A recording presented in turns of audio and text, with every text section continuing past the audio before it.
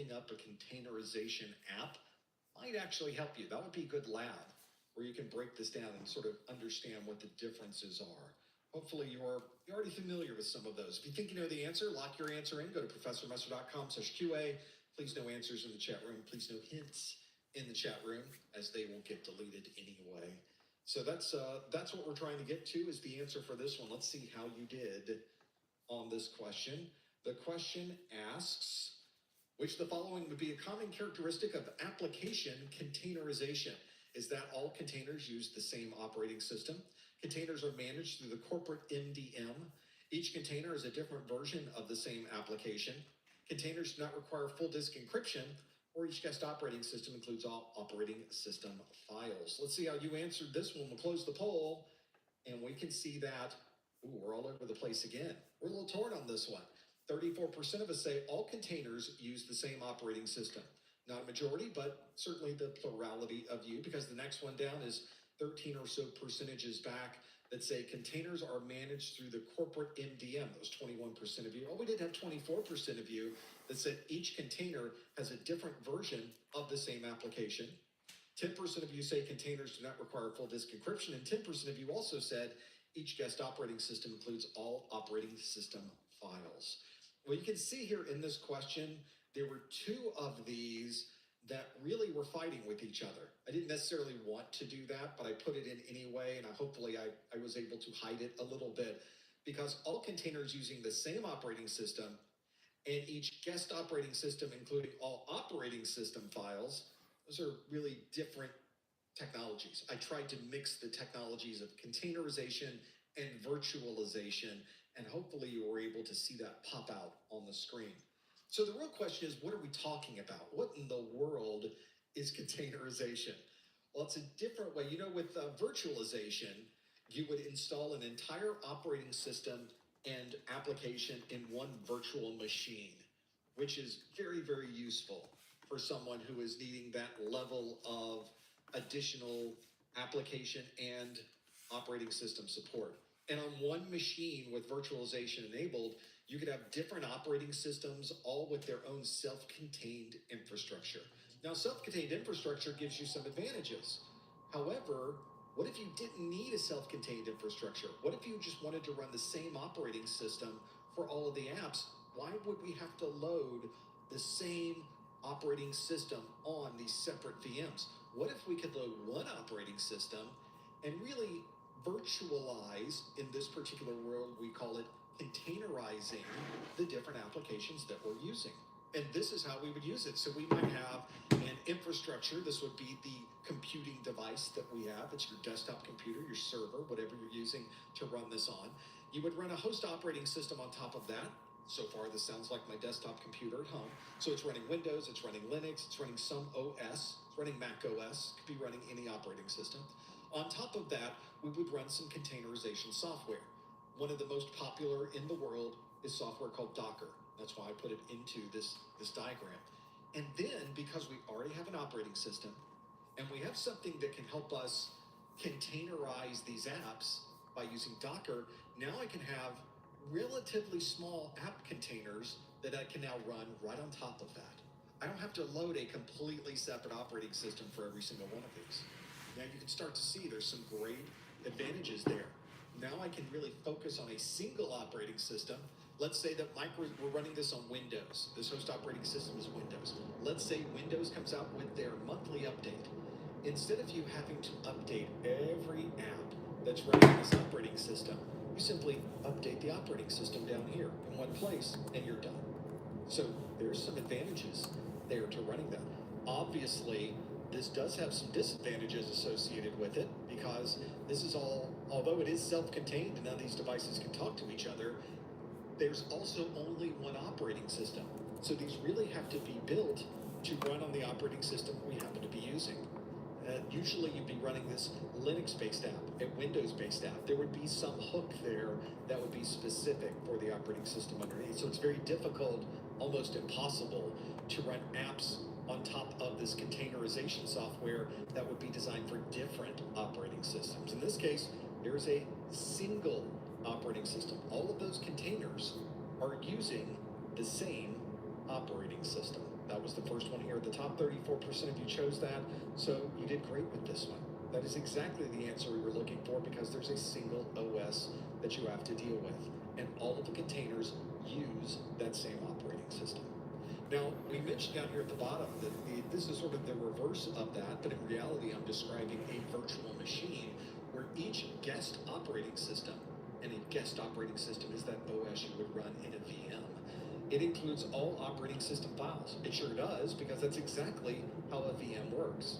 So in this case, we were talking about containerization and not virtualization.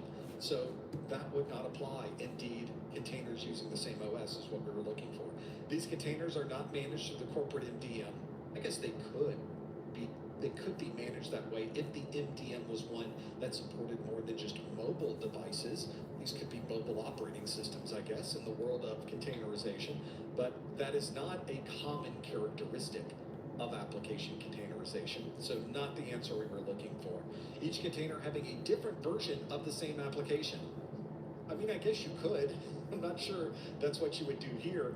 Do you imagine all of these? This is running application X version 1, application X version 1.1, application X version 1.2, application. Well, imagine if all you could do is run the same app on all of them. Fortunately, these can be very different applications. This could be a web server, this could be a database server, this could be a graphics conversion server, this could be a file server. You get the idea. These could be very different applications. The only thing that's like amongst all of them is they are designed to run on a single operating system. They all share the same operating system that's there. So it would not have a container with a different version of the same app, although you could. That's not a common characteristic of application containerization. And containers do not require full disk encryption, virtualization, application containerization, or even just running an OS has nothing to do with whether we are or are not using full disk encryption. So that should be one you could have thrown out immediately. That's not what we were talking about. We were talking about one of these others, and the only other one that really does fit is the one at the top, that all containers use the same operating system. If you wanted to compare and contrast, let's put next to each other virtualized applications and containerized applications. You can see with a virtualized application, we're taking that operating system and you're moving it up higher in the stack. So you'd have your infrastructure of the device. On top of that, you would run a hypervisor, and then each one of these has its own operating system. Although that obviously takes a little bit more resources. You've now got multiple operating systems running simultaneously on this device. These applications could be for very different operating systems. So App A could run in Linux, App B could run in Windows, and App C could run in Mac OS. Something you can't do in a containerized environment. So that's your difference between those two, at least at a very high level. That's the difference between those two. There's obviously a lot more differences between those, and when you get into using them, you will see that the differences are indeed quite different between all of them. But the answer to this one, the one we were looking for, all containers use the same operating system. We're sort of at the top of the hour. I think I want to slide in one more main question here, and then we'll jump over to, I think we got a couple more we could probably work through it. This question asks, a security engineer received an alert showing a change to the corporate web server configuration file.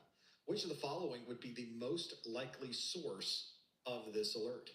Would it be FIM, IPS, NGFW, IPsec VPN, or NAC? I told you there would be abbreviations. The question again asks, a security engineer received an alert showing a change to the corporate web server configuration file. Which of the following would be the most likely source of this alert? Is it a FIM, IPS, NGFW, IPsec VPN, or NAC? If you think you know the answer, go to professormesser.com/QA and lock in your answer. See what you do. This is a really good example, by the way, of knowing the abbreviations, but more than that, knowing what they do, knowing how to use them. How is this technology deployed? When would you use this technology? And that's why I often tell you when you're working through these that knowing the abbreviation may not be enough. It might help you with this question, but it may not be enough. You may have to go through and really understand the differences. See if you, in fact, all of these abbreviations, just so you are aware, all of these abbreviations come from the official CompTIA exam objectives. So if you think you really know the answer to this one, make sure you go through the other answers and see if you know what those are referring to and see what their differences are. This is almost like having 5 different questions in the same question, because each one of these is an important security control, or can be. So how would we use these? And when would we use these? If you can answer that question, you're doing pretty well for this particular exam. See if you know this one, though. This would be a pretty good one for you to figure this out. If you've ever worked in corporate security, IT security, or really been maybe even an administrator of a corporate web server, maybe this is something that's familiar to you. And it's important security control, especially because it is on the official exam objectives. Let's see how you did with this one. The question asks, a security engineer received an alert showing a change to the corporate web server configuration file. Which of the following would be the most likely source of this alert? Would it be FIM, IPS, NGFW, IPsec VPN, or NAC? Let's see what you think the answer is. We'll stop our poll. And how do we do? Well, 43% of you say the answer is FIM. 26% of you, more than a quarter, say the answer is IPS. 14% say the answer is NGFW. 12% say the answer is NAC. And only 5% say the answer is IPsec VPN. So 4 of these answers turned out to be double digits for this one. So that's somewhat telling for this. We're really trying to parse these out and figure out how we would receive an alert for something like this. Now, we did not have a majority on this one, but the plurality of you said the answer is FIM. Well, for those of you familiar with the exam objectives, you know that FIM is your file integrity monitoring. This is a very common security control. It's probably one of the simplest type of security controls you could run into. Because when you install an application, an operating system, or really any software on your computer, a lot of that information that you're installing never changes. Maybe if there's finally a patch for the app, things might change, but during the normal course of operation on a day-to-day basis, most of that application is completely static. Nothing changes about it. So this is a very useful tool to be able to monitor it, because a FIM, a file integrity monitoring tool, will monitor all of these files that are not supposed to change, which might be configuration files, it might be application files, it might be other types that we have here. So have the system automatically monitor them. And if somehow one of them happens to change, one of them becomes very, very different than where it was just a moment ago, because they monitor these things on a second-by-second basis, that becomes really, really useful. You might have even used a FIM before, although it's one that's more of an on-demand version of a FIM. If you get to Windows and you've run SFC on your Windows device, you A+ people know what I'm talking about, your system file checker does this. It goes through the process of looking through your operating system files, and if something has changed one of them, it will fix it. That's a pretty useful file integrity monitoring, although it's on demand. It requires you to run that. A good file integrity monitoring application is going to constantly monitor and let you know proactively when that type of thing occurs. Linux folks are probably familiar with Tripwire. That's a very common file integrity monitoring, probably one of the most popular on the Linux side. I've used that for years and years and years and years. There's some capabilities there. If you're running a host-based IPS, some host-based IPSs have some level of file integrity monitoring, but it's not something that is usually part of the IPS function. It's usually a FIM that's added onto the host-based IPS. So you really can't call that IPS functionality. It really is multiple layers of security bundled together into one single app from that perspective. And of course, if you ever, we can go back to this one, if you're ever looking and trying to figure out, is this something I can use, just look at the applications you're using on your system and see if the the application changing might be detrimental. And obviously, if you have hundreds or thousands of servers, this can really be very helpful. It can pinpoint the second that an attacker makes a change to a configuration file, and then it lets you know about it. Incredibly useful. File integrity monitoring should be part of everyone's infrastructure, and indeed 43% of you chose that option. That is the right option. You got it absolutely correct. An intrusion prevention system is designed to look for known vulnerabilities that are coming through the network to try to attack systems.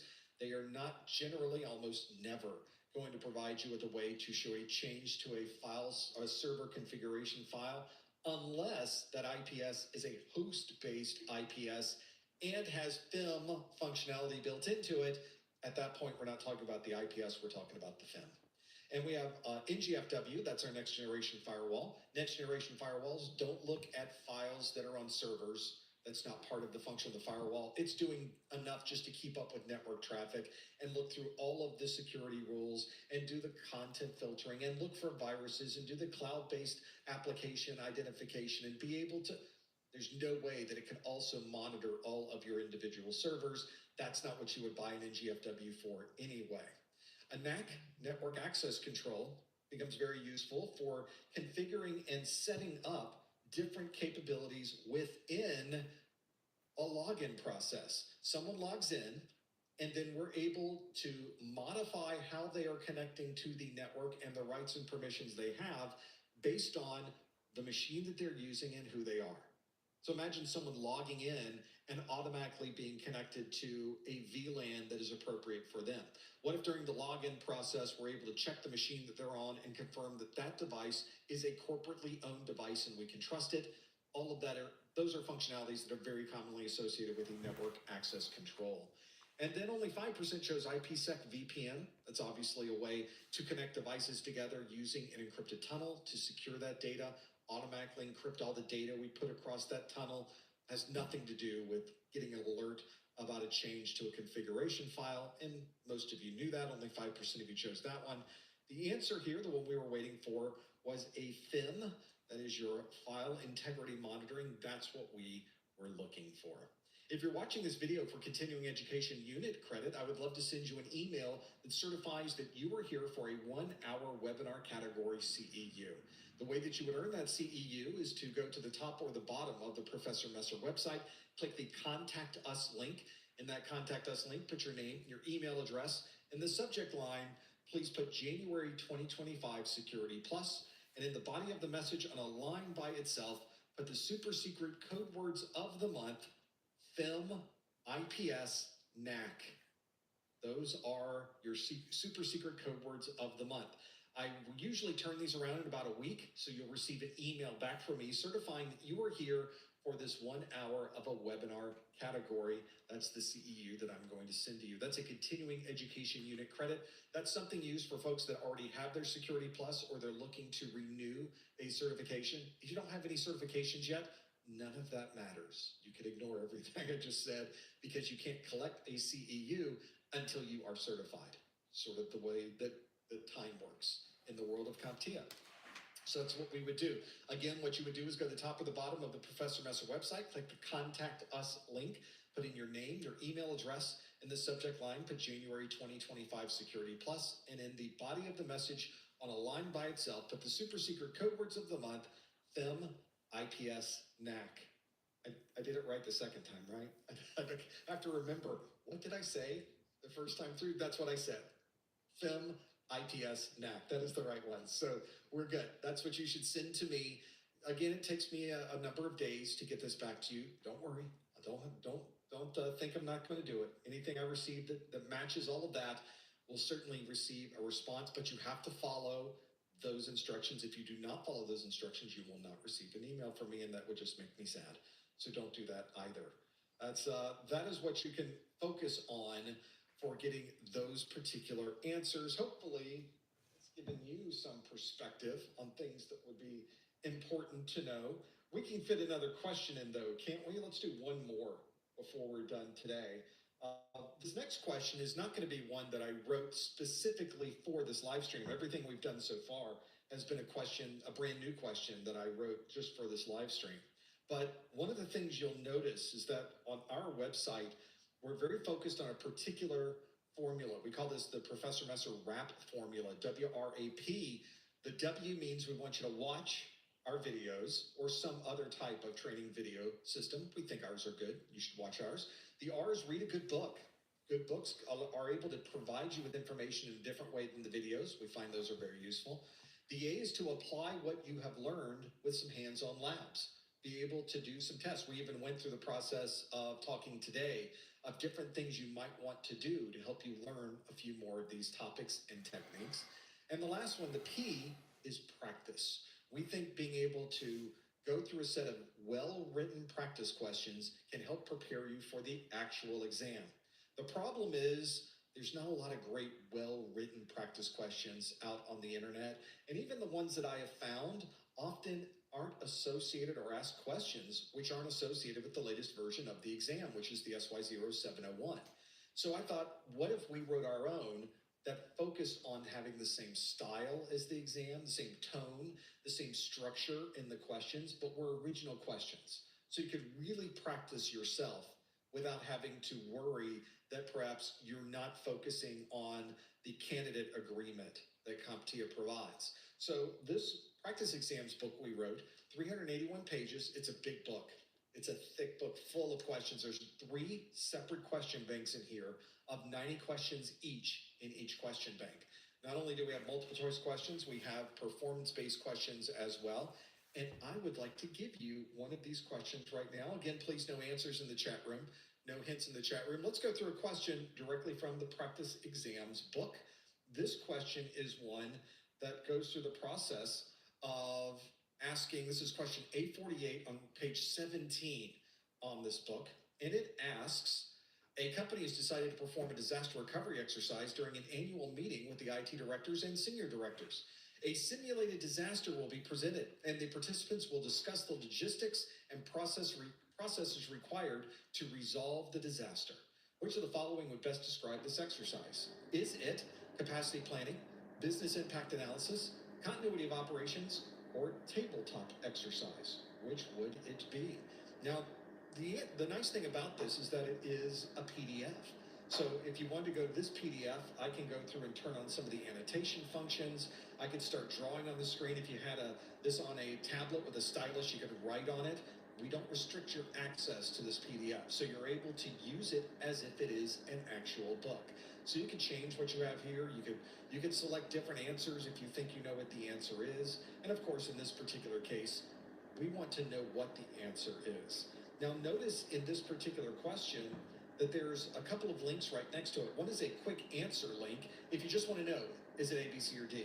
You go to that link. And it's a page that just has a bunch of A, B, C's, or D's on it. But you may want to get more detail about this particular question, but the details are on page 86. Page 86 is a long way to go for this one because we're on page 17. Well, I don't want you to have to scroll through this PDF and then scroll back just to be able to do it. So you'll notice when I mouse over the details, it turns into a little link, a hand. And if I click on that, you get to see them right here. You can see that those are available. And now it shows me the same question with the same answers, but it says the answer is D, tabletop exercise. And I explained to you in that particular answer why that is the right answer. Now, a lot of the practice exams you run into will show a similar thing. My problem is that I never seem to answer the right answer. And then I'll go to the answer page and it doesn't tell me why the wrong answers are wrong, which I feel like is an opportunity that's lost. If we really want to finish up the learning process, then tell me why I was wrong so that I can get it right next time. One of the things I do in my book is every wrong answer is explained as to why that is the incorrect answer for that question. So if you're ever in the process of trying to learn more about these topics, this can help you learn more about how these might be applied, especially in that particular question. Another part about this, and I'll recommend this for people that already have the book, don't just skip past the wrong answers if you get the question right. Maybe you answered D, tabletop exercise. Yep, I knew it, tabletop exercise, next question. You're missing an opportunity there as well because maybe you don't know the details of how capacity planning, a business impact analysis, or continuity of operations would fit into this answer. And by reading through these, you're learning more about those topics too. Because on your actual exam, You might not get a question about tabletop exercises, but you might get a question about continuity of operations. So this is almost like having 4 different questions in the same question, if you want to look at it that way. Okay, 3.5, 3 questions. We can figure out the balance there of all of those. Now, if you've read through the question, you think, I don't even know what you're talking about. I don't know what any of those are that's here. One of the things that you could do is go right to the bottom of this answers where I tell you this is the video that I pulled information from to build this question. Because all of my videos cover every topic from the exam objectives, makes it very easy to slide that in. That way you can watch the video, come back to the question, and now it should make a lot more sense for you. Well, now that we're done, we can click our back button. You have a back button in your browser. You probably have a back button in your PDF reader as well. Click the back button where we started, we can go to the next question that's on our list. Those are my practice exams. That's something that you can get not only in the PDF version, the digital edition. Again, I have a physical edition as well, and if you purchase the physical edition, you get access to the digital edition for free immediately. You can download it right away from your member account on the Professor Messer website. You want to learn more about this? Go to professormesser.com/securitype. One of the things I mentioned earlier was that all of the topics that were in that question, really all of the questions that we did today, all came from topics that you will find on the official exam objectives. This is a very, very useful document because it provides you with everything you need to know to pass this exam. Here's a copy of the objectives I have on my screen just to give you a feel for this. Here's section 1.2, summarize fundamental security concepts. Confidentiality, integrity, and availability is CIA. Non-repudiation, what's that? Authentication, authorization, and accounting, or AAA, we need to know that. And specifically, we need to understand authenticating people, authenticating systems, and authorization models. We have gap analysis, zero trust, physical security, deception and disruption technologies, and of course there are bullets and sub-bullets on each one of those as well. You need to be able to explain to someone what these things mean, either to yourself or someone else, I guess. Explain what those things mean. And if you're ever in a case where you're wondering, is that topic on the exam? Is this topic on the exam? Do I need to know this? This is a fantastic document to provide you with those details because it tells you everything you need to know. CompTIA also stays very, very, very close to this list. They almost never deviate from this list. And because of that, one of the things I often tell people is if you know every single one of these bullets, you're going to pass your exam. How could you not? You know everything they could possibly be asking you. So use this as a checklist. This should be the checklist you start with your studies. This is also a great checklist when you are done with your studies to know if you are really ready to take the exam. And by the way, it's free. Did I mention that? Zero cost, nothing, no money out of your pocket. You simply go to professormesser.com/objectives. There's a link over to the CompTIA website, or go to your favorite search engine and look for CompTIA exam objectives. It'll take you right there in the first link to the page that you need to be on. That is where you can really know if a particular topic is something that you should know or something you don't need to worry about for the actual SY0701 exam. So have a look at that and see if that makes any sense. I think being free also helps quite a bit too, at least it does for me. We have more study groups coming next month. We do one of these Security Plus study groups every month. I do 2A Plus, a Network Plus, and a Security Plus live stream every month, always with new questions. We've already set the time for the one next month. It's on February the 19th. We're doing A Plus on the 4th and the 6th. We're doing Network Plus on the 12th, and we're doing Security Plus on the 19th. All of these, of course, are on my website at professormesser.com/calendar. And of course, I've got them on my Discord events channel as well. If these dates change, sometimes they do, I apologize in advance. Sometimes we have to move things around. I will always update that link for the calendar first thing. So the calendar and the events channel in Discord are always updated the moment I make a change. That way you'll know when the next event really is going to be at any particular time. And you might be watching this video on a replay months from now. February 19th is way behind us. You can always go to the calendar to find out when the next live event is going to be. We'd love for you to join us on those live events. Well, we're not done here. We got another hour. I'm going to answer questions from you in the next hour, so stick around for that. We call it our after show. We'd love for you to join us for that one as well. Don't forget that we've got weekly pop quiz questions available on Twitter, on Instagram, and of course our entire YouTube channel has training video after training video after training video for Security Plus. You might want to check that out. And if you liked this video, give it a like. Maybe even subscribe to our channel. There's a lot happening there over this next year. 2025 is going to be a busy time. We also, of course, have discounted vouchers if you're in Canada or the U.S. or U.S. territory. Go to professormesser.com/vouchers. And don't forget about our course notes, our practice exams, and much more. You can find it all at professormesser.com/701SB for our security course notes bundles. Find them all there. Well, thank you for joining us in this first hour. We've got a lot more to go through. Stick around for the after show. Thank you so much for joining us in this first hour. We'll see you next time on the Security Plus Study Group. Okay, let me fix my screens and come back to you. There, oh, that's the wrong grab. We'll put this here. There we go. Hi, everybody. It's the after show. Now, let me take a sip really quick, because the voice will go quick if I don't. Okay, this is the part of the study group that I don't prepare for. I did very little preparation because I don't know what you're going to ask. This is the part where I don't have to do very much, other than go through and answer the questions that you have. And sometimes we'll get some pretty interesting questions, and I have no doubt that we're probably going to have this here as well. To be able to do that, I need to click a few things on my side, and I will remind you that you can submit questions for this live stream, this after show, at any time. I'm going to be moderating the questions on my side, so I'll be flipping through them. So you won't see it pop up on your screen immediately, but don't worry, if you submit them, I will see them back here. So I'll be able to go through them myself. So if you have a question for me about technology, career, interesting things in the news, or anything else, really, I'll answer almost anything you want to ask. You can always put them into that list. You'll find it at the same link we were using to answer questions, professormesser.com/QA. Now we're still using that link to ask questions. It's that tab at the top that you can use to submit any questions that you would like into the mix of this. So that's what I'm going to do, is I'm going to sift through the questions that you have submitted. Wow, a lot of questions sitting in here already to be able to work through. So that's a really good example of submitting them, having them ready to go first thing. I think I would like to even go through a couple of these.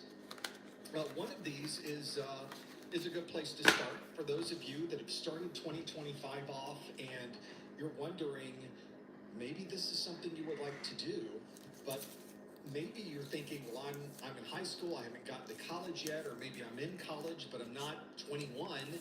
Can I still take these certification exams? And thankfully, this is from Joe. Joe asks, how old do you have to be to take the test?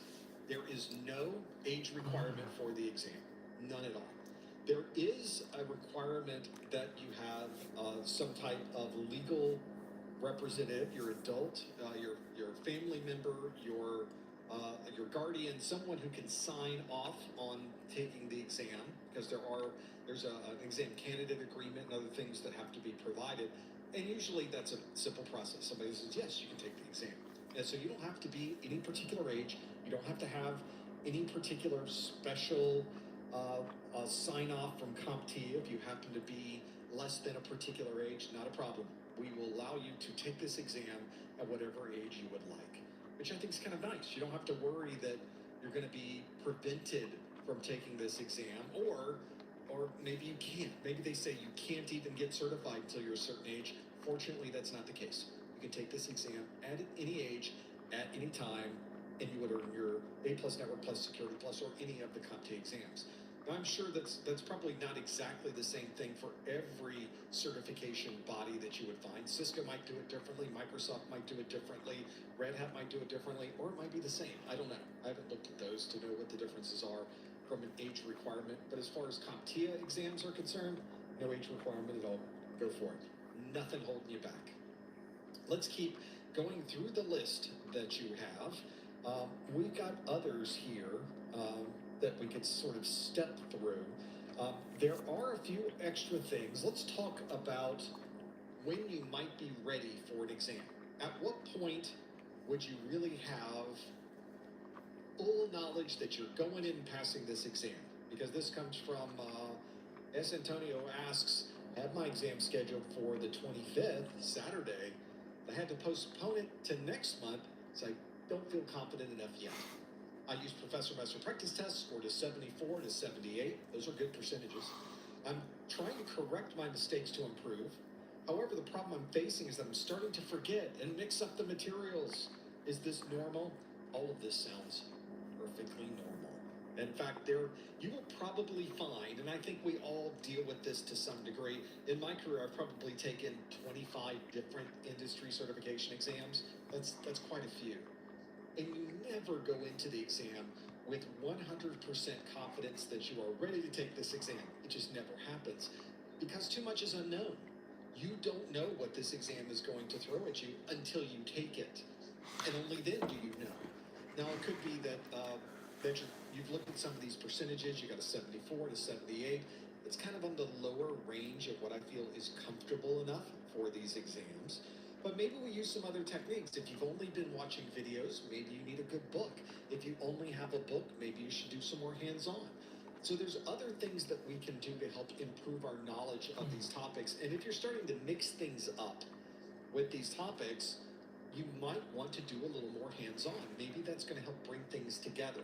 Now, I realize on the Security Plus exam, there are no command line commands we need to know. We don't have to sit at a command prompt and run different utilities. There's no in-map requirements. We don't have to run a trace route. We don't have to try authentication or go through this detailed searching of information. That's not part of Security Plus, at least not anymore.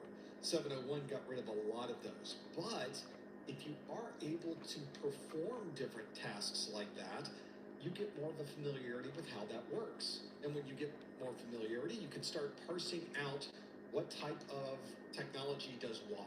And I think that helps a lot when you start to mix up different topics on this exam, because there are many topics on this exam, many and varied topics on this exam, a lot that you have to worry about. So don't worry so much about focusing on the percentage, but maybe this is the point where you go through the exam objectives. So that's what I'm going to bring up on my screen. Let's go back to these objectives. This is what I would do if I were you. I sort of started this process here.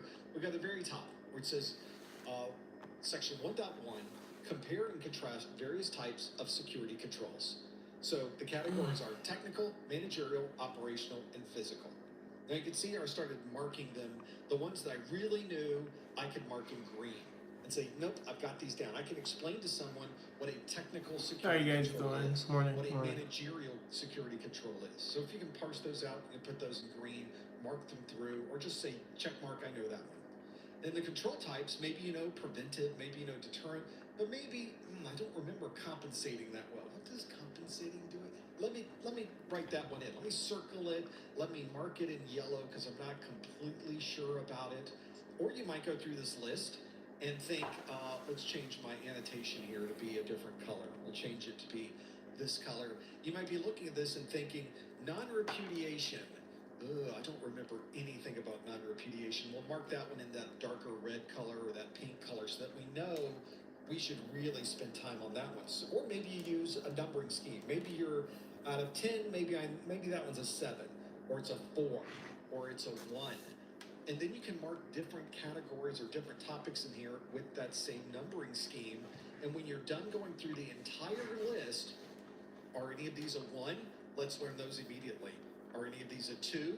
Now we'll learn those second. So we'll start with the ones we know nothing about, and we'll at least learn a little more about those topics. So you may be able to focus in on individual topics that you seem to be missing or struggling with and highlight them a little bit more. That might give you a little more insight into where you should focus your efforts. And if you're pushing back the exam, which by the way, great idea, if you don't feel ready to take the exam, you can change the date. You can push that date out. You can reschedule. You just need, I think, 24 hours of time before the exam to reschedule online and push it out to a different date.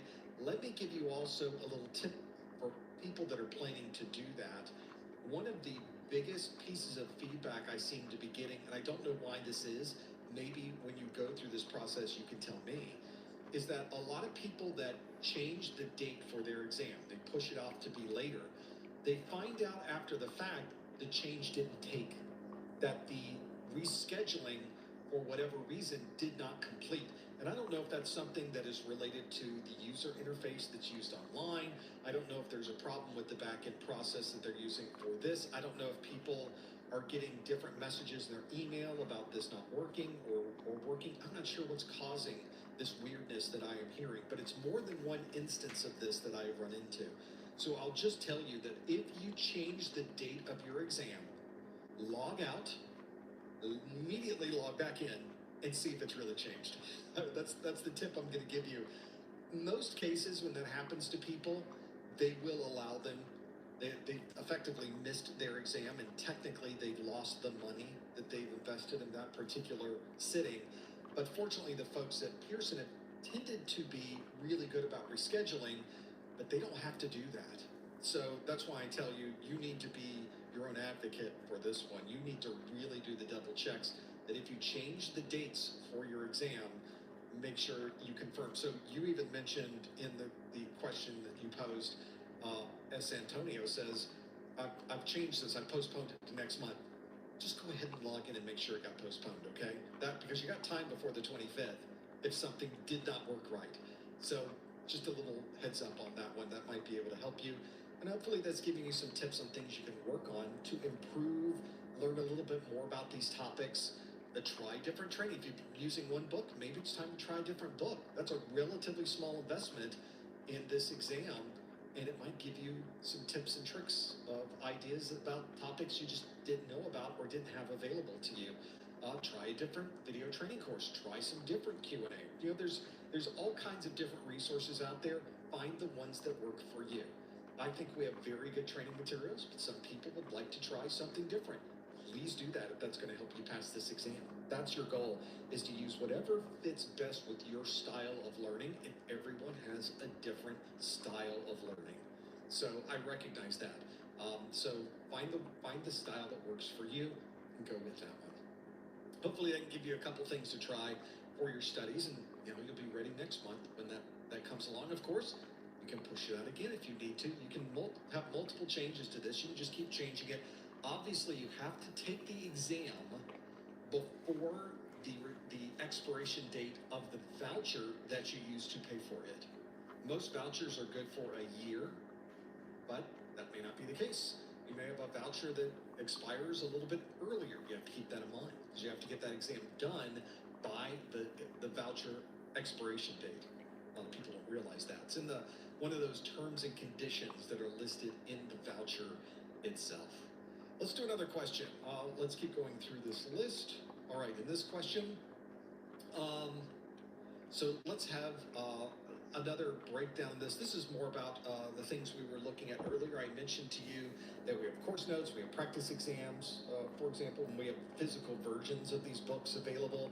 If you want to get the practice exams, that's a big book. There's a lot there. The question from one of my favorite people, Anonymous, who says, if we get the physical book, you mentioned we also get the digital version.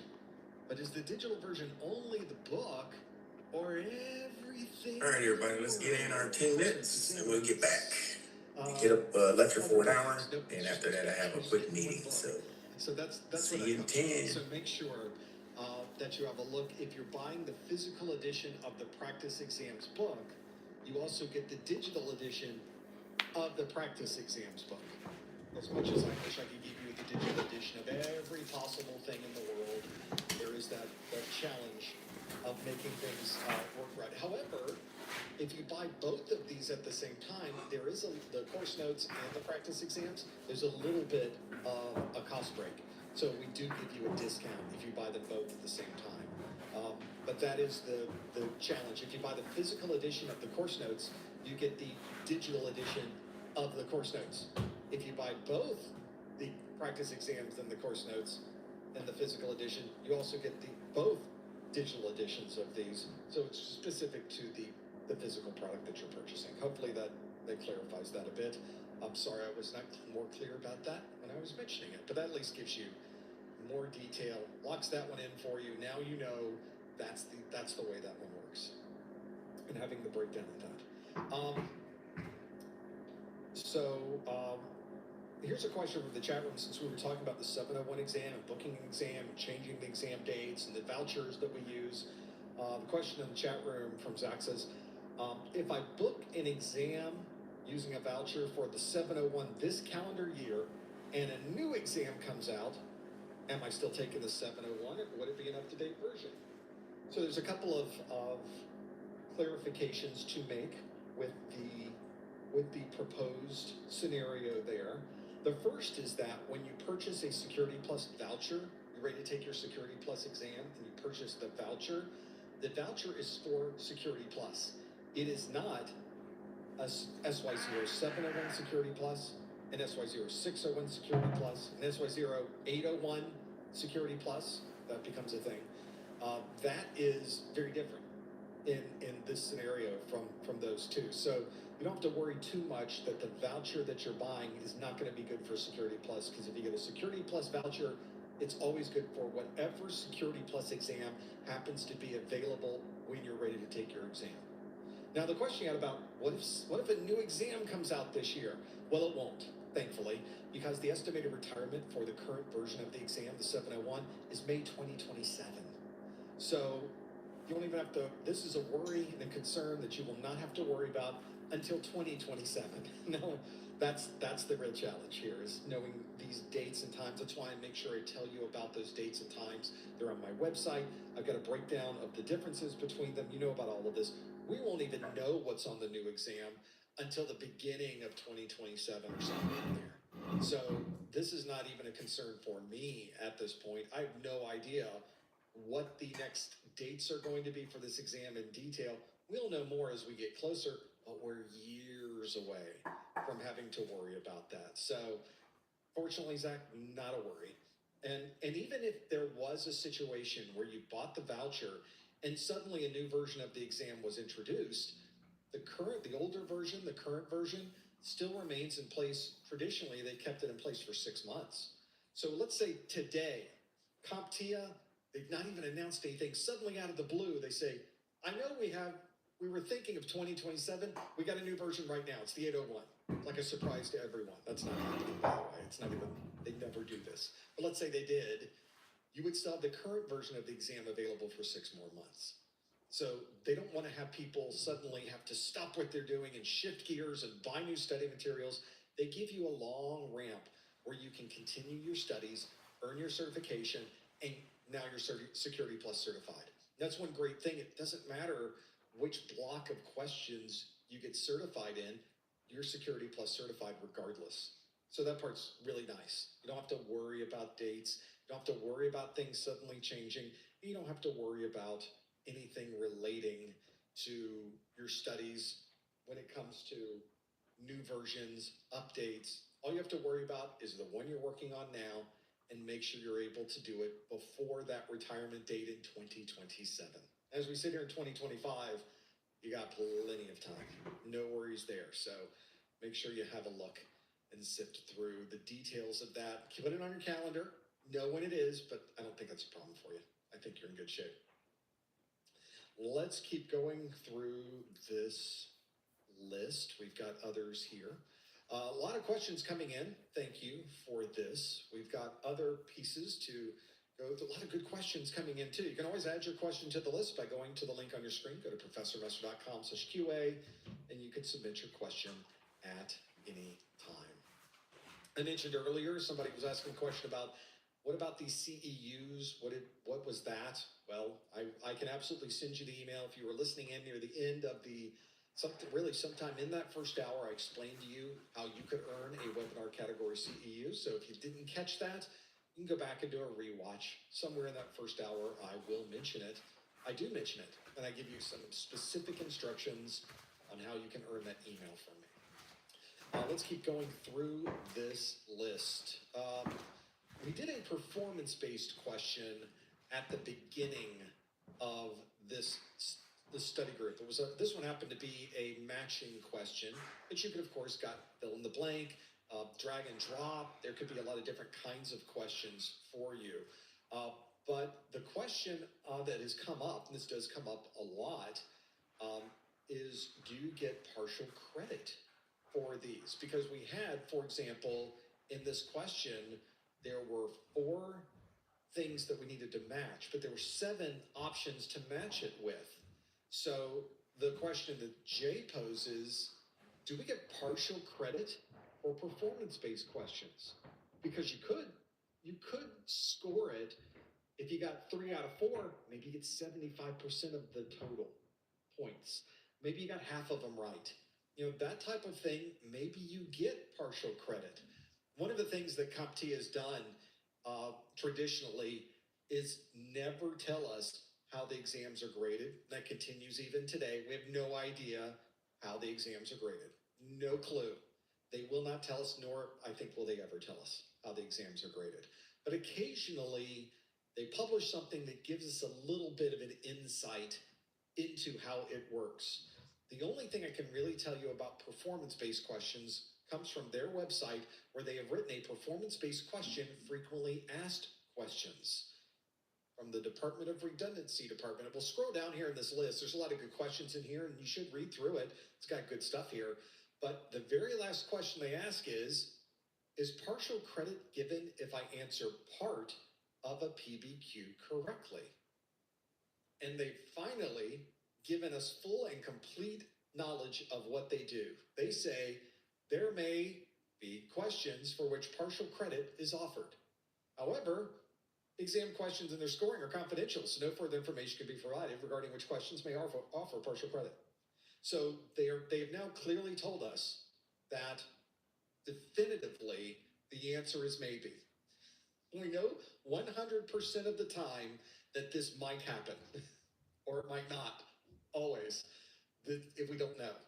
But they've at least given us some insight that probably they could throw some partial credits in from time to time. Would it kill you? CompTIA, they just tell us, but they don't. They just say, maybe we will, maybe we won't, but at least there's a chance. So I guess that's better than what we had. Before it was, we don't know. Now at least we sort of know that possibly we could be given partial credit. There you go. Hope that clears things up for you. I'm crystal clear on it now. Before I was wondering. Now, of course, certainly very clear about the details of it. Well, at least it's some insight into what they think. I like to think in my glass half full mind that if the exam question is one that lends itself towards partial credit, that you will get partial credit. I just in my mind want to believe it. Therefore, that's reality to me. Is it factual? Is there any basis in truth? No. Basis in truth. There's absolutely no way to tell. Not only do we not know if we are given partial credit, there's no way even to tell if we were given partial credit after the fact. We just have no clue as to whether that really is what happened. So my recommendation to you and to anybody worrying about how do they schedule these things, how do they figure out the grading, how many points are for this question, how many points for that question, my recommendation to you is don't worry about it. You are never going to know the answer to that one. They are never going to tell you. You will never be able to maybe look after the fact and try to reverse engineer it. Can't do it. They'll never, never, never tell you.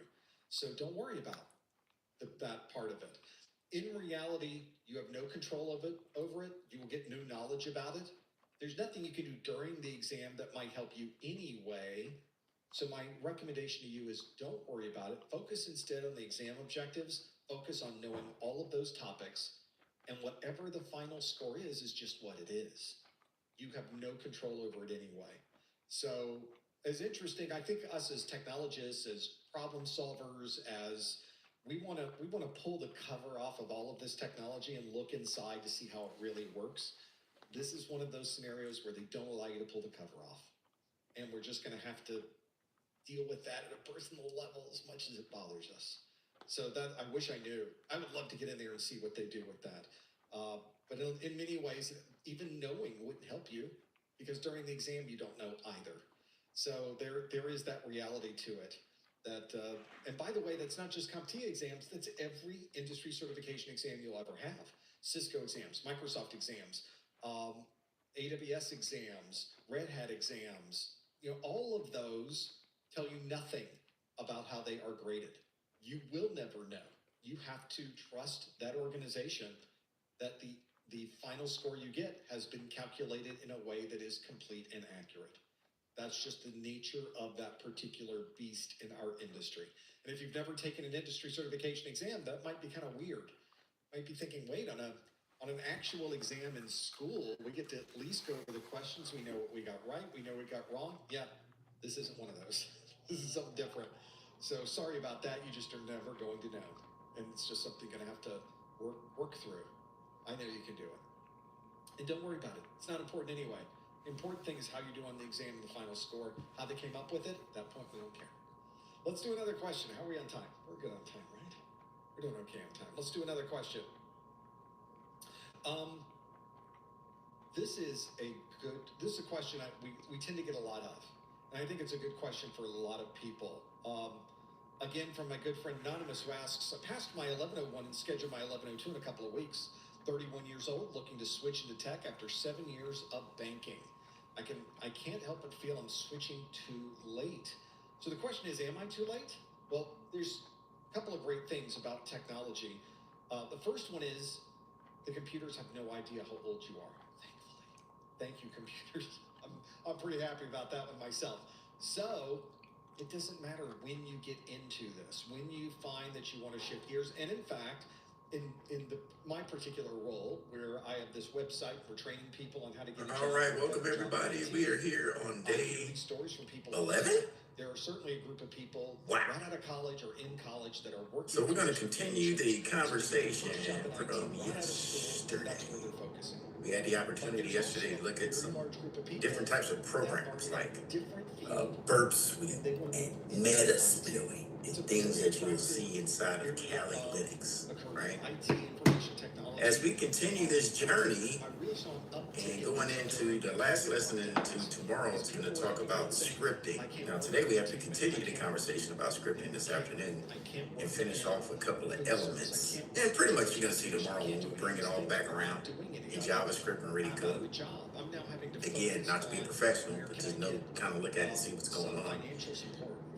The lesson tomorrow will bring it full circle, and you'll be like, oh, okay, I get it.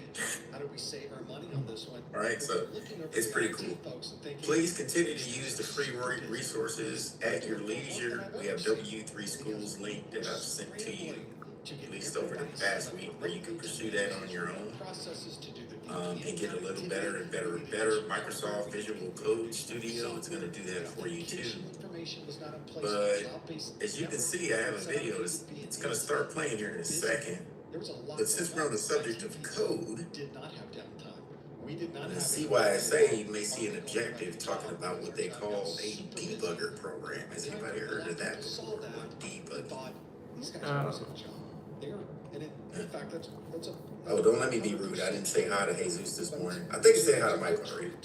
But everybody else, I think I got it. So a debugging program is when you are going to have to look for problems in a code, or the code may not be working properly. You have to sift through it. AI might need to go in there and fix a couple of things, but it looks at predetermined strings, the strings that are already in there that the programmers put in there. Correct. Yes, Elaine. Because if you go into the developer mode inside of your phone, I think I showed you how to get in there.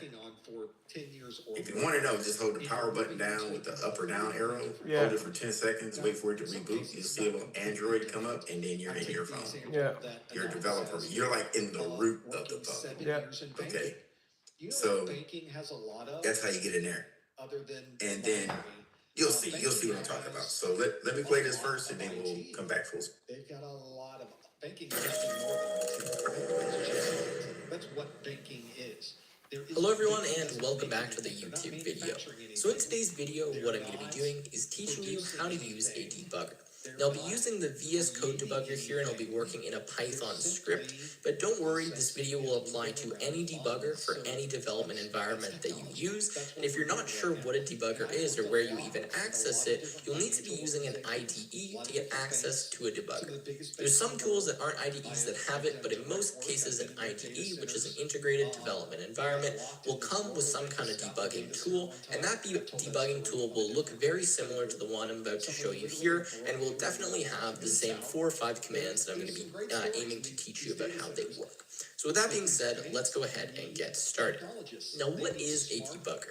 A debugger is really a tool to help you look at what's going on in your program. Usually when people are debugging, what they'll do is they'll do something called print debugging. So if you've never seen a debugger before, you're not using some fancy tool or environment, your way of probably checking what's going on is printing things out to the console or printing things to your terminal or wherever you're running your program. So you might do that by just going in here and say, okay, well, I want to print what numbers is, just have a look at that here and see if things are what I expect them to be. That's totally fine. You can do that. And for simple programs and for, simple scripts and whatever you have, that's totally fine. And I do that all the time as well. But as soon as you get into something that's pretty complicated, where you might not know the values you actually want to look at, maybe there's a lot of files, there's a lot of different states that you want to examine, it can get really messy if you're just printing values out into the console. So instead, you use a tool like a debugger. Now right here, I actually have my debugger active. It's currently running, and I'll explain what all of this is doing later, but you can see that I'm actually able to look at all of the different values in my program. So I have a breakpoint right here, which essentially tells the debugger, hey, I want to stop, pause, and have a look at what's going on at this point in time on line 25, the one that's highlighted yellow. On the left-hand side here, you can see that it shows me locals and globals. I can click into these, and I can actually have a look at all of the variables that are associated with the current scope that I'm in. So here, for example, average is a variable that stores the kind of pointer to this function right here. Generate numbers, oh, well, that's a variable that stores the pointer to this function right here. Highest running average, same thing. Random, oh, what's that? That's the variable associated with this import. So you can actually go in and look at all of the different values associated with each of these variables. Now in this case, it's not super useful because these are just functions, but I will show you throughout this video, of course, how we can look at actual code and not just function pointers and all of that. But this is just to give you an idea of what a debugger can really do. So you place these little breakpoints, which I'll show you how to do again, and then what you can do is use some of the commands that are up here in this menu bar that I'm moving around, which I'm going to leave up here, to actually step and navigate through your code. So there's 3 main tools here that you want to know how to use. Step over, step into, and step out of. Now they each have shortcuts. You can see the keyboard shortcuts right here. I'm going to be showing you how to use these, but I just want to, again, give you an example of what they can actually do. So look here when I click step over, what this does is actually move this little pointer here to the next line of code. So you can see that now what I actually have is a variable called nums that stores all of the nums that were generated from this line. So I can actually go ahead and have a look at what all of these different numbers are. I can see the properties, for example, the length of that list. So there's 100 different numbers. And anything else that's related to nums. I can go ahead and I can actually look at that, which is great. What I can do next is I can step over again. So I can step over that line right here. Nothing's changed because I haven't updated any variables or anything into this scope. And then what I could do is actually step out of, and what that will do is take me outside of the current scope, which in this case will end the program. So now that I've given you a little bit of an example, let's go into some more detail and show how we can really use this debugger effectively. So I figured that before I actually go into a full example and illustrate the debugger, I should probably show you how to open the debugger and what the core features of it are, just so you know while we go through this video. So it's going to be different to open a debugger in whatever environment you're working in, so whatever IDE you have. Usually what you're going to want to look for, though, is something that has a little bug icon and a kind of play sign like this, or play logo. So in VS Code, to access the debugger, what you do is on the little left-hand menu bar here, you press on this icon that I'm pressing on here. This will open up the debugger, and right now I currently have mine active, but if I stop it by hitting the stop button, you'll see that it shows run and debug like this, and it shows you where all of your breakpoints are in this little pane down here. So this is great. This is a good way to organize your breakpoints. You can see I've added a bunch here, and it shows me where they are by line number, and I can simply deactivate them by just unchecking that button. It grays it out, and what that means is I'm not going to remove that breakpoint, but I just want you to ignore it for now. It's almost like commenting the breakpoint out, if you want to think of it like that. So once you're ready to actually run your code, you can click Run and Debug. It's going to be different in whatever environment. In this case, you have to select what file you want, so I'll click Python File. Here, we go ahead and we start debugging, and then we hit the most recent breakpoint, and then here we are. Now, the other two features that I kind of want to discuss here is this watch pane and this call stack. So I won't be using these in the examples because we don't really need to, but say there's a certain expression that you want to watch, or say there's a certain value you want to look at that isn't directly written inside of this code. So I've already showed you, and I'll show you here, you can highlight over top of specific values if they've already been defined, and you can get actually what the value is. But let's say you want to create your kind of own value to look at. What you do is use this watch tab, and you can go ahead and type in variables that you want to look at. So let me just step over here quickly and go to generate numbers. Let's just keep stepping for 1 second. I'm going to step there. So say we're here and we're at this point. And what I want to actually do is look at a slice of nums. So rather than looking at what all of the numbers are, I just want to look at a slice of it. What I can actually do is write nums, and then I can say like :5 and hit enter. And what that will do is let me watch exactly the expression I type in here. So I can watch what a slice of up to 5 of the numbers is from this watch tab. So that's really useful. You can add as many things to watch as you want. You can literally do something like, 7 less than 5. You can watch that. That's just always going to be false. Any expression you want, you can put in here. It will evaluate it after every time you step, and you'll be able to watch that, right? If that makes sense. The call stack is kind of a little bit complicated, so I'm not really going to explain it, but this will show you what you're going to be returning to if you're calling into a specific function. So I'll show really quickly. If I go step into here, you can see the call stack now has module and then running average. What this is telling you is that if you step back, you're going to go from running average to module. And actually, let me just step over here a little bit. Let me step into, and you can see now we have 3 things on the call stack. So average, running average, module. This means if you step out of average, you'll go to running average. If you step out of running average, you'll go back to module. So that is the basics. Those are the main features. Now we'll get into a full example and really talk about how all these tools work.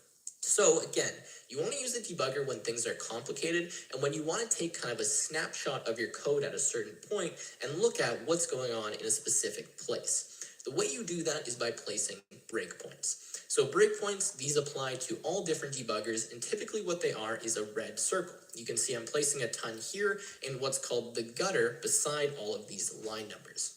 So there's different ways to place breakpoints in different editors, and there's different ways of seeing them and displaying them, but usually you place them in the gutter, so that's either on the left or right-hand side of wherever your code is. Sometimes you might have to right-click, and it says place breakpoint. There might be a shortcut for that, but find how to place a breakpoint and essentially place them where you want to have a snapshot and take a look at your code. Now you can place as many breakpoints as you want, you can place as few as you want, but if you want the debugger to actually run and be active, you need to place at least 1. The reason for that is because the debugger does not stop running the program until it sees a breakpoint. So if I go here and click run and debug, and I run my Python file, notice that we don't get any lines, the debugger doesn't activate, we don't highlight anything, we don't see any variables in the left-hand side. The reason for that is because I didn't place any breakpoints. So if I go ahead now and I place a breakpoint inside of average here like this, so I'll place one right now, what's going to happen is every single time that my program hits this breakpoint, we're going to pause and have a look at what's going on. So let's see when I click run and debug what happens when I place a breakpoint right here. So immediately, the first place I get into here is average, so it did whatever else in the code we had to do, and as soon as average was called, boom, it stopped, and it shows me the local variables associated with this function. So you can see it's showing me D and N, so 246 and 1, and that's saying the denominator is 246 and the numerator is 1. I might have messed up the way that those should go, but either way, you see them right here. And now what I can do is use some of these tools here to step through my code and see what else is going on. So the 3 tools that we want to learn is step over, step into, and step out. The first one is the easiest. It's step over. All that does is move you to the next line of code. So if you press step over, what it's going to do is just go down to the next line that you see in your code that you would assume that you would go to. If you call step into, what this will do is step into any method calls, function calls, anything that's happening on the current line. So on this line here, let's say I called another function and I called running average, like that. Okay, so the rest of it, he's stepping through the code. What this would do if I called step into is actually... I'll let you look into that at your leisure. The first part of that is what was really important, okay? As you notice, he's using the Visual Code Studio, which is the free one from Microsoft that I had you download and take a look at it. Yeah. As you can see, it's very versatile and it'll do a lot for you. He'll continue to go through the different elements of the code to show you what's going on with that. But again, this is going to take some time. If you are wanting to go on that avenue of being a coder, it's going to take a lot on your part to get some hands-on. Michael says, can one debugger be used for all programs? So you can. You just have to make sure you download the elements because it'll have a different reaction. So you kind of like downloading a package of that code. And that's what Visual Code Studio does for Microsoft. You can download the PowerShell, Python, script, whatever you're using, and it'll debug that platform so that it knows what it's looking for. You can step through the code, as you can see, and use different switches to show different variables and elements, so it's pretty dope. As we get into day 11, this is going to be discussed in domain 2.2. Okay, Leah, this is going to be in domain 2. You actually saw what I needed you to see before you left, so that debugger program. So it's 2.2, given a scenario, analyze output from vulnerability and assessment tools. And with this, you're going to look for, with these assessment tools, again, it's the repetitive nature, right? Again, looking for anomalies.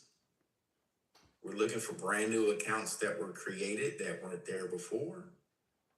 Unexpected output, communications being interrupted, service interruption, and then social engineering attacks on your people. All right. I think we talked about yesterday was it one of y'all that brought up saying somebody was social engineering? They would look at people's LinkedIn and things like that. I don't know if it was one of you or not, but they were talking about with social engineering. They'll look through LinkedIn, see who's doing what where, especially in IT, and then try to mimic and use their credentials to trick folks at the company to reveal passwords, right? Because they'll make it look like really real. So what does all that mean? You have to prioritize.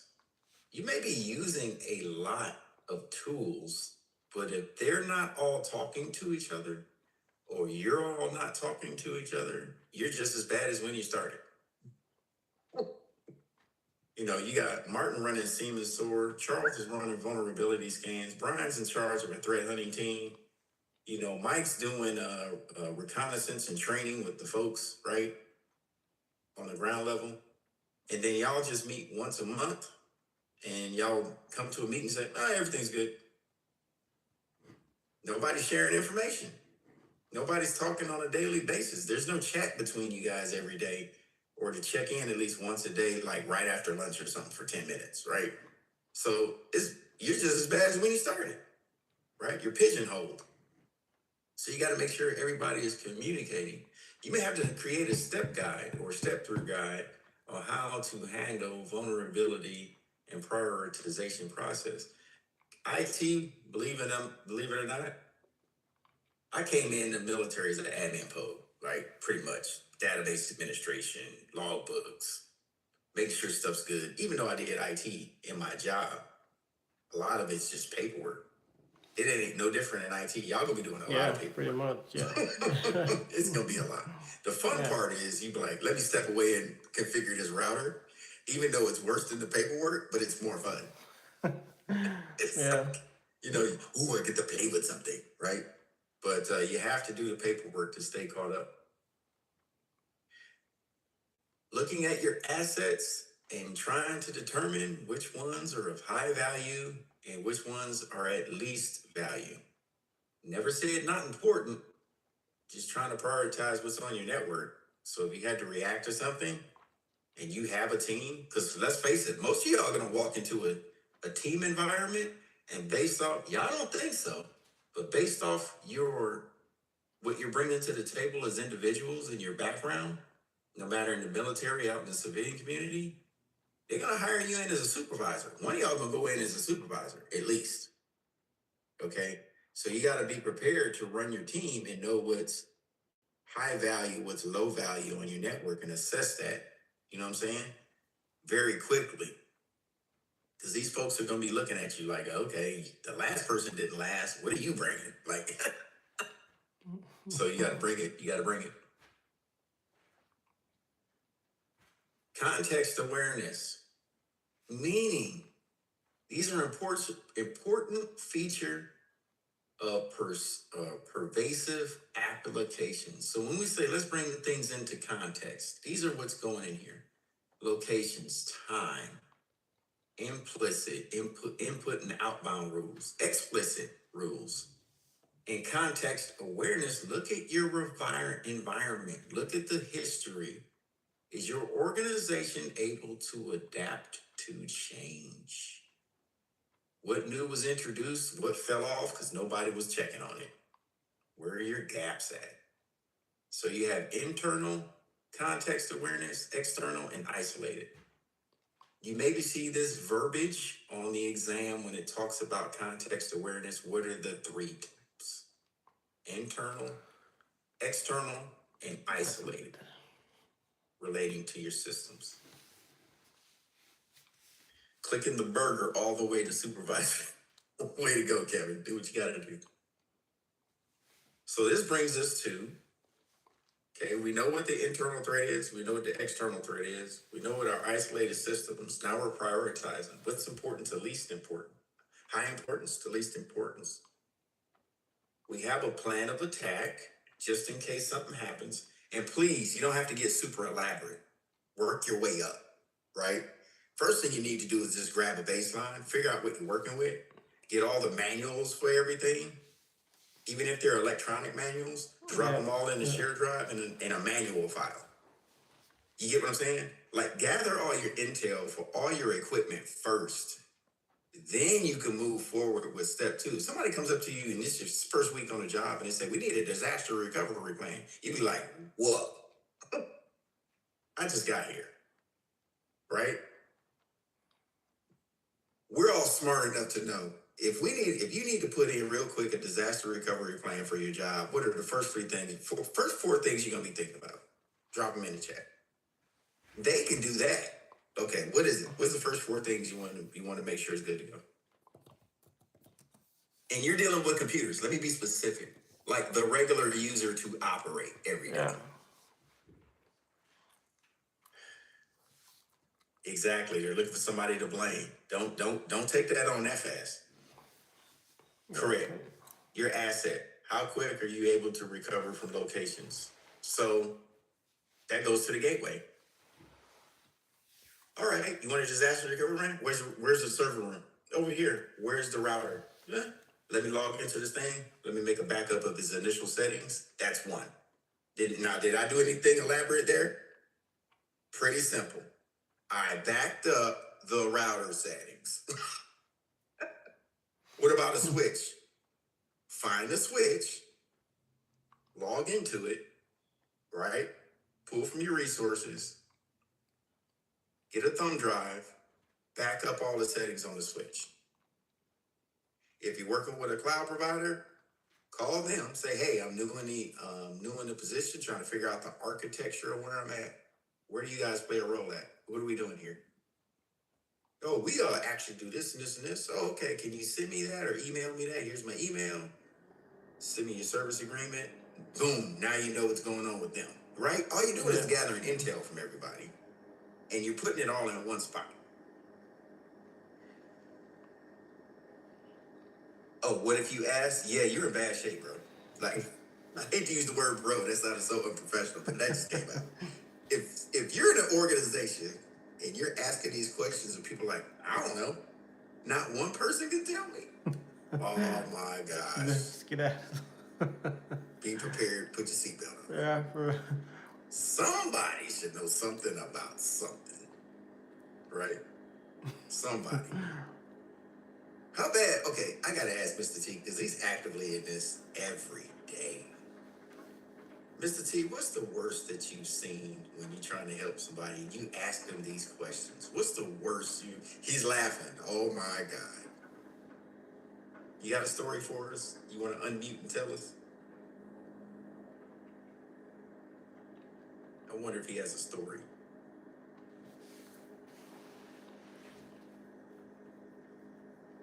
No, I'm gonna find a spot and I'm going to pitch. Yeah, I think I have one. All right. So like when I asked one of my manager if he had like a SLA so I can look to see how long do I have to take a call or like like a response to a customer or client, he's like, oh, I forgot. Let me go check. Turn out that document's not updated. It's from 2013. It haven't been updated since. So I'm like, what the hell? Yeah, so he need to re-update. He need to update it and then go back and change certain policies when they ask for it. yeah. So this is as of lately? No, I mean within a year, right? Within the past year? Within the past year. Wow. So their policies were outdated since 2013 for that customer. That one customer. Who's checking on this stuff? Apparently it was me. Oh, he tried to blame it on you? Yeah. So I'm like, no, it's not, because I barely got hired. What are you talking about? Exactly. You need to go talk to the governance person. Yeah. Like, that's their part of their responsibility too, because they're the QA, right? They're the QA of IT, governance, policies, procedures, right? Yeah, lacking. So, but he said something key. They tried to blame him, but he's smarter than the average bear. He knows how this is supposed to go. So look at that, because if there is an exploit, somebody weaponized something and they dropped it on you, you got to be able to figure out how they got in and how it's going to affect your assets. 0-day vulnerabilities are one of the worst things that can happen inside of an organization. Is there a fix for a 0-day? Go ahead and say it, Charles. No. Mr. T says no. Yeah, you can just monitor, because first of all, everybody's getting called into work on a 0-day. Sorry, urgency. You need to get in here. I can't. Well, you need to get in as quick as you can, because this is all hands on deck. Because you don't know. It's not as cut and dry as to say, oh, the servers are going crazy. No, that's just the first part.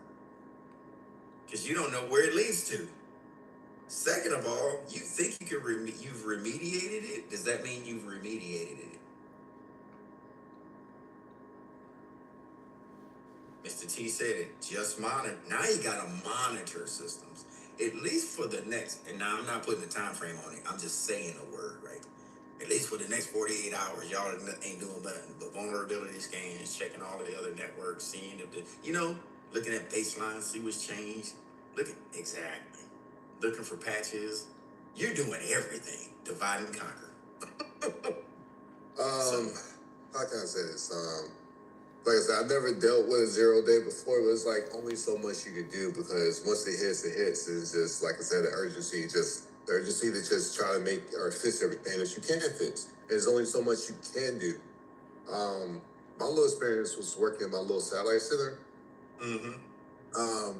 I control the functions of the satellite, the communications functions. I don't mess, or that's not my job to control the satellite per se and move it if I need to move it.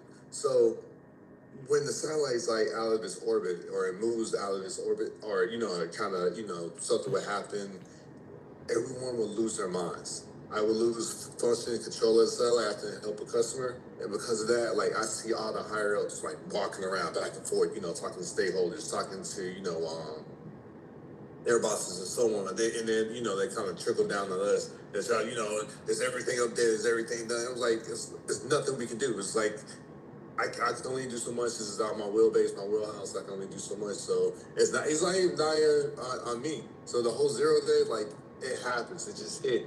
And all hands on deck, I understand, I hear you, but I'm the new guy. I don't know what to do, so I'm just gonna listen and follow along. And it's like it's just something to prepare for, but you never know what can happen in the meantime. So yeah. And such a great example. Y'all bringing out some great real world examples. Yeah. The best thing you can have on deck, if something happens, is enough information to say that you were doing your job the whole time. So when they ask for stuff, where's your last audit? Oh, right here. Where's your semi-annual? Right here. Did you do your walk around last month? Right here. Have you been doing training? Right here. Listen, the more you can say right here, the more they're gonna back off of you and they're gonna look for somebody else. Trust and believe. Okay? So as you can do the little things, it'll all stack up. Now, sometimes there's some tools you can use. Explore Burp Suite. Now, Burp Suite, we looked at this last week. Ooh, we got some more chats. What do we got? I'm sick, urgency. Have the vendor ask for new patch. Okay, I'm all caught up. So we looked at Burp Suite. Very popular tool for analyzing and exploiting web applications. So you can actually test not just your DNS. Oh, I don't know about this one. I have to check. But I'm wondering, depending on the agreement that you may have with your company, a third-party company might test the applications that your people are using, right? You may not be the one testing it, but guaranteed if you have a pen testing company, and let's say I'm with Microsoft, I'm with a new up-and-coming developer that takes payroll, and if there's an application we use with them, all that stuff has to be tested annually. Somebody should be providing a pen test to you guys to ensure that this stuff is good to go. Now, I'm not saying perfect, because even on a pen test, what they're looking for is urgent things that need to be fixed, like now. Does that mean that there's nothing else on there that's very low level? What would y'all say? What you think, Martin? Kevin? You think it's still stuff on there that's kind of like low level stuff, but you can get to it later? Yeah. It's like, sure. Yeah. You're right. So, and that could be an acceptable risk. The company's willing to accept that. Oh, that's not urgent. Okay, we can worry about that later. Overall, our data is safe. So you gotta look at this. So they're gonna be using Burp Suite. It's ran by a company called Portswigger. You'll hear that name possibly on the exam. Just know Portswigger is Burp Suite. Portswigger is Burp Suite. Okay. They do fuzzing, and we looked at fuzzing. Okay, it's throwing so much information at something to see what the result's gonna be. AI does it. They fuzz. They send stuff, telemetry, just to see what they're gonna get back to catch a vulnerability. Password, and see, it's all right here. Password attacks, injection, vulnerability scans. So that's what it's gonna do. Now, if you're looking at, there's another tool. It's called OWASP. It's ran by Zap.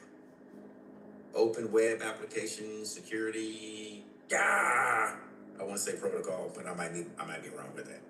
All right, but it's Open Web. It has the same functions on Burp Suite. It's open source, but as you can see, it does a little bit more.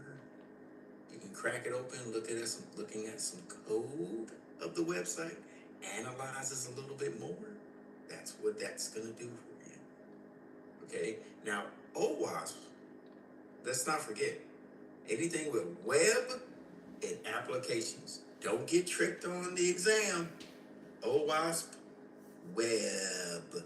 An application. Open web. Okay. Burp Suite, it analyzes and exploits web application. It looks for stuff to exploit. OWASP, it looks at the functionality, it tries to find different things to shore up. This is looking for vulnerabilities to exploit. This is going to help defend you. There's two sides, okay? So if it's presented to you on the exam, OWASP is more for defense, Burp Suite is looking for vulnerabilities. Okay. Yeah. All right? You have different scanners that you can use, and we kind of touched on this. NITCO, it's a popular web class. It's web application designed to use the command line. I've used NITCO before. I pen tested a couple of friends' websites over the years, and even I got them to put it in writing saying I could. Because they asked me, hey man, I think something's wrong with my website. It's acting funky.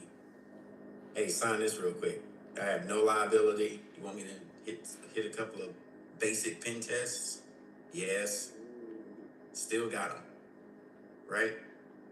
But I look for stuff, test their website, brings me a report back saying this is vulnerable, your JavaScript security here in the website is vulnerable. This could lead to an injection attack. This needs to be CSS. So it tells you everything that you need to have and tighten up on your website. Arachne, web-based graphical interface, it audits all these languages, including, and you need to know this word for the exam, orphan. There might be a word that comes up. Orphan means, let's say Brian's coding something. He figures out, oh, I don't need that anymore. He backs out the code, and then it just keeps going. But there's some elements that are still left there. That's orphaned code. That's orphaned elements, okay?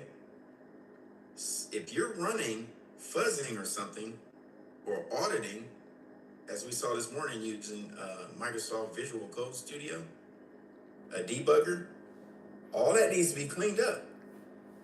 You don't want Brian's code to be used against him. He's already set up an input element. He orphaned it, didn't need it, didn't affect the code overall, but I get in there and be like, oh, he already set me up for success. I can just put another value in here. You get what I'm saying? So you need to clean up all those orphaned or leftover pieces of code that is not needed. Okay? The way IT is going now,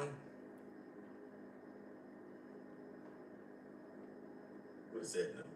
Okay. All right. The way IT is, see, Kevin said, if it isn't needed, why not just delete it on the spot? Because you need to make sure that what you're deleting is not affecting the rest of the code. Yep. It could look like it's not needed, but maybe it's a placeholder in a statement, right?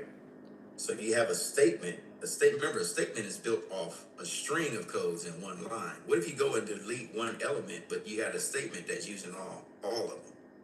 You can screw up everything. Yeah. Yeah. So, but that's a great question. That is a great question. So you have to have the experts or somebody look at it to know.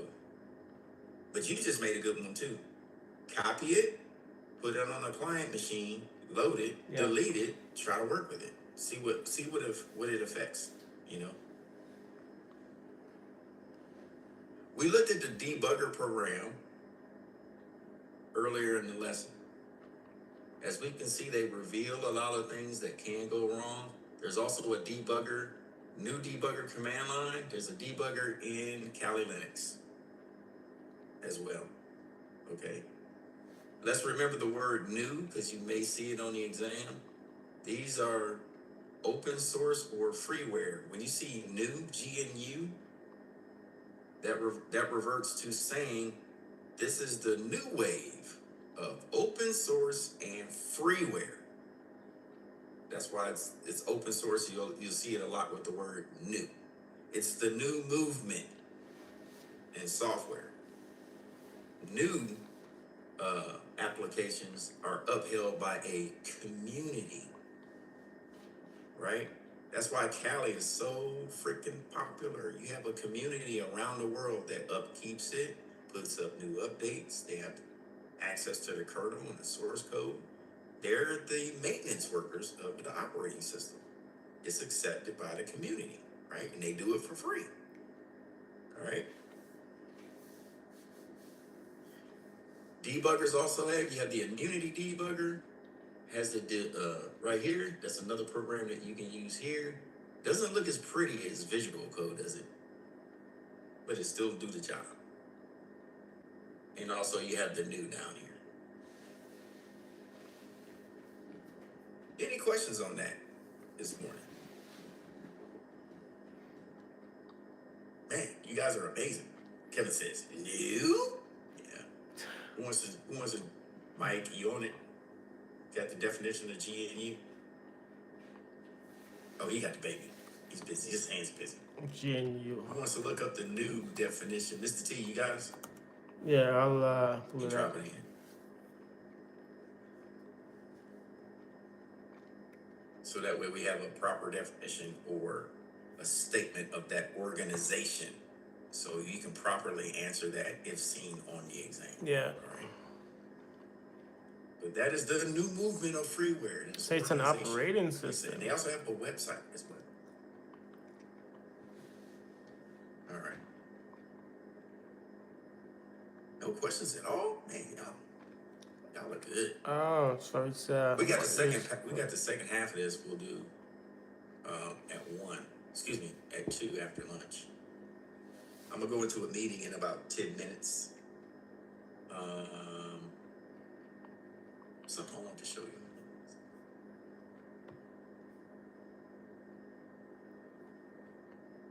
Just so everybody's aware before I disappear.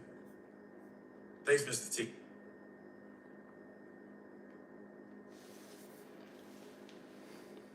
Antelope? What's it? Kevin?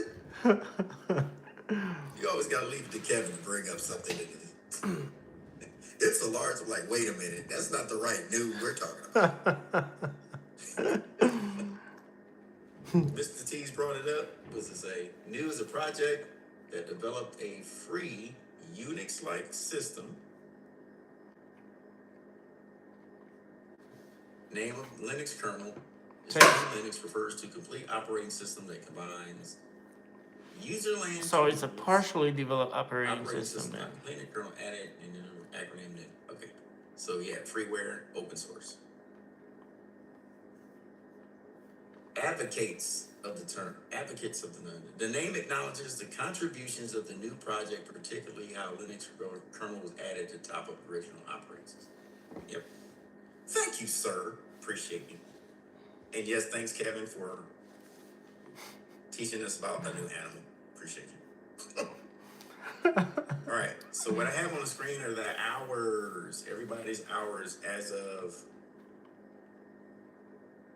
last night, even after Flex. Flex is included.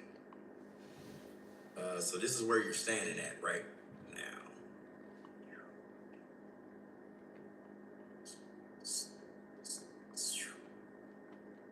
By the end of the day, at minimum, you gotta be, I hate to say the 80%, but you gotta be over 70.4 by the end of today. All right? By the end of today. Let's keep that momentum going. Yes, let's run. Keep running. All right, but everybody's doing okay. Everybody's doing okay. Just keep the course. We only got a couple of days left. No pun intended. Keep the course. Ah! Dad joke. Did you get that, Martin? I got a smile out of him, man. He's like, that was lame, but I'm going to laugh. But this is where we're at, y'all. All right. Nice. Elaine, I know today's Thursday. You test Saturday. Saturday, yeah. Do you need anything from me or the crew here about any PBQs or anything for the exam? If You got us all here, my man. So while I'm in the meeting, if y'all want to talk amongst yourselves as well too, please help out Elaine on if you PB, need anything. Mike's going in too, so just a refresher, some information maybe y'all could share with something. You're going next week, Mike, not this week. For Sec Plus. Yeah. All right. You want me to? Okay. This is what I'm gonna do. I'm opening up a breakout room. If y'all want to disappear in the breakout room, okay?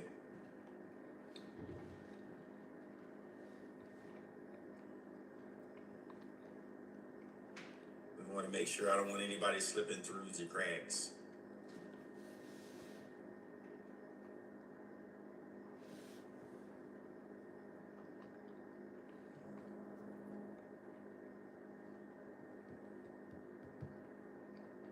All right, there's one room open right now.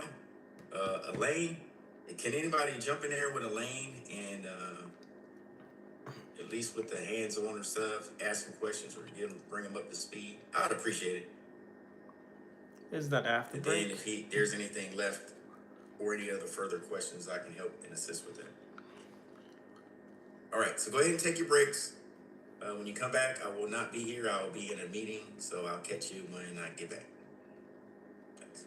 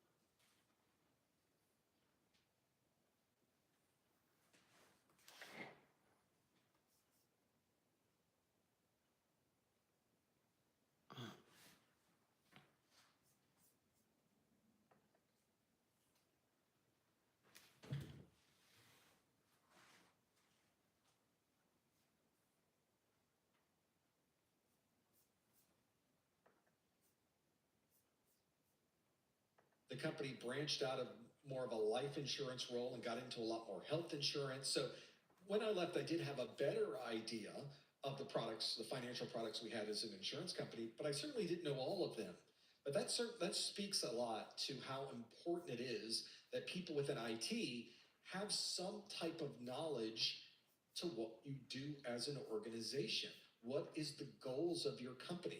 Are you a profit organization? Are you a government organization? Are there particular goals and processes and tasks that you want to be sure you're able to help the organization move towards? Unless you really understand what's going on out there in the rest of the company, you really have a myopic, a very narrow view of what this technology is doing for the organization. So if you can bring someone in who knows all about the company, they're going to be a very good technologist. So I tell people all the time, if you've worked in healthcare, get in working with the IT department of a hospital. If you have worked in manufacturing, see if you can find an IT organization within a manufacturing company, either the one you work for or a different one, because you have an industry knowledge of what that is that you can bring into the IT department, which I assure you is very, very, very valuable. Very valuable. We strive for that. We hope for that. We try to find ways to get that information into IT. Bringing people in is a great way to do it. So that's what I would mention to them, is to figure that piece out. I think if you are someone who is working through a transition from one type of business like banking into the world of IT, I really think you should focus on that. And trust me, banks have just enormous IT departments. You should be able to do well with that. But it doesn't have to be that way, of course. You could move from banking into any type of industry. Another thing that I think is important for those of you that are moving from one industry to another, and I think this really applies across the board, but I think it applies better or more often to people who've been out in the work world for a while, is it's nice if you're able to leverage the relationships that you already have. If you know someone who works for that bank in the IT department, or somebody who the IT department is familiar with, that will help you get that job in that organization. We like to hire people we know or hire people that we are familiar with. And if you have a relationship already, you can take advantage of that. Those of us that have been working for a while, you're 31 years old, you might be part of a local group. There might be people you know at church. There might be folks that you have met that are at your kid's school. All of these folks are people you should talk to. Hey, I'm looking to make a move. If you know anyone who works in IT or has a familiarity with IT in their department, send them my way. Let me give you my resume. Tell them that I'm looking for a position. See if they know anything. We want to help people we know as well. And I always tell people, if you don't have a LinkedIn, now's the time to get one. Because if you've had this LinkedIn for your 7 years of banking and you've been adding people to the LinkedIn, people you know, there is a knack to creating a high quality LinkedIn account. Link those people to your account, have them in there. This is when you can just put one post out on your LinkedIn page and say, hey, I'm looking to make a move. Does anybody know anybody out there looking for IT? Or you can ping people personally, privately on LinkedIn. Hey, just want to let you know, I'm trying to get into IT. I got my certifications, I'm working on this. If you know anybody, send them my way. Let me know. I'll send you my resume. That's another great way to do it. Also, take advantage of some of the events in your area. Occasionally, there can be regional IT events. There might also be, search for this, Cisco user group, Microsoft user group, Palo Alto Networks user group. Find those technology user groups in your geography, in your local area, and go to them. If they have them in person, go to them in person and meet the people who are there and tell them, yeah, I just got this certification. I'm looking to get in this role. What would you suggest I do? You don't even have to ask for a job. Do you have a job? Is there a job at your place? Are you hiring? Just ask them. If you were me, what would you focus on? Who would you talk to? What do you think? A lot of people will say, you need to send me your resume. Not because they're immediately impressed by you, which they might be, but almost every organization has a finders program for employees, a internal recruiting program, where if you bring somebody's resume to the company and they hire that person, you get some money in your pocket. There's a financial benefit. There are a lot of people I've worked with in different companies. They are very good at this. They will ask everyone they know for a resume, and they send all those resumes to HR. It's almost like they have a second job, but within the same job. They don't have a second job, but they're making money like they do because they have so many people they know being hired by the company. They're effectively their own built-in recruiting company within the same company kind of scenario, which is what these organizations want to do.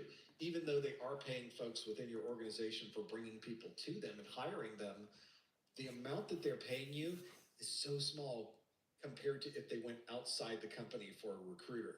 Instead of paying that recruiter thousands of dollars, they're paying you a couple $100.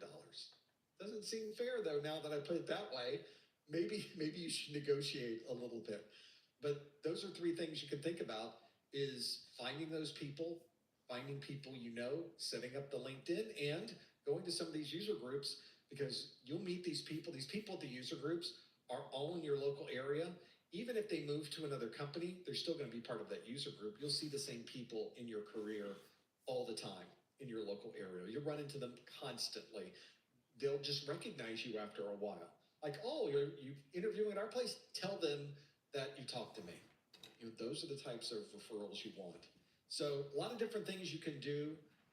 There's always a challenge when you move from one type of career to another, that you sort of have to start over to some degree, but maybe you can not start completely over, and maybe you can move up a little bit faster because you've done a number of these things.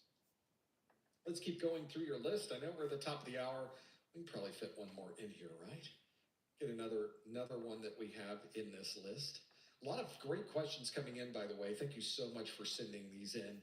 It gives me a chance to kind of see where you're thinking in the world of IT, in the world of these certification exams, and what's important, what people need to know. So thank you for doing that. Let's keep going through this list. A lot in here. Boy, you folks are so good at some of these questions coming in. I just can't get through all of them in this very short period of time that we have. I'm gonna throw this one out because I think I can speak to this one. How do you get out of the mindset that you are not good enough? This is something that in technology, it's in other areas, other places you would go, you'd find this, but in technology, we have this problem constantly. This issue of you are an imposter. How have I got this job? Don't they realize that I only know a little bit of this whole thing that I need to know for this job? The imposter syndrome is an absolute real thing. And here's what I'm going to tell you. Whether this is completely accurate or not, it's my perspective anyway, does never go away. You never know everything. The real interesting part about technology is that you are never going to be in a position where you're bored. Technology is constantly changing. First, you've got this enormous amount of information you need to know today: Ethernet and switching and routing and securing and the different security issues we have to know for security, plus all of those different domains, understanding the cloud pieces of it, understanding the different security controls, understanding the business side of it. There's so much to know just already. And then, like what happened a couple years ago, suddenly new technologies show up. Now there's AI is the big buzzword. Well, what is AI? And how does that fit into what I'm doing now? There's a whole new set of things I have to learn. I am not good enough with AI. None of us are, because AI is so new. And by the way, you will never know everything about everything. In fact, you'll probably never know everything about any one thing. Technology doesn't give us that much time. I always talk to a lot of people about configuring a system. I have OSPF settings I need to make. Have you looked at the OSPF specification? It's enormous. You will never know everything there is to know about OSPF. You just won't. But you will be configuring and setting it up and connecting systems together with it. Do they know that I don't know everything about OSPF? They do, actually. We absolutely know this. All of us know. Don't worry that other people are looking at you like, I don't think he knows everything. We know you don't know everything. You know how we know that? Because we don't know everything. Nobody knows everything. So one of the things I really tell people all the time is you don't have to know everything, but it would help you if you knew a lot about one thing. So find the one thing you want to learn a lot about. Maybe that one thing is Windows Server. Maybe that one thing is cloud technologies.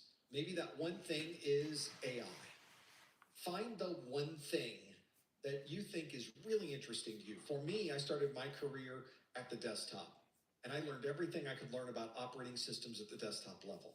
And I became very, very knowledgeable of Windows. They sent me off to Microsoft to go get trained. I came back just knowing all of this information about Windows, and I could implement it, and we put it on the network, and it was amazing. And then I had to move into security. I had to move into networking. I had to move, I had to make a different change. And at that point, after desktop operating systems, I moved into server administration.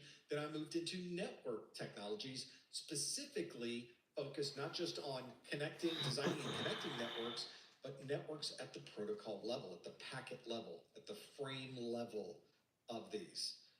And understanding what really happened on the wire or non-wire if it's a wireless network.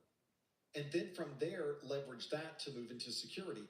Every step along the way, I didn't know anything about it getting into it, learned a lot about that particular technology, learned enough that I became very, very knowledgeable in that particular topic, and used that knowledge to leverage into a position doing the next thing. And so that was a common theme, not only for me, this will be a common theme for you as well. You might start at the desktop, learn everything there is to know about Windows. Oh, if you know everything there is to know about Windows, you can leverage that into knowing everything there is to know about Windows Server.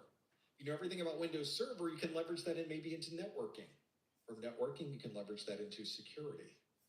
So that is a normal flow. And in fact, for IT, this may be something a lot of people may not even think about or realize, but when you are in IT, you never stop learning. There is never a point where you can, at the end of the day, say, well, I learned it all. I guess I don't have to learn anything anymore. You will never be at that point. IT is not that kind of business. And IT never stops evolving. It's constantly changing. It's constantly updating. There are constantly new technologies and new things that you have to know. And it is one where you always have to be reading and watching and learning and getting new certifications. Throughout my IT career, there was never a time where I wasn't studying or working towards the next certification. You're always trying to improve, not only because that's half the fun of this, and if you don't think technology is fun, you may want to rethink this. But for most of us, we're problem solvers. We like a problem. We like solving a puzzle. I think a lot of technologists like solving a puzzle. Maybe not 100% of us, but I think that's an appeal for a lot of us. Here's a problem. How do we fix this problem? To the point that whenever there is a annual meeting, a training session, at the end of the day, everybody goes to the bar, they hang out, have a Coca-Cola, and we don't tend to talk about things not technology related. It's always a technology conversation that tends to take place. And it's always about, you'll never believe the one I had, and we tell the story. And we go through, here's the problem I ran into. Boy, it was a head scratcher, but here's what we did. And they're always interesting stories. And we just go back and forth over, here's what happened in the trenches, here's the war we were having, here's the battle we fought, and here's how it turned out. Sometimes we win, sometimes we lose, but we get to tell the story of whatever happened there. And that's IT. That's what we do. It's a constant process. When I worked for Palo Alto Networks, this was in the end of the part of career where I was working for other people. I was not doing this full time at that point, uh, but they would bring us in for training every quarter. So every 3 months we had some type of training. Sometimes the training was regional. Sometimes they'd fly us out to corporate and we'd have a big week of training, but it was constant training. And I would leave those training sessions. Here I am at what I really feel was the peak of my technology career as a senior systems engineer for a next generation firewall company that had technology that was changing the world. Nobody else had this technology. This was exciting stuff to talk about. And I would leave those week-long conversations with these incredibly smart people at our corporate offices who were planning, building, and implementing this technology. And I'd leave and think, I don't know any of this. I thought I knew what I was doing. These guys, they really know what they're doing. I'm just trying to keep up. And a lot of us feel that way. It's a normal part of this world. Now, in reality, I was doing okay. I could bring this amazing technology into a customer. We would plug it into their network. I'd run them through what it did. I'd be able to answer their technical questions. Every meeting, someone would ask me a question I didn't know, because you can't know everything. But you get very good at being comfortable with not knowing. I think that's one of the things that I think a lot of people do not consider, is that the more comfortable you are with saying, I don't know, the more you will learn. Don't feel like you have to pose or feel like you can't say anything. Some of the best knowledge you will get is when you do this in a training meeting. Hey, could you go over that again? I did not. There was a part there where you skipped over to that. I missed that part. Was not getting it. Could you do that one more time? Okay. And they go do it one more time and you get it. Once they go through that one more time, you've suddenly figured out what it was you missed. And whenever I go to those meetings, I sit in the front, I ask the questions, I go, got it, didn't get it, what does that mean? Do you mean this? Can you clarify?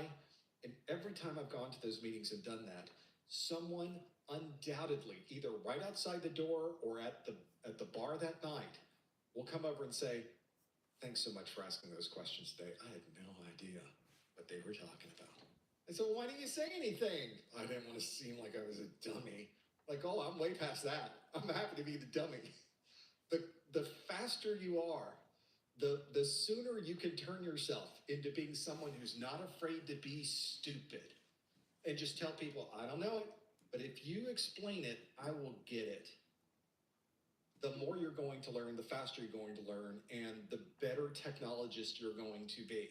Don't be afraid to say, I don't know. We all don't know. We're just afraid to tell other people we don't know. We think it's something bad. It's good.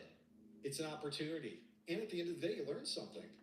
And why would you not want to be in a job that just never teaches you anything, that never changes, that is always the same? One of the best things I loved about technology was that there was always something new. Every day was different. Every day was a different experience, and every day I learned something. What's better than that? And that continues even today. You teach me more, I think, than I'm teaching you sometimes. I think that the feedback you're giving us, the things you tell us in the chat and the questions you have here, incredibly insightful. Things that help us understand how to make this world of technology a little bit more understanding for you. So it's a nice circle, I think. I think it's a nice building process for all of us to be able to figure that out. Don't worry about what you don't know, because you're never going to know everything. No, that's a good mindset to have anyway, and that's how I kind of focus on this. I think it's probably a good place to finish up this month's Security Plus Study Group. Thank you so much for joining us in the first hour. We love doing the Q&A and getting those ready. We had some good ones today. A lot of folks knew what they were talking about. It's always good to have that feeling too. And I think we did learn a few things about other technologies, which is always fun. And thank you for your questions in the second hour as well.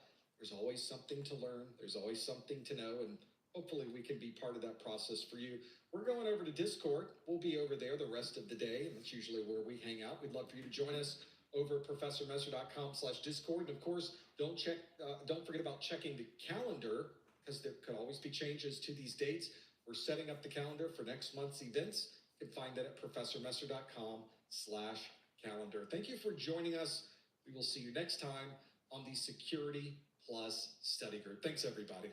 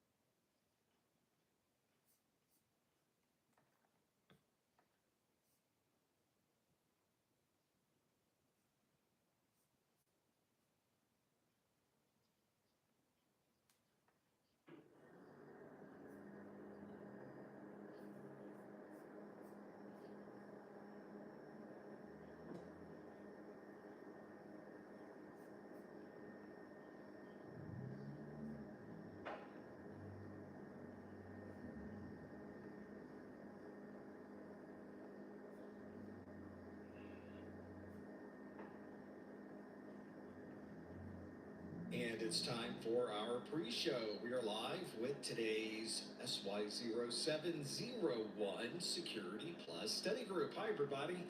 Thanks for joining us. This is our pre-show. We have about 10 minutes until the top of the hour. That's when we get things started. In the meantime, I'm checking cameras.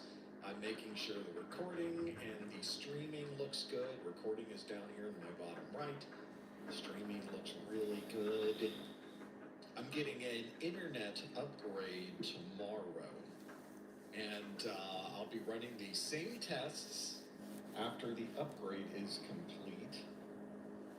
Always worry when they're swapping out large pieces of the infrastructure. And in my world, it's not a big piece. It's actually a relatively physically small device, which is the ONT, optical network. Everything that we have set up here is all optical. So our optical network terminal that's in our main data center, it's a wiring closet. They're swapping out the ONT for a newer one that is going to connect to my router at 10 gig. I think the current bandwidth that I'll have from that connection will be a 2 gig pipe. But we're swapping it out. And if there's anything I love about technology, it's changing things. Hate swapping things out. It's working, it's acceptable, but there's this upgrade. And the only way to get the upgrade is replace the ONT. Thankfully, everything else stays in place. We're only swapping the ONT. That should be a relatively straightforward thing. So I'm looking forward to getting all of that done. Cameras look good. Where's my laptop? We'll make it pop back up. That looks good. Everything is good. Hey, chat room. How's everybody doing? We're doing good Security Plus stuff today. Thanks for joining us. I've got a lot to go through. All new questions, of course. It'll be fun. We'll get things started at the top of the hour. In the meantime, you're welcome to join us and to put your virtual pin in this map that's in front of me. I guess I could show you the map. Wouldn't it be better, though? I could maybe do a picture-to-picture. That would be good. There we go. So this is the map you go to. Follow the link on the screen. One that is right down here, professormesser.com/QA, and you can put your virtual pin in our map wherever you happen to be in the world. And you can see where other people are putting pins into the map as well. It's all available there. So you're welcome to have a look. Oh, we have a lot to go through today. Lots happening. So this is great. This is all good.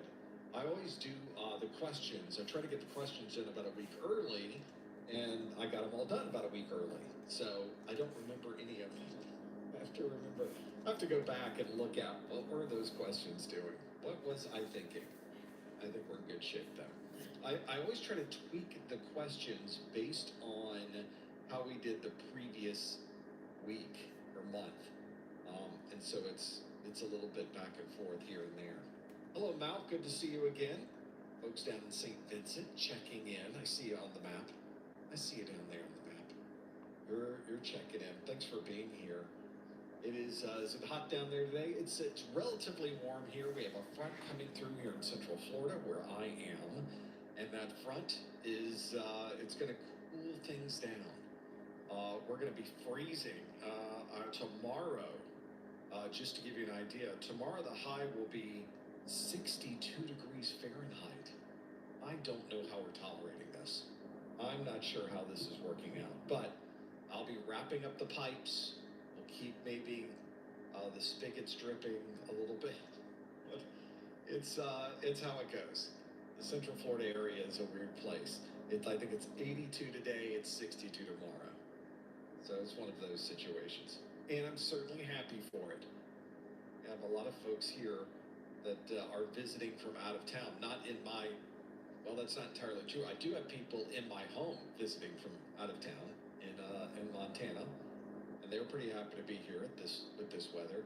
I think a lot of the people that come to Orlando just on vacation like that as well. And who can blame them right now? It's just cold other places. It's difficult to get around. It's difficult to do things. So I grew up in Florida, so we're relatively oblivious to the cold. I grew up in North Florida though, so we do have icy days, degrees in the teens. You can't go out. The roads are iced over, that kind of thing. Doesn't happen a lot, but it does happen. And here in Central Florida, there's hardly ever any ice. Very, very rare to see that. Now, it has happened this year. We did get down below freezing, so that does happen. But there's just no prep here. We don't understand what's required. The folks that are living here now in Florida that come from other places, they know, they understand, but we don't even have an infrastructure here to deal with that kind of thing. It's our solution is, well, just wait till the sun comes out and everything will be fine. And most of the time that's true. That's absolutely correct. That's usually how it works. We got about 4 minutes to go. 4 minutes for those of you checking in. Let's do one more check down here at the bottom right. Yep, we're recording. A lot of folks checking in today. Thank you so much for being here. Thanks for joining us. We're gonna have a good time. I've got a lot of new questions. Hopefully it's things will prepare you for your Security Plus exam. That's the idea anyway. And of course, as always, there are questions that you can ask of me in the second hour. That's also available at that link that's on your screen, the one that's right here behind my back, professorbesser.com/QA. At the top is a tab. I think I turned on the Q&A. Let's make sure. You'll get to see behind the scenes here when I go into the Q&A section. Yeah, it's all there. You'll be able to submit those questions. The Q&A board is on. So we're good there. Excellent. So we'll go back to the polls. All right. We're in pretty good shape. Would I get 100% on the exam? The way I take an exam? Probably not. Probably not. Do I think I would know all the material in the exam? I think I would. But I'm just not a good test taker. I'm not a good person to sit in a room and have people ask questions of me and try to. So it really takes me some time. I really have to know it. When I walk into an exam, an industry exam, and I must have taken in my career 25, 30 different industry exams, these certification exams, I have to know it cold because there's so much anxiety when I walk in the room.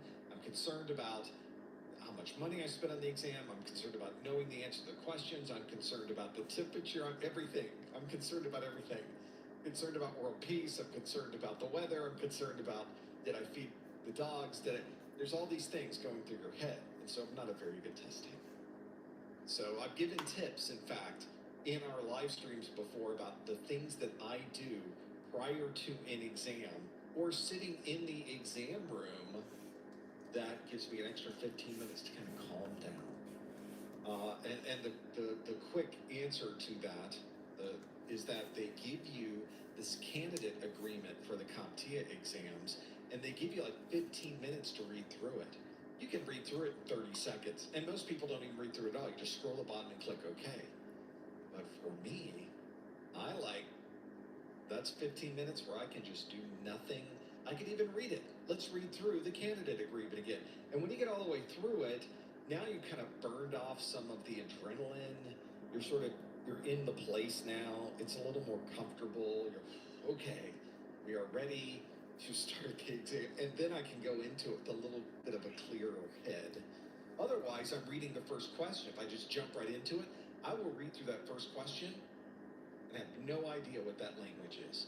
I mean, it looks like English, and I can read the words, but the words all put together like that don't make any sense to me.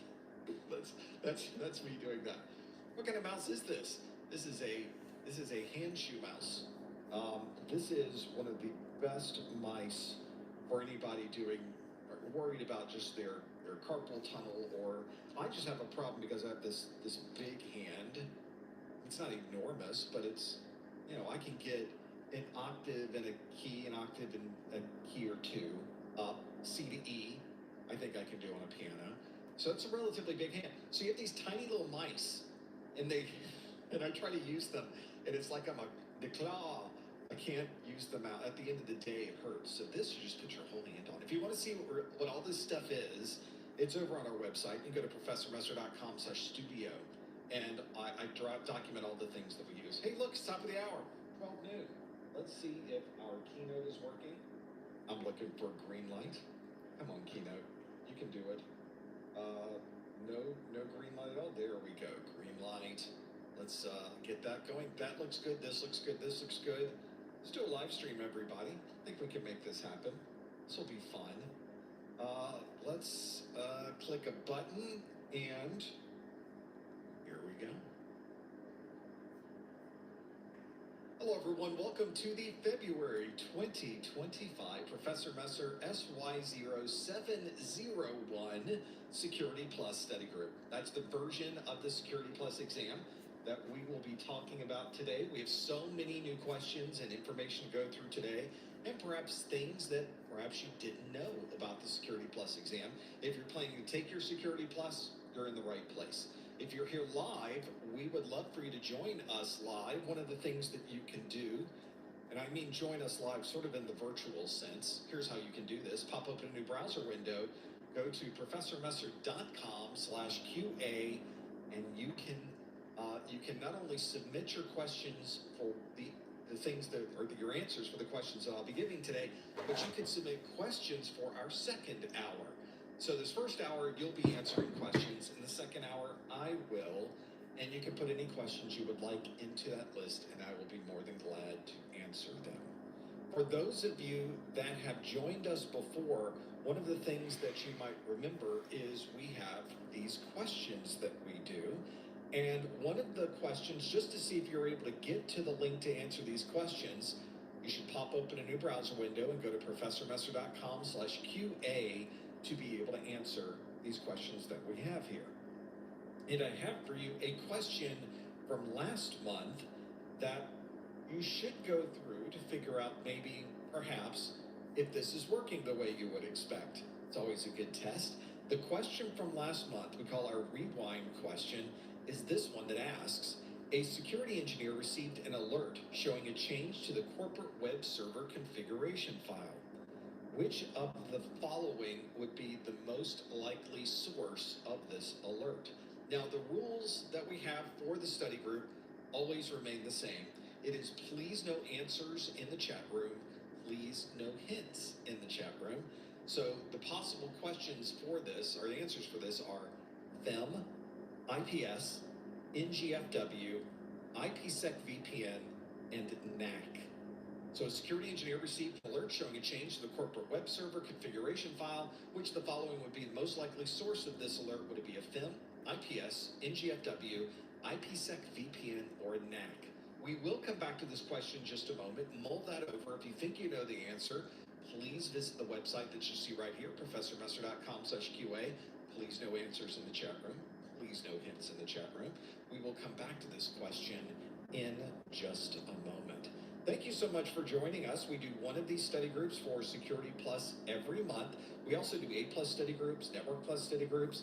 We always have a good time not only doing the Q&A, I think we have a pretty good time in the second hour where you get to ask me questions. And you can, of course, go to professormesser.com/QA and submit those questions at any time during this first hour.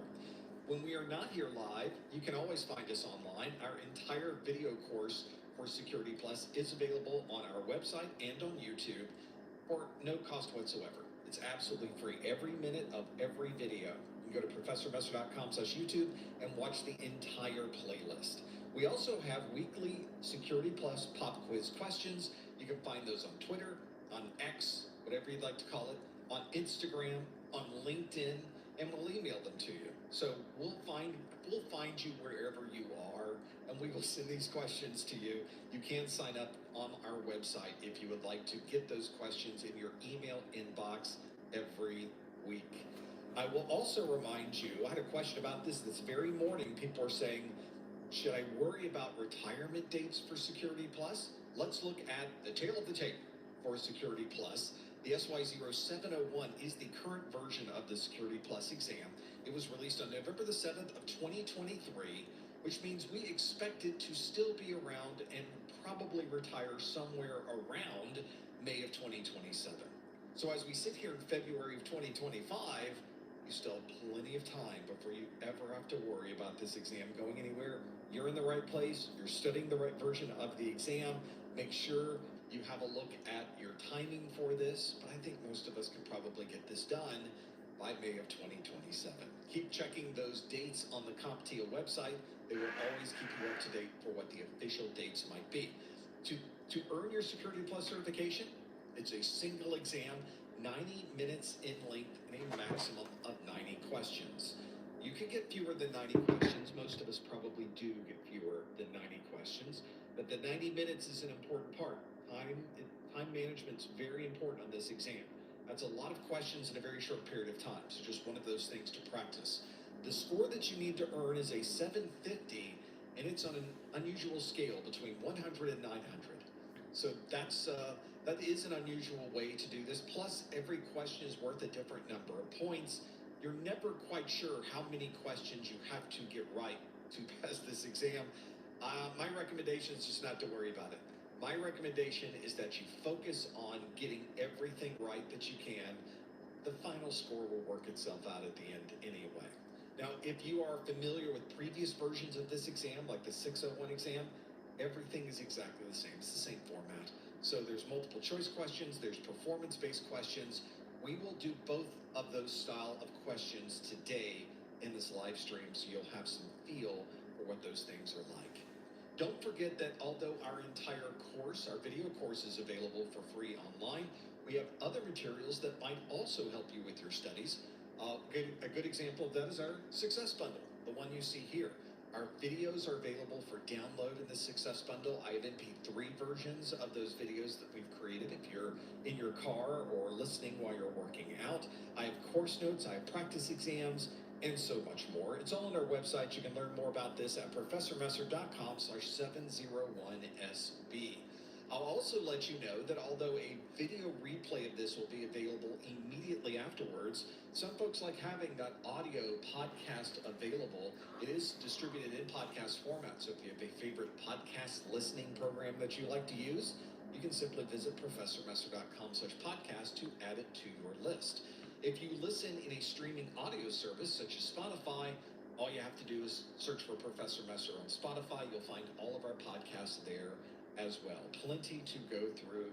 And of course, all of our previous SY0701 study groups have different questions on them. This isn't the same question every month. We make all new questions every single month. So you can go back, in some cases, years, and listen in as long as it matches the version of the exam that you're planning to take. And right now for our 701 study groups, we go back a couple of years. So you're able to get quite a bit of information even on the replays. Something that might be useful if you're really preparing and getting ready to take this exam. You will also notice that about a day after we're done, the YouTube video description will be almost magically updated with timestamps. That's because my marketing manager, Lori, is listening to this replay right now, not really right now, but to her it's right now. Hi, Lori. She's listening in, probably at 2x speed, and putting down all of these timestamps so that you can go back to this afterwards and find exactly what you're looking for. You can click on the timestamp and jump right to that spot in the video. It's a very quick way to find what you need. Thank you, Lori, for doing that. And if you use this and you like it, please feel free to give Lori a shout out in the chat so she can see that in the chat replay as well. Speaking of chat, when we are not here on this live stream, you can always catch me in our Discord chat. We're available there. You can find myself and thousands of other people that have registered on our Discord that are studying their A+, their Network Plus, their Security Plus, and other certifications. And there is a group of folks that have already gone through this before. They're very familiar with the content, and they're just hanging out to help other technology people learn what they need to learn and sort of give back to those groups that are trying to get into the industry and do what we do every day. Find that on our Discord. Go to professormesser.com/discord to find out more about that. At some point, you will need to take this exam, and it does cost a little bit of money. Now, you can go out to the CompTIA website and pay full price, but I have those same vouchers available on my site. If you happen to live in Canada, US, or a US territory, those are available to you at professormesser.com/vouchers. They're already discounted. You don't need a discount code. You don't have to do anything special, and certainly don't need to add any extensions into your browser, thankfully. If you do purchase the voucher on my website, I'll even give you a little bit extra. I'll give you something you can't even buy from my site. This is only available if you get a success bundle or a voucher. It's my Exam Hacks ebook. This provides you with a series of tips and tricks that I've accumulated through the years that can help you with the study process. I even have strategies you can use during the exam itself that could possibly make you a couple of extra points. Something you might want to read through as you are preparing to take this exam. You can find out more about these vouchers at professormesser.com/vouchers. Let's go back to that question we asked earlier. The question was, a security engineer received an alert showing a change to the corporate web server configuration file.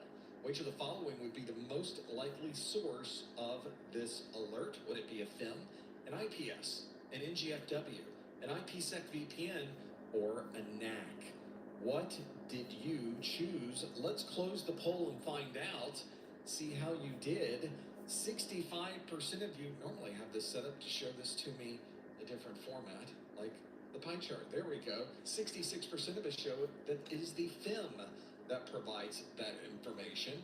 We have 15% that say IPS, and then we're down to single digits. 8% said NAC, 6% said a next generation firewall, and 5% said an IPsec VPN. Well, if you're seeing a message that a file or some information, an important document has been changed, configuration file has been updated, an executable has been modified, that's because you're probably monitoring these files with a file integrity monitoring system. This is sometimes a piece of software that's running on a server. Very often, it is a service that is running on a server. You configure it with certain files that you want to monitor so that if anything changes these files, because after all, once you set up a web server, a lot of the infrastructure of that web server doesn't ever change. Configuration files certainly don't change. You know when configuration files do change? When a hacker gets into your system. So this is a great way to give you some feedback that something has changed. Something has changed within me. We're not sure what's going on there, but we will find out because we were notified with our file integrity monitoring system.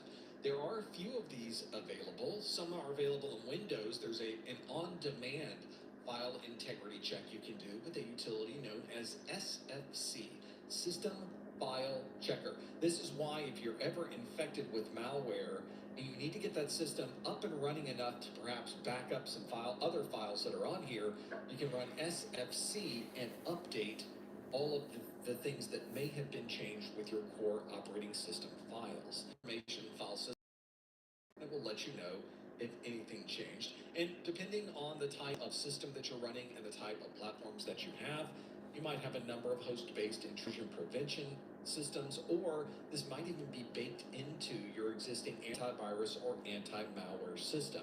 So have a look at what options you might have for file integrity monitoring, as we say here in the South. And that is exactly the answer we were looking for. 66% of you did choose that one. That is the correct answer. IPS, in its traditional form of a network-based intrusion prevention system, it does not look for files that are changing, because normally an IPS is looking at traffic going across the network. As we do know, if this is a host-based IPS, you might have file integrity monitoring available, but that's not always the case with an IPS, so a FIM would be a better answer. And of course, this question asks, which of the following would be the most likely source of this alert? 100% of the time it's a FIM, only part of the time would it be an IPS. That makes an FIM, file integrity monitoring, the right answer. Next generation firewalls don't look at files that are on a system. IPsec VPNs are designed to encrypt data going across between two devices. That's not something we would use to be able to receive an alert about a file that has changed. And a NAC, that is a network access control. That is about authentication and providing you with access to the proper resources once you log into a network. So in this case, the best answer, the only one that really makes sense, and the one that 66% of you chose, is file integrity monitoring. That is the right answer. Some of you remember that from last month. Well done. That's the way you do it right there, is to get better numbers than what we had last month. I feel like we did some good here today. That's always a good feeling, right? Now let's shift gears a little bit, because as many of you know, when you take these exams, the first set of questions you get on the exam, the first handful of questions you get on the exam, are not multiple choice. So that is a little bit of a challenge. What type of questions do you get at the beginning of the exam? Well, effectively anything but multiple choice. They could be fill in the blank, they could be drag and drop, they could be a matching question. You could put things in a particular order. They might, well, in Security Plus, they wouldn't put you in a command prompt, because there are no command prompt questions or exam objectives on the Security Plus exam any longer. But there could be other types of questions. So you need to be prepared for anything. And as I tell people, it really doesn't matter how they ask the question if you know the material. They can ask it any way they'd like. You know the content, you can answer the question. Today, I have for you a question that perhaps you will be able to answer the content on. This is a matching question, and the question asks to match the best security technology to the description. So I have for you 5 different descriptions, and I have 7 security technologies. That means 2 will be left over. So it's possible, even after doing all of this, that you could get none of these correct. This is a very common way to ask these questions on the exam, by the way. So let's talk about these descriptions. The 5 descriptions are: a cache of remote website content is stored locally. The next one is: a known vulnerability is blocked at the internet ingress point. The third one is: all users must authenticate before they can send network traffic. The fourth one is: all company web server certificates are centrally stored. And the last one is: a single website is serviced by multiple web server instances. The 7 different technologies that you need to somehow fit into those 5 different slots are IPS, TPM, proxy server, MDM, 802.1x, load balancer, and HSM. Obviously, you're only going to use 5 of those. There will be 2 left over at the end. If you think you know the answer, please no answers in the chat room. Instead, you want to lock in your answer by visiting the link that is on your screen, professormesser.com/QA, to lock in your answer. For those of you listening again on the podcast side, those 5 descriptions are: a cache of remote website content is stored locally. A known vulnerability is blocked at the internet ingress point. All users must authenticate before they can send network traffic. All company web server certificates are centrally stored, and a single website is serviced by multiple web server instances.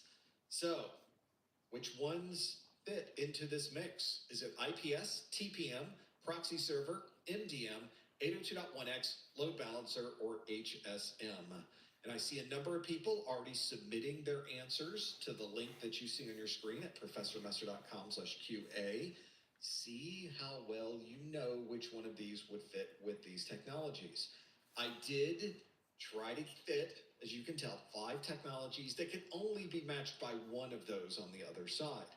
But there are some of these technologies that have a slight overlap associated with them, and that's why you'll notice that at the top it says match the best security technology to the description, not any technology to the description, and you are only choosing a single option. Since there are 7 options and 5 descriptions, there will be 2 options left over at the end. So for extra credit, whichever ones are left over at the end, make sure you know what those technologies do as well. We can create our own descriptions from there. And I think we will once we are done with this. We'll see if what you think that technology is really is how you would apply it into a practical use. So this is where you would go to answer these questions. This is a relatively common way on the exam to ask these types of questions. There are a number of different performance-based questions on the exam. They change the style and the method that they use. They change the question and answer method all the time. And so it's important that you know the exam objectives. And as I mentioned before, if you know the objectives, they could put this in a matching question. They could put it in a fill-in-the-blank question. They could make it a drag-and-drop question. They have a lot of different ways to ask about these technologies. Just make sure you're familiar with them, and perhaps more importantly, how these technologies are designed to be used. That is a common theme on the A+, the Network+, and the Security Plus exams, that you have to know how to apply these technologies. They're not looking for you to simply be able to look at an acronym and know what those letters stand for. Although there might be some value to that, that's not what CompTIA is looking for. They're looking to see if you look at an abbreviation, what does that abbreviation do? What does it mean? How do you use it? This is a really good example for doing something like that. So hopefully that will give you some ideas of how to approach this particular question. Let's step through each one of these descriptions and see if we can match them up, shall we? We will start right now with this one right here. A cache of remote website content is stored locally. So we want to be able to not only access remote website content, but what if we could store it in a local cache so that we don't have to constantly go across the internet to grab information that rarely changes? Of the list of technologies that we had, the only one that really fits that particular requirement to a T would be a proxy server. Now, obviously, the proxy server, its primary job is to make requests on our behalf. So we would like to go to professormesser.com. This proxy server sits in the middle of our communication. You're really talking to the proxy server. The proxy server then looks at your request. Oh, you would like to go to professormesser.com? Well, I see in my list that that is an acceptable website, so I will allow this conversation, because if it wasn't an acceptable website, you probably get a message back on your screen that says you can't visit that website. So there are some nice security controls built into proxy servers. The proxy server will then make that request on your behalf to professormesser.com. It will come back. That proxy server will evaluate what was received to make sure there's no malicious JavaScript or anything else that might be a little bit unusual in that traffic. It will then store a copy of that information locally, that's the caching, and then provide you with the results of what came back from that web server. So it sits in the middle. It's the mommy and daddy in the conversation. It's checking on things. Well, we're not going to give you that candy until we look at it. Everything looks okay here. You can have that candy. So that is exactly the situation that occurs thousands and thousands and thousands of times a second with these proxy servers, these very busy networks. And so having that cache available means the next person who sends information wanting to go to professormesser.com, they will be able to also to just simply retrieve that information directly from the proxy server, which makes the conversation so much more fast, and of course does not use additional bandwidth on the internet link. Let's do the next one, which is a known vulnerability is blocked at the internet ingress point. Well, there are many places where you can block known vulnerabilities. I mentioned an internet ingress point because that's a very common place to put an intrusion prevention system, or IPS. An intrusion prevention system is designed to look through network traffic. It's designed to find network patterns that match known vulnerabilities, and if it identifies one of those patterns, it blocks the network traffic before it ever gets inside. It is a remarkable technology that works extremely well, and if you're someone who is concerned about someone attacking known vulnerabilities in Windows, in Linux, with certain applications, the way that you would be able to defeat these attacks is with an intrusion prevention system. And quite honestly, most next generation firewalls already have IPS functionality built within them anyway. If you're not using it, you should turn on those capabilities. They're very, very useful. Next on our list is all users must authenticate before they can send network traffic. Authentication prior to sending network traffic sounds like a pretty good security feature to me. And the best match for that would be 802.1x. The X here is not a placeholder for something. That's the actual name of the specification, of the standard.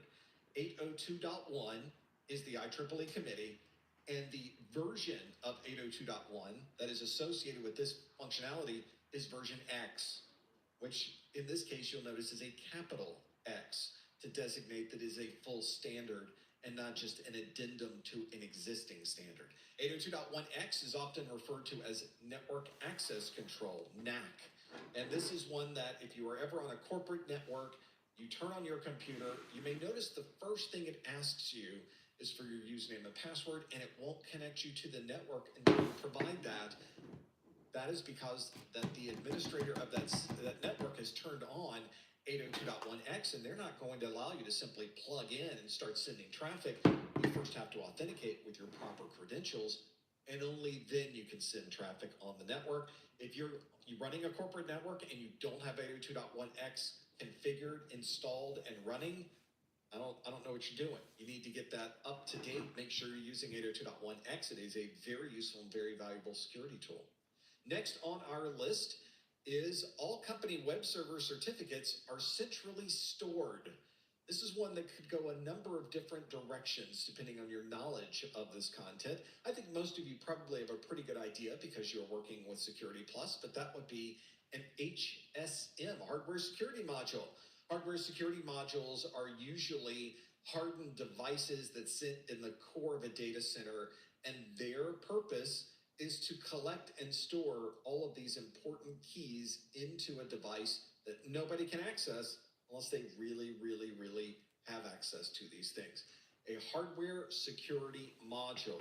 You can think of this as many, many, many devices, hundreds or even thousands of devices can store private keys and certificates on this hardware security module. It's a great place to keep that and maintain it and manage it, and everything is in one place rather than having all of those certificates and private keys scattered about different servers all over your infrastructure.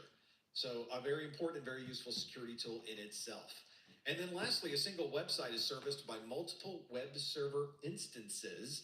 If you're visiting ProfessorMaster.com right now, then you are using one of these, a load balancer. We actually have multiple web servers behind the scenes, and when you access our site, my load balancer decides which one of these servers should we send your request to, and that's the one that you use for the duration of that session.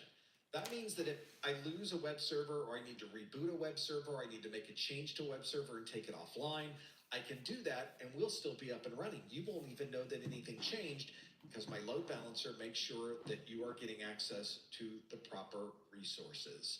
So if that is the answers we were looking for, a cache of remote website content is stored locally as a proxy server.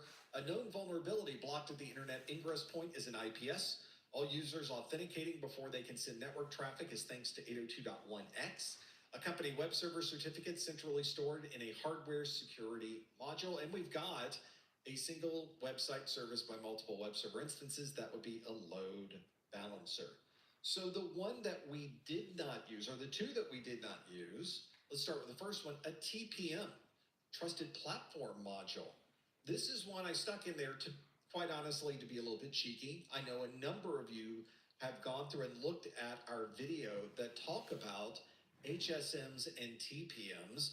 A hardware security module is a device that many hundreds or thousands of devices can store these private and personal cryptography, certificates, private keys, and other information on.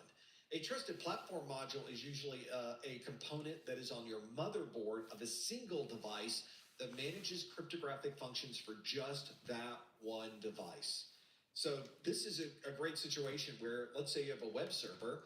Inside of your web server, you probably have a TPM that's really not being used for the web server piece. It may be used for some type of full disk encryption when you start up that web server, however. And then once the web server starts, it grabs a certificate from the HSN that is somewhere on the network so that your web server can start up and use HTTPS and be able to perform encryption for the web server communication. So make sure you know the differences between a TPM, which is for a single machine, and an HSM that can be used across hundreds or even thousands of devices to provide different cryptographic functions for different purposes. It's one of those where it's similar, but it's different as well. You do have to know what those differences are and how they apply to all of this. The other one we didn't use in this list was an MDM, a mobile device manager. For those of you that have your mobile phones and they are managed by a third party, these mobile phones have to have some type of centralized management, and an MDM is a perfect device, perfect solution to be able to provide that centralized management. You can push out updates from the MDM. You can add applications to people's mobile devices. You can lock down certain aspects of how that device can be used. A lot of functionality in an MDM. We have a great video on that one that takes you through a number of screens of an MDM and give you a feel for what a mobile device manager would actually do with a device like that.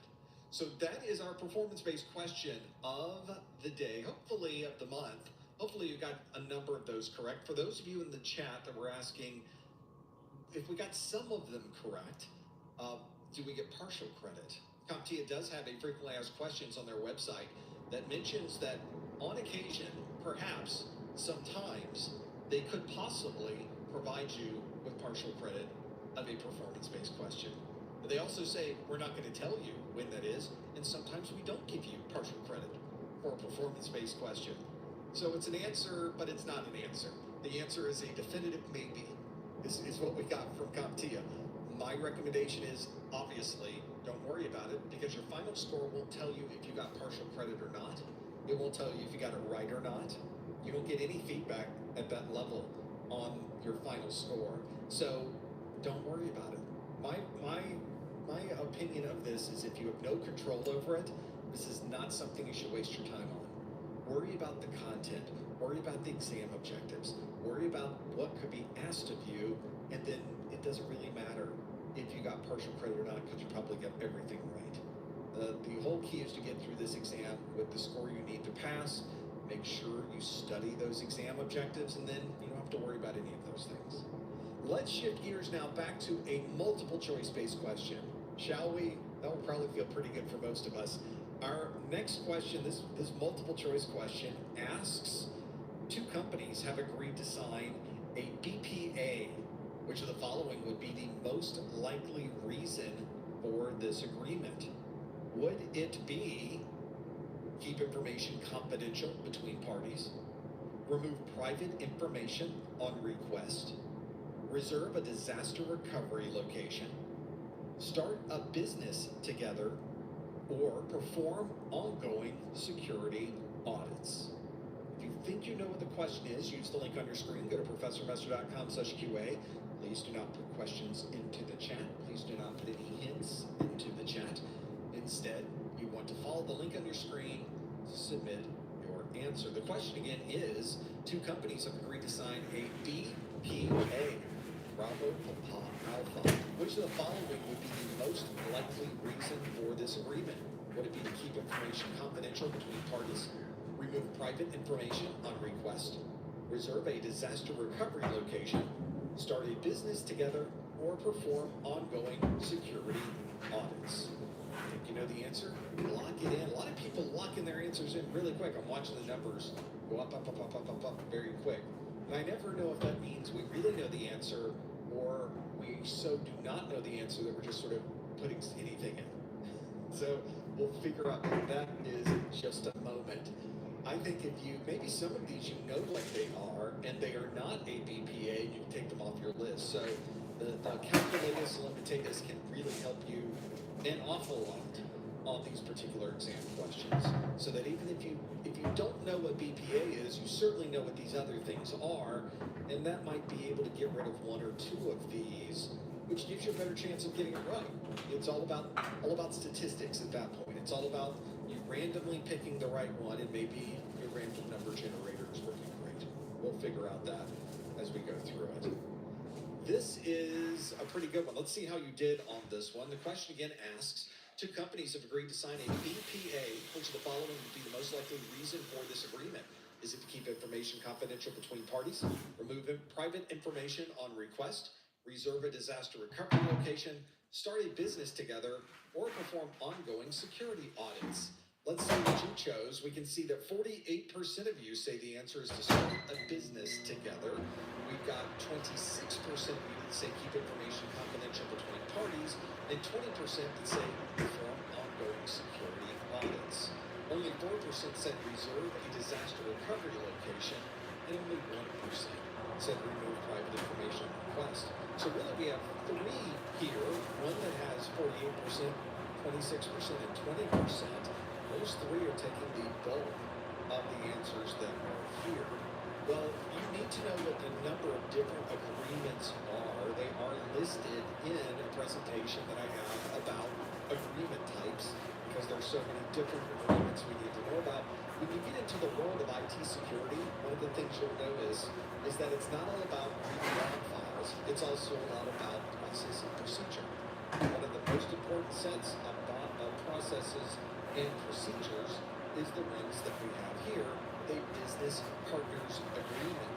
A BPA, business partner agreement, is one that two organizations, when they are planning to work together, especially when they're planning to really go into business, not just have a very loose partnership, but they're really setting some very specific guidelines as to how these two businesses will interoperate, how these two businesses will share in the costs, how these two businesses will share in the profit.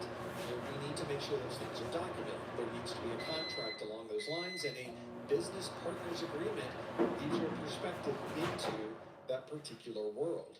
This also determines who's in charge. If you have two businesses that are working together, it's difficult for two people to run one single effort. We need one person who makes the decisions. Maybe we document that in our BPA as well. And if you run into problems, who's going to pick up all of the slack? Who gets to pay for it? If there's a disaster, who handles the costs of that disaster? If there's some type of odd financial issue, and you need to have audits done, who gets to pay for the audit? Who gets to be responsible for those? It's all documented, along with many, many, many other things in the business partners agreement, or the BPA. That's what we were looking for. In fact, many of you, 48% of you, said start a business together. Close enough to 50 that I'll say it's a majority. It's close enough. Technically a plurality, but we'll go with that. It's close enough to 50. 26% to say keep information confidential between parties.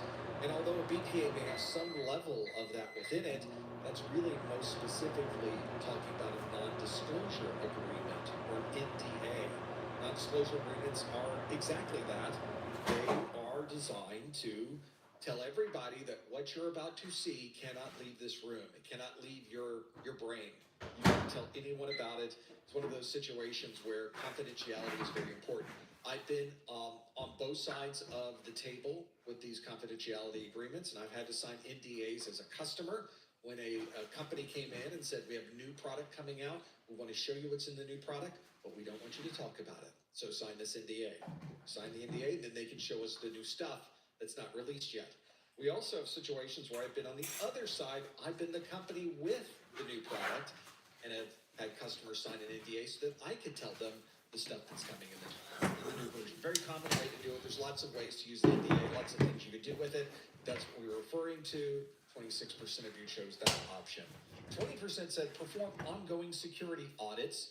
There are a number of different agreements that are important for security audits, not just professional services type of agreements, and there are multiple professional services agreements you need to know about.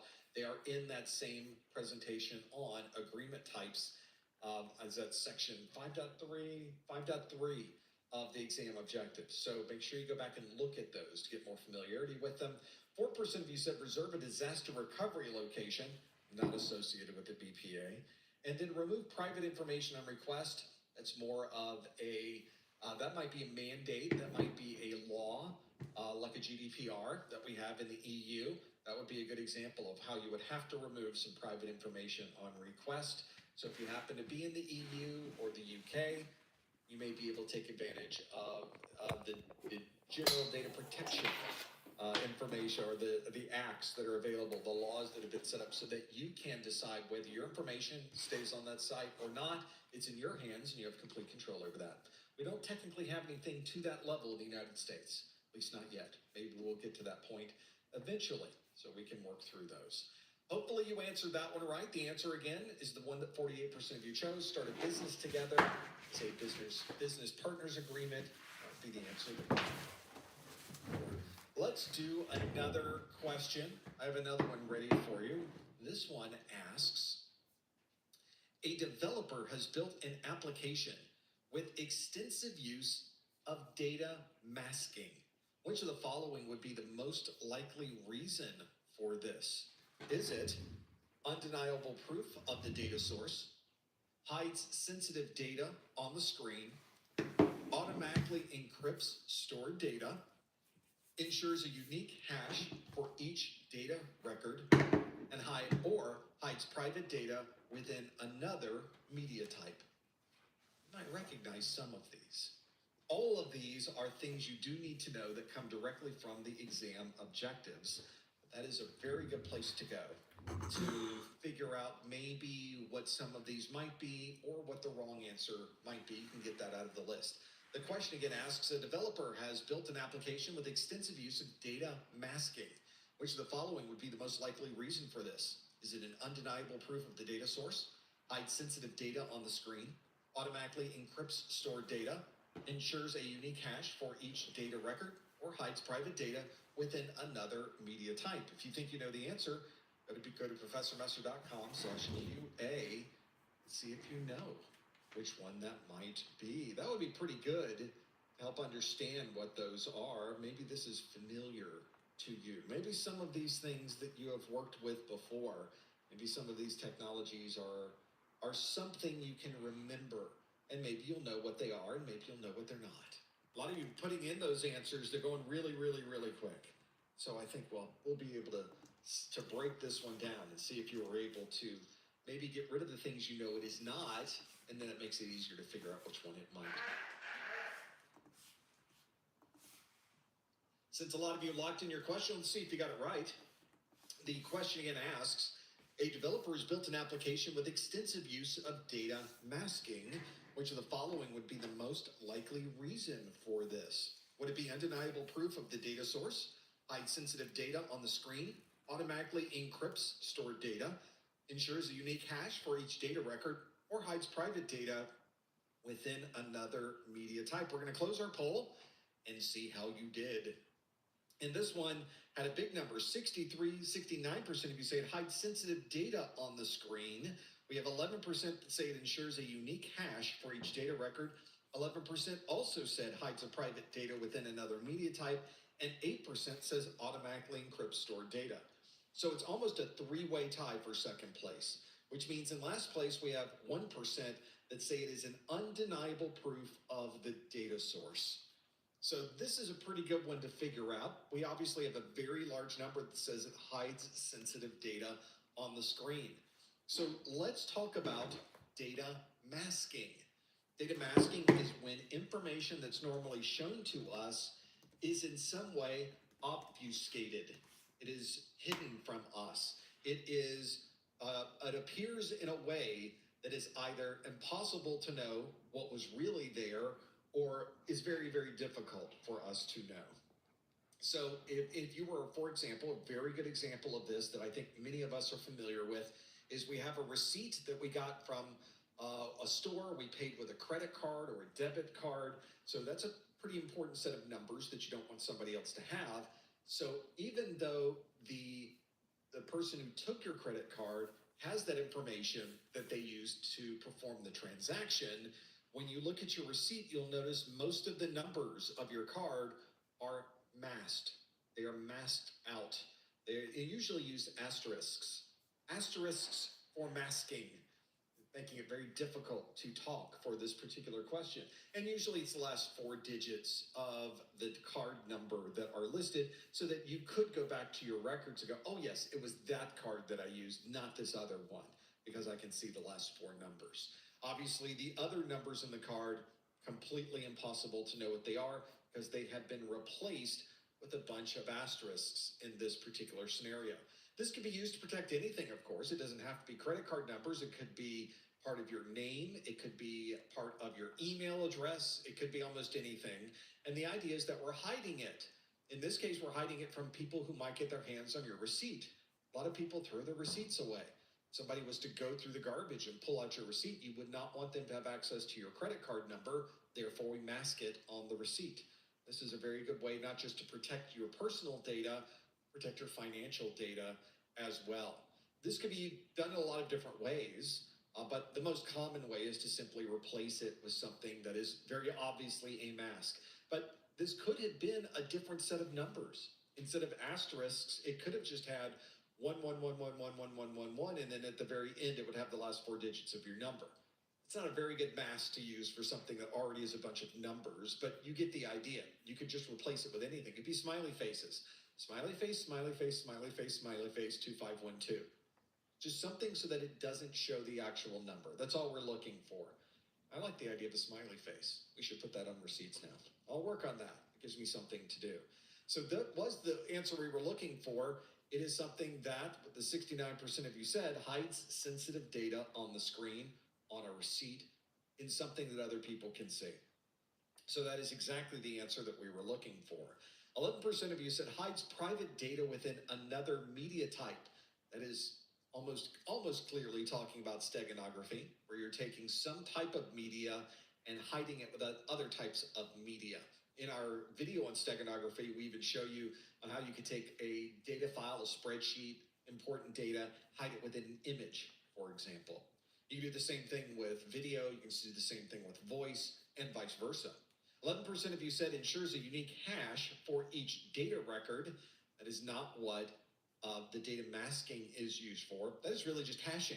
That's something that's very commonly done for different data records to ensure that nothing changes with them. And if you ever get into the world of any type of data forensics, you'll be doing a lot of data hashing. You'll be doing a lot of digital signatures. Speaking of digital signatures, 1% of you said undeniable proof of the data source has nothing to do with data masking. That really is talking about a digital signature. That obviously is not, didn't fool many of you. Only 1% of you chose that one. And then automatically encrypts stored data. That would be some type of full disk encryption or database level encryption or file level encryption, something else that would be automatic. In this particular case, very useful to have that encryption, by the way. But in this case, we're talking about data masking, which is not the same thing as encryption. We're not encrypting the data, we're just hiding it, which in this case means that we can't recover the data later on.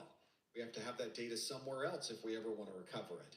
So the answer here very clearly, 69% of you say hide sensitive data on the screen. Got that one absolutely right. That is the right answer. You guys are spot on with knowing what those are. As you can already tell, the Security Plus exam has so much inside of it. There are hundreds and hundreds and hundreds of different exam objectives that you have to memorize for this exam. And one of the things that we do is we have an entire video course where you can watch videos that go through every single one of those exam objectives. When you're done, of course, when you've gone through 121 videos over 15 hours of information, you may find you don't have enough time to go through every video, or how do you remember what was on video number 1 if you went all the way through video number 121? One way that you might get a little bit of help is with a set of course notes. These course notes, I went through every single video and I documented all of the text that's in the video, all the important charts that are in the video, anything inside that might be associated with working through these diagrams of how things operate, verifying a digital signature. You've got documents and graphics that describe important topics. Those are important to know.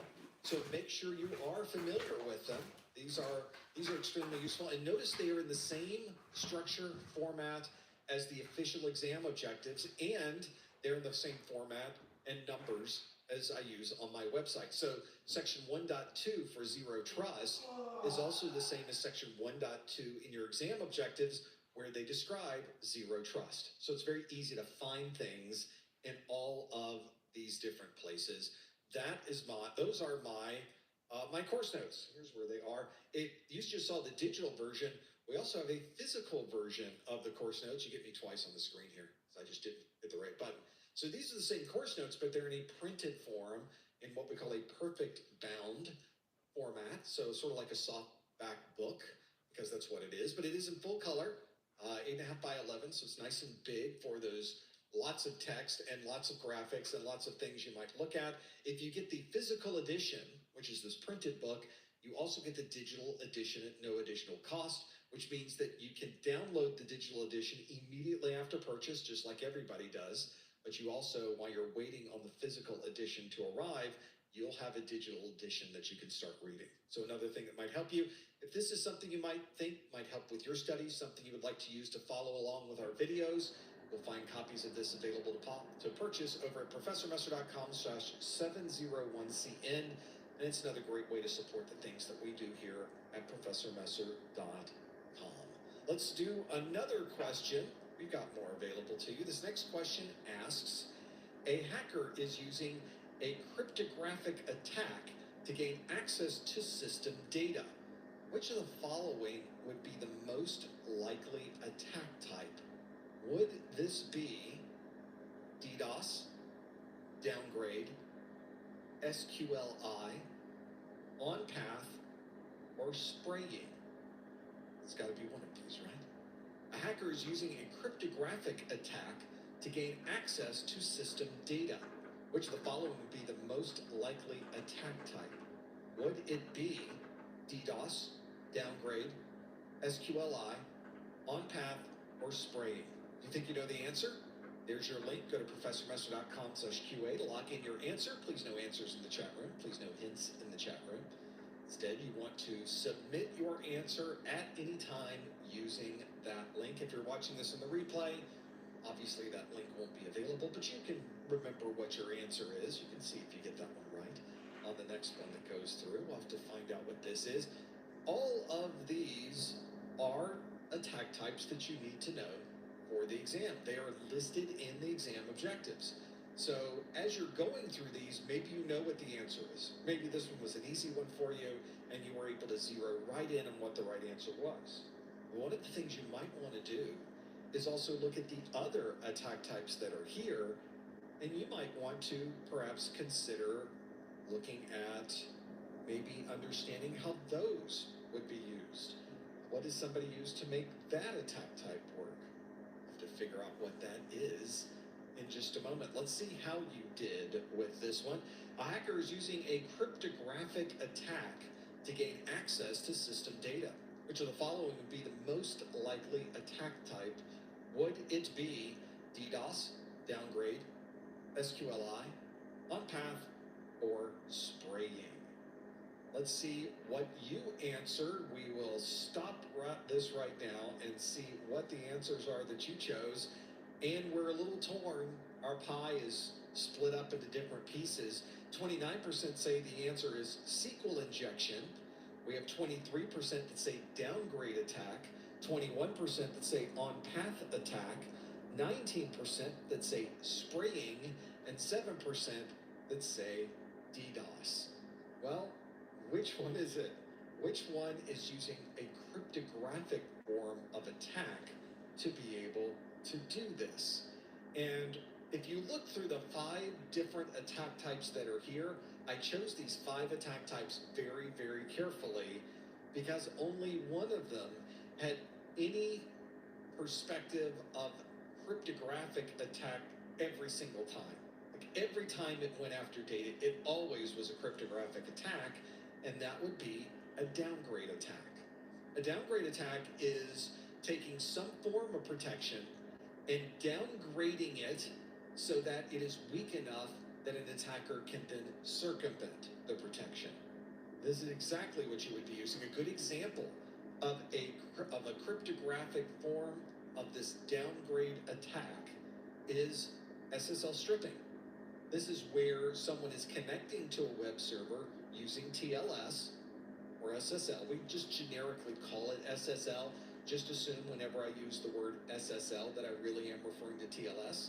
It's sort of a colloquialism within the industry, just an odd thing that we do within the industry is we sometimes don't call things what they are. So even though TLS is something that does work with this, SSL stripping can be done in other forms of encryption as well. So this is not just with SSL, even though we call it SSL stripping. That is one where you would connect securely to a web server, but if there is someone in the middle or some device or some process in the middle that can modify it, then it will perform this type of downgrade so that the victim's browser page may not get any encrypted data at all, allowing the attacker to be able to view what's on the inside. We'll come back to that question in just a second. Hopefully now you already know what the answer is for the next one, right? You've already seen that one. Downgrade attacks are very, very common for someone who has not updated the technology that they're using for encryption. So that's something you would absolutely want to do. SSL stripping does come in handy to be able to make that happen. So if we look at this list, the downgrade attack, that was 23% of you chose that particular option. Why would it not be one of these others?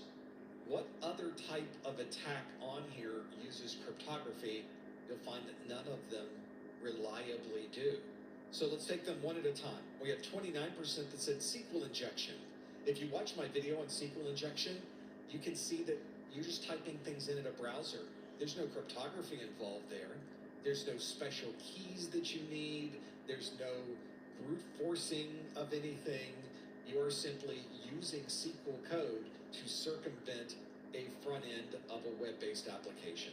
So SQLI is referring to SQL injection, structured query language injection.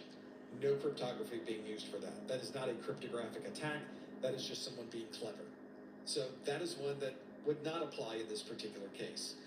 We have on-path attack, and although the example I gave you of a SQL, of an SSL stripping, had a component of on-path to it, the on-path part was not the cryptographic part. On-path just means somebody is sitting in the middle of a conversation. And in fact, if you look at my video on on-path attacks, I give you a really good example of that, which would be ARP spoofing. Another good example of how you can get in the middle of a conversation, no cryptography involved at all.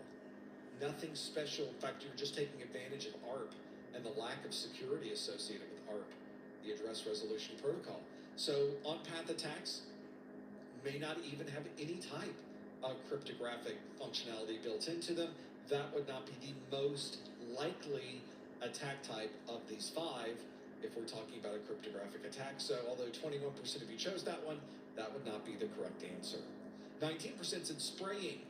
Spraying is when you would try a password or a username to see if it's right. It's effectively a very slow brute force, because instead of doing brute force attack after brute force attack, let's try ninja, let's try football, let's try 1, 2, 3, 4, 5, 6, 7, 8. Let's just go through the list of popular passwords to see which one hits. The problem, of course, is if you do this more than 3, 4, 5 times, you're very quickly going to lock out that account and most likely send an alert message to the security team. So instead of doing that, you try it twice. You try ninja, you try password. Did either of those work? None of them work. We'll go to another account, we'll try a different account. Because we know that 2 bad passwords is not going to set off any alarms. So that's the idea behind spraying, is we try what we think it is, and if we, after the first couple tries, don't get it, we go to the next thing. Maybe we come back in 24 hours and try 2 more. Probably one of the slowest ways to brute force, but probably one of the more effective ways to brute force an account. Find that password. And then lastly, 7% of you, practically no one, said a distributed denial of service attack, that's just an overwhelm of someone. If you're suddenly overwhelmed with information, that is a distributed denial of service attack coming from multiple devices. Again, no cryptographic issue with that. Maybe all of these devices are simply accessing a single web page. There's nothing cryptographic in those at all. Certainly there could be, but this question wasn't about what could be. It's about which one of these choices would be the most likely one. And in this particular case, the most likely one we're dealing with a cryptographic attack is a downgrade attack. 23% of you chose that one. Those of you that chose that one got it absolutely correct. Well, in a answer or a question that should be not a surprise for anyone because you've already seen this pop up on the screen once already, let's do this multiple choice question that asks, a download page includes the download link and a long string of hexadecimal characters. Which of the following would be the most likely reason for displaying this information? Would it be a decryption key, file metadata, integrity verification, key escrow, or authentication password? It's got to be one of these, right? A download page includes the download link and a long string of hexadecimal characters. Which of the following would be the most likely reason for displaying this information? Would it be decryption key, file metadata, integrity verification, key escrow, or authentication password? If you think you know the answer, follow the link on your screen, go to professormesser.com/QA and lock in your answer. See if you know what this one happens to be. This might be a good one to focus in on if you are trying to determine which one would be this particular, well, the answer to this particular question. In fact, you may have seen this before on a download link, and you may be thinking to yourself, why was there this long string of hexadecimal characters there? We'll have to figure that one out. Well, you'll know in a moment. Notice we're not answering this one quite as fast as the other ones were. We'll have to see how that translates into the answers that we get. I think I'm hoping that we jump back to big numbers based on what we did in that last question. Anyway, this is our bounce back question to see how well we do and see if it's really something we know or something we're guessing at. Let's see how you did. The question asks, a download page includes the download link and a long string of hexadecimal characters. Which of the following would be the most likely reason for displaying this issue? Would it be a decryption key, file metadata, integrity verification, key escrow, or authentication password? Let's stop our poll, and see how we do with this one. Got big numbers. 59% say it's integrity verification. We've got 17% that say decryption key and 17% that said file metadata. We also have 4% that said authentication password and 3% that say key escrow. So 59% is a pretty big number, but did we fall into that same trap that we had before, that we all chose one thing and it was really something else? Thankfully, in this case, we did not. That is the right answer, integrity verification. That's what that long string of hexadecimal values are on that website. This is a hash. This is a representation of that particular piece of data in a single fixed string of information. Sometimes you'll see this referred to as a message digest, or I tend to see this used more often, a fingerprint, which really does describe what a hash is. Sort of like the fingerprints that you would take for any particular purpose. Law enforcement reasons, you're getting a new job, they're doing a background check. I've had to use fingerprints to get certain types of licenses. That is one where they don't need all of me. They don't need my picture. They don't need to take a measurement of every part of my body. All they need is the fingerprint. And they just take that fingerprint. And obviously everybody's fingerprint is about the same size. It's a same size piece of data that they are storing, but it's a unique representation of me. So if you run across that fingerprint somewhere else, it probably was me. It most likely was me. In the case of cryptography, it absolutely was me, because it's a cryptographic representation. But it's a one-way trip. Obviously, if you have a picture of my fingerprint, you don't know what I look like. You don't know how tall I am. You don't know what color my hair is. You don't know anything about me. All you know is that I have a fingerprint. If you happen to find the other fingerprint on a human, you'll know that that is really me. That's where that fingerprint came from. But you can't undo it. You can't create me just from my fingerprint. And that's another important thing to consider about a hash. A hash is not the data. A hash is a fingerprint of the data. Very different how they are used. But they are very useful for verifying information. They provide integrity, just like my fingerprint provides integrity. If I put my fingerprint on something, you know that it came from me because you can verify that fingerprint. That it really is my fingerprint. Same thing with that long hex string next to the file that was downloaded. We can use that for integrity. So we can download the file and then run the same hashing algorithm on our local computer against the file that we downloaded. And if that file on our local computer and the hash created from that file matches the hash that's on that website, then we can feel that, aha, we have downloaded the file and it is an exact duplicate of the file that exists on that website because the hashes are exactly the same. If there was one bit, a 1 or a 0 that had been changed within that file, the hash would have been completely different. They would not have verified, and you would have known, when I downloaded this file, but the file I downloaded, not the same one that that hash was created from on the website. There was a disparity, there's a problem somewhere, let's figure out where the problem is. So integrity is a huge use of hashing. That is exactly what that long string of hexadecimal numbers are. This is a very common process on this exam, by the way, is they ask you about a technology, but they don't tell you what the technology is. They might give you the abbreviation or the acronym of that technology. They don't tell you what it is, but they expect you to know that so that you can answer the question. This is a good example of that. Knowing that this long string of hexadecimal characters next to a download link is a hash allows you now to answer the question of what this is. So you would have to know hashing is used for integrity verification. This would not be used for these other options. For example, that's not a decryption key. Why would you encrypt something and then make a key available to everybody? Relatively useless process. That's why we don't make our encryption keys available to everybody, because that effectively makes them worthless. So we certainly would not put them on a website next to the download link. Doesn't make any sense, so that's why it would not be the encryption key. File metadata. File metadata is information about the file.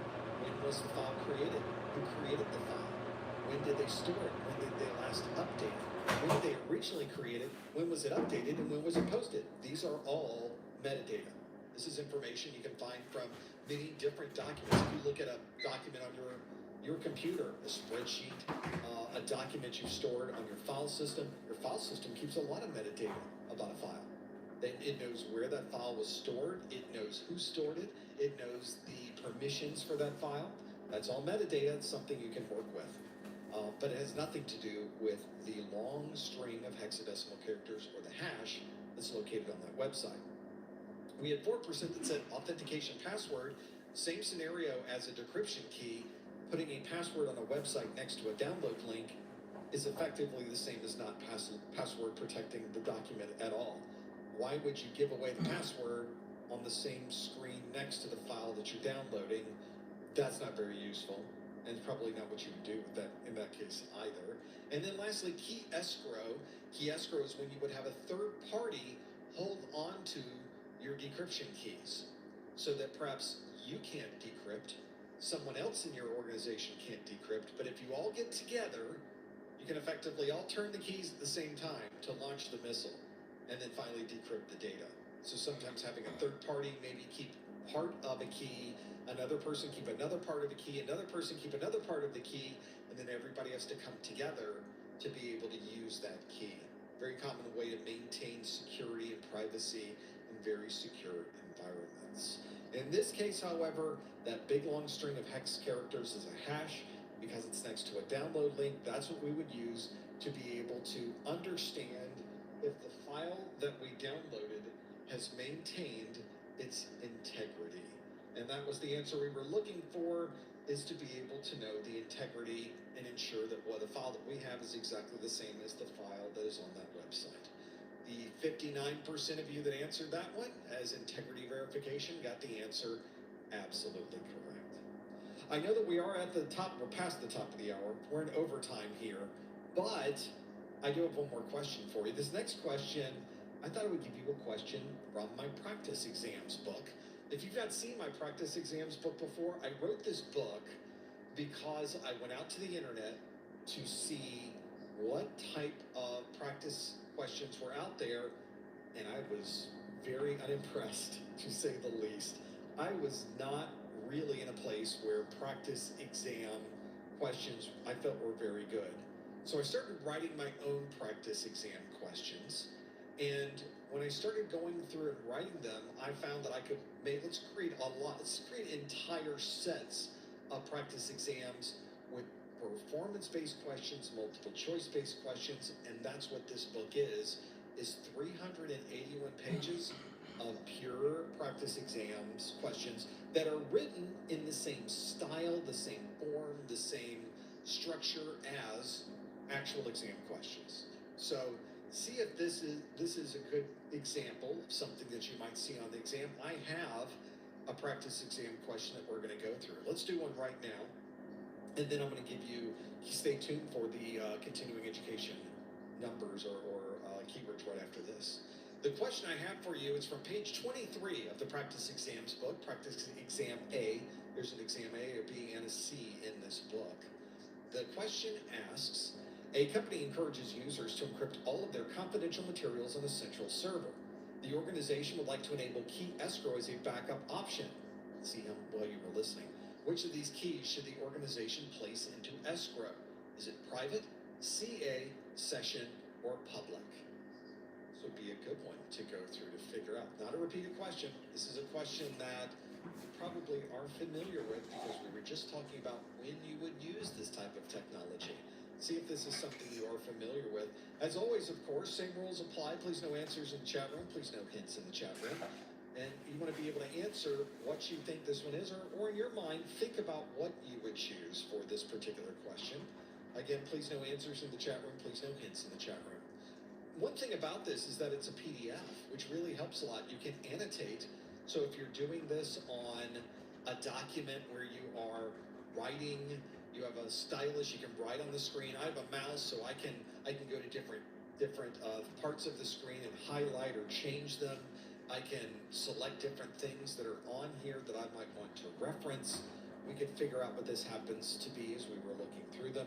The answer to this one, though, is on a different page. We're on page 23. If we just want to know if it's A, B, C, or D, we can go to page 33.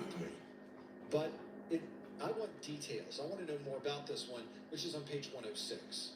Now, obviously, since we're on page 23, if you've ever worked with PDFs before, you would have to scroll just to get there, which is very annoying. So one of the things I did in my practice exams book is I made these hot links. So you can see next to the details, it turns into the little hand with the finger, and I click on the details, click, it goes all the way to page 106. Just jumps all the way over there. So this gives me the question again, and it tells me the answer is A, private, and of course I give you an explanation of why the right answer is right. So far, not incredibly unusual, although the question itself is written in the same style as actual exam questions. It's very common to see the right answer. Sometimes online you'll see an explanation of some kind that explains why it is the right answer. But one of the things that always frustrates me when I look at online practice exams is I'll get the answer wrong, but it won't tell me why I got the answer wrong. And I think we're really missing an opportunity in that scenario to help people learn why the wrong answer was wrong and why the right answer was right. So in my book, every single incorrect answer is documented. We know exactly why it was not CA. We know why it was not the session key. We know why it was not the public key. And I explain why. In fact, I will tell you that If you are working with this and you get it right, please read through the wrong answers just to be sure that your thought process was correct. And of course, the question on your exam may not be about private keys. The question on your exam might be about session keys. Well, it would be good if you had some type of information about what session keys are used for. In fact, it tells you session keys are commonly used to temporarily provide confidentiality during a single session. Once the session is complete, the keys are discarded. Session keys are not used to provide long-term data encryption. So this is a really good example of how this would be. Now, if you read through the question and you understood none of the technology, that happens to me too, I have for you a link back to the video that we used to originally create the question. So you can go to that particular link on my website for public key infrastructure, and you can watch the video and then come back to the question.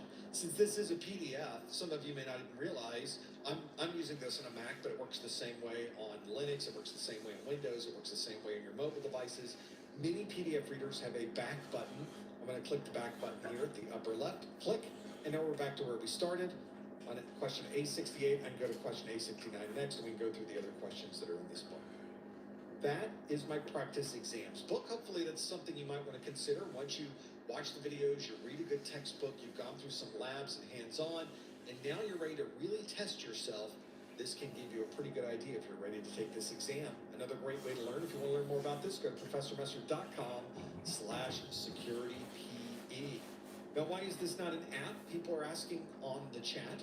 Because if I made it into an app, it would be forced into a particular device or particular operating system or particular platform. PDF can be read by anybody. So I wanted to make something as accessible as possible to the most number of people as possible. And in this case, this is a perfect way to make that happen. Don't worry, when you take the exam, it'll all be online. It'll all be automatically graded for you. But we're not worried about that right now. I'm not worried about trying to emulate the exam experience. Everybody's been through exams. I'm trying to get the information into your hands. And I think this is a great way to do it. These practice exams are available not just in the digital format, but the physical format as well. You can order these. We ship anywhere in the world for any of our study materials. You'll be given information on pricing for shipping during the checkout process. Find out more at professormesser.com/securitype. If you're watching this video for continuing education unit credit, I would love to give you an email that certifies that you were here for a 1-hour webinar category CEU.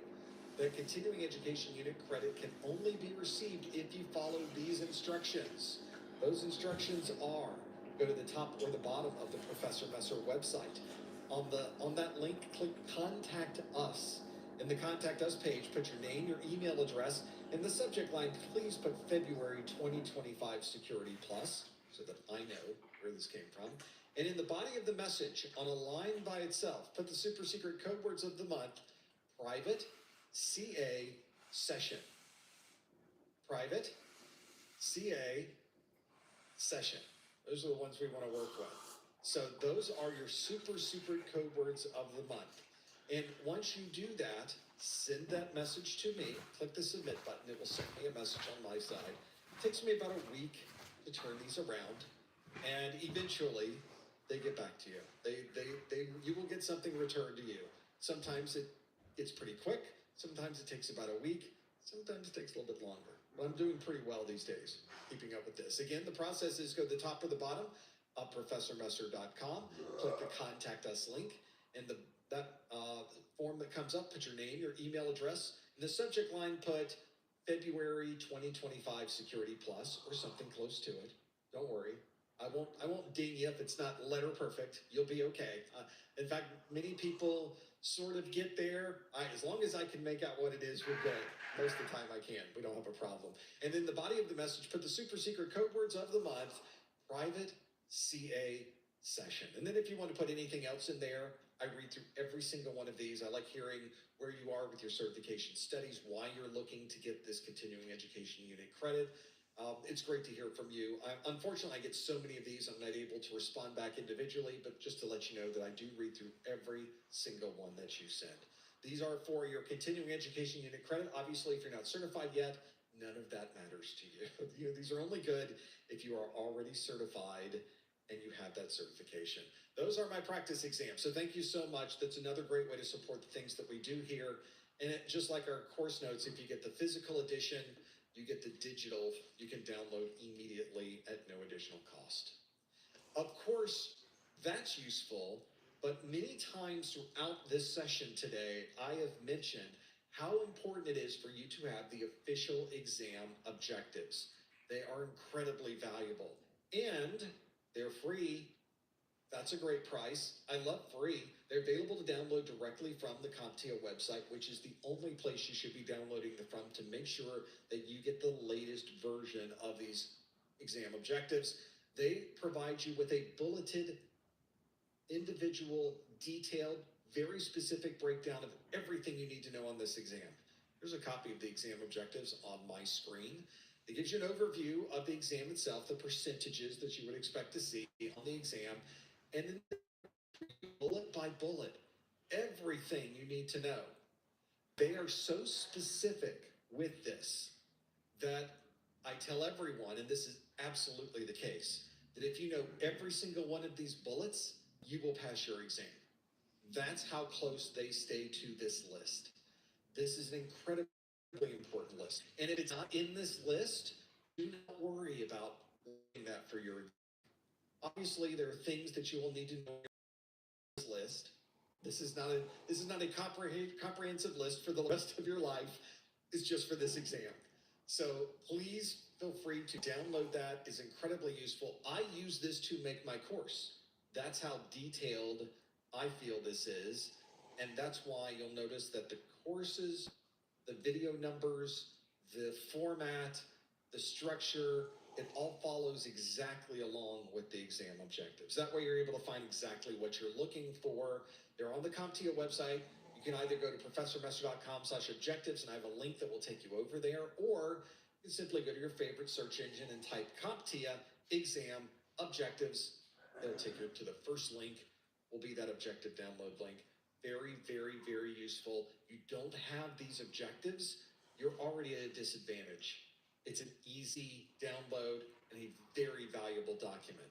Make sure you grab it. It should be the first thing you look through. It should be the last thing you reference before booking your exam. It's a great checklist to know if you're ready to go. People often ask me, how do I know if I'm ready? You take this list and you start checking things off. And if you check everything off, you're in good shape. It's exactly where you need to be. So make sure you have a look at that. We do one of these study groups every month. The next one is planned for March the 26th. I say planned because sometimes these do change. So I very much encourage you to always check back at professormesser.com/calendar so that you will know when the next live event is going to be. This is something that I change immediately if it ever changes. So if you look at that right now, you're getting the latest update of when that is going to be. Of course, we have other study groups we do. We have A+ study groups on the 11th and 13th, and Network Plus study group on the 19th, and our Security Plus for the 26th, but those can change. Sometimes that's what happens. Don't worry, we've got more to come, though. Don't go anywhere. We've got the after show is coming up where I'll answer your questions. You've been answering my questions for the last hour. It's only fair that I answer yours as well. You can submit those at any time with that same link that we've been doing. There it is, professormesser.com/QA. Of course, don't forget about the weekly Security Plus pop quiz question that you can find on professormesser.com/Twitter, professormesser.com/X, professormesser.com/Instagram, and of course, our entire video course is available on YouTube at professormesser.com/YouTube. I'll also tell you that if you are here and you enjoyed this study group, we would love it if you could give this video a thumbs up. We always know that you hear this from every YouTube or content creator that's out there, but the reason you hear it from all of us is because YouTube really, really looks at those numbers and it really helps us a lot. And if you ever want to support us and you don't even have to spend any money, that's a great way to do it.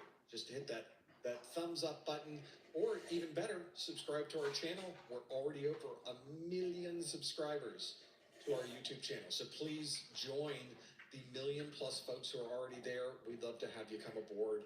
It's a great place to be. There's plenty more that we're going to be creating on that YouTube channel all the time.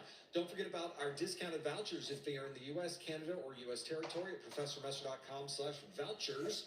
And our course notes are available on our website. Use the main menus on our website or go to professormesser.com/701SB for our Success Bundle, which you can buy either the entire Success Bundle or individual pieces there.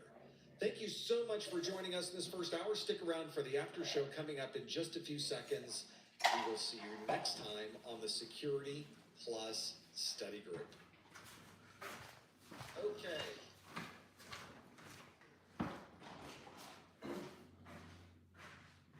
Okay.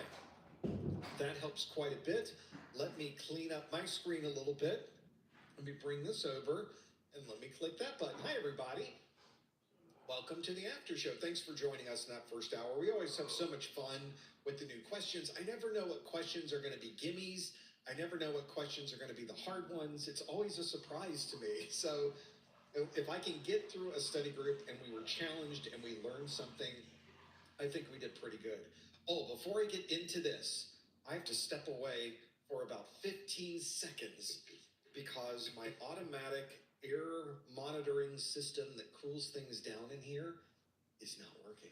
So I have to do it the old-fashioned way. I have to get up.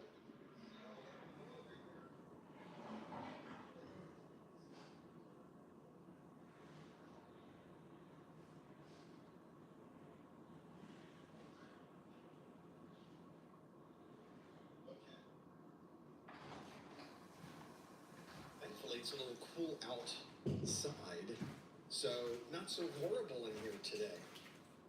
This next section of the study group is sort of what I like to call our after show, but really it's not after anything. We're just continuing on with determining what questions we have and how we can answer them for you. But instead of me asking you the questions in this after show, you ask me the questions. So I'm going to bring up a screen right now that will allow you to see that. In fact, if you go back to that same link, not that link that we've been using, professormesser.com/QA, you can also see that you can submit your questions for the second hour of the study group at any time. And they go into a queue that's over here, so you won't see them pop up on the screen right away. I get to read through them first. Trust me, you want me to do that. And then that way, you will absolutely be able to see what questions have been submitted. All I have to do is sit here and go through those questions. So I'm going to click on one side and see what a lot of questions waiting to be reviewed. Folks are amazing. You've just sent so much into this list that, and we usually get some very interesting questions in this after show. In fact, this first one's kind of an interesting one because it's not one I often get. So let's talk about the exam. This is a question from Matt, who asks, what is the most common problem you've seen people running into that makes the test difficult for them? Wow, there's a big list. I should probably write this one out. This is an entire article I could post on my website of the most common in fact, Lori, who's watching this replay, please send me a welcome note. back, everybody, And I need to from write a big Lunch article of O. the big ones. Because I'm Lunch in my o'clock. head, I'm just adding How you got feeling? right now all of the most common problems. You good? There's problems that seem to happen at different areas of Charles, study. you look like you're about to get into something, man. First one is that people You're like, sometimes study material. He's got that look on his face. For example, right now, All right. we're the version of the exam. So I tell you what we can do. Let's wrap up the lesson from 701. this That's the current morning. version of the How about Security Plus that? exam. We can do And I that. tell people all the time, make sure all of your books, Let's get all back of your into it. videos, all of your labs, every study material that you have Get has this those show numbers going. on it. SY0701. If that says SY0, anything else, 601, 501, 401, Okay. anything else on that list, you have the wrong Now, exam. picking up where we left off, Why is that bad? It's bad because we were talking about websites and vulnerabilities. Every 3 years or so. And they we were looking at update some this tools exam. that we can So use. every 3 Now, years, just so we know the this difference. update can have sometimes a Y'all little bit of vulnerable changes, right now. sometimes a lot Which of tool do you changes. use to check? For example, for- I think this is what a does good place OWASP? to go What is to. I'm gonna go OWASP to, used for? the Professor Messer website. I'm familiar with this site. Dang it. I'm going to go to. Is OWASP used for the defense or Security more Plus pen testing link side on myself, of websites? on my site where it says start here. And I tend just to put everything here so you can find everything on one page. Here's the videos, here's the study group link, here's the God, Discord chat, yep, here's the link defense. to the weekly Kevin, pop you got quiz, just it. It's everything. more of a You baseline. need course notes. So OWASP assessment, published. all here. And at the very bottom, Mike's like, dang I it. have some frequently asked OWASP? questions. Like Now what's listen, the latest security I plus don't want to exam, confuse the is two it because they how both long does it can take be to study? used Can we for use study testing materials from vulnerabilities. previous security So as a plus whole, exam you version? still can do it on both And sides. so I Yeah. try to explain But to people, OWASP, no, you don't Zap have to does do that. more So to that's tell you one how thing that to I often see defend. people do All right. is they will So use what's the the side raw do you use materials. for They'll study for the 601. They'll go and take the 701 pen testing exam, side of and they won't do very well. OWASP or the web? The other What thing is that it? people tend to It was in the miss slide deck on before we went to lunch. is they don't get the exam objectives. What side you use? Okay. Best, most comprehensive list of everything you need to You almost got it, Michael. I know you're about to pull it out the It's hat. still remarkable to me how many people B. don't get You them. get hint. Starts with One a of the B. things that I will see, people will come into our Discord chat, they go, I took my Security Plus exam, I didn't do very well. They kept asking me questions about hashing, about data masking. So what's the other topic from Kali exam Linux objectives. application Yeah, that you data use to masking. pen test web? Do you recall seeing that in your exam objectives? We know They'll say, OWASP "Hey, Zap. Zap is a what are your program exam that's objectives?" used They to. didn't even know Oh. they Dang existed. it. That's a It's the T. huge. I knew I gave y'all too much information. Burp I think y'all speed. baited me How on about purpose. I often oh, see sync. people also study things Alley-oop. that aren't on the objectives. Alley-oop. They'll show up with Charles got the a alley-oop set of started. practice Hey, can you ask me a questions question? they And got Mr. from T's like, got him. somewhere on the internet that are asking questions of All right. topics that aren't even listed in the So exam when we're objectives. looking at all this, Completely off scope. They're never in your mentioned on the validation and when you get your telemetry, you They're always not look even at your in false the set of positives. So exam you have a objectives. true They're positive, probably from a previous false exam positive, and true not negative, from false there. negative. They'll ask questions See about, why I say it has "Tell me about verbiage like this this. thing." There'll be like Okay, 3 that's questions. from an exam from You gotta 30 slow years James ago. down. Y'all know how to do We it. don't deal with that anymore. It's a So the technology true emergency. positive, It's not on the current exam. okay, And so start make looking sure at things, that identifying you're a not successful getting attack these, and a trigger. So, tools and okay, everything we materials got on the that are report, off the scope report and was so cool. forth. Sometimes There's you'll also see the other false things that positive, people legitimate tend to event run is into with the generated, exam process but the itself. alert is Some triggered, people but it prefer shouldn't have going been and triggered. taking their exam at a No testing reason why it center should have been. where you drive It was to a the center, legitimate testing event, so center, we need to walk the figure out center. why did this happen. Somebody else Yeah. has the We know it testing center. triggers, You walk into and the we testing see it when we center, look you at give them scheduled ID, they take you tasks to a in our room, you take computer, the exam.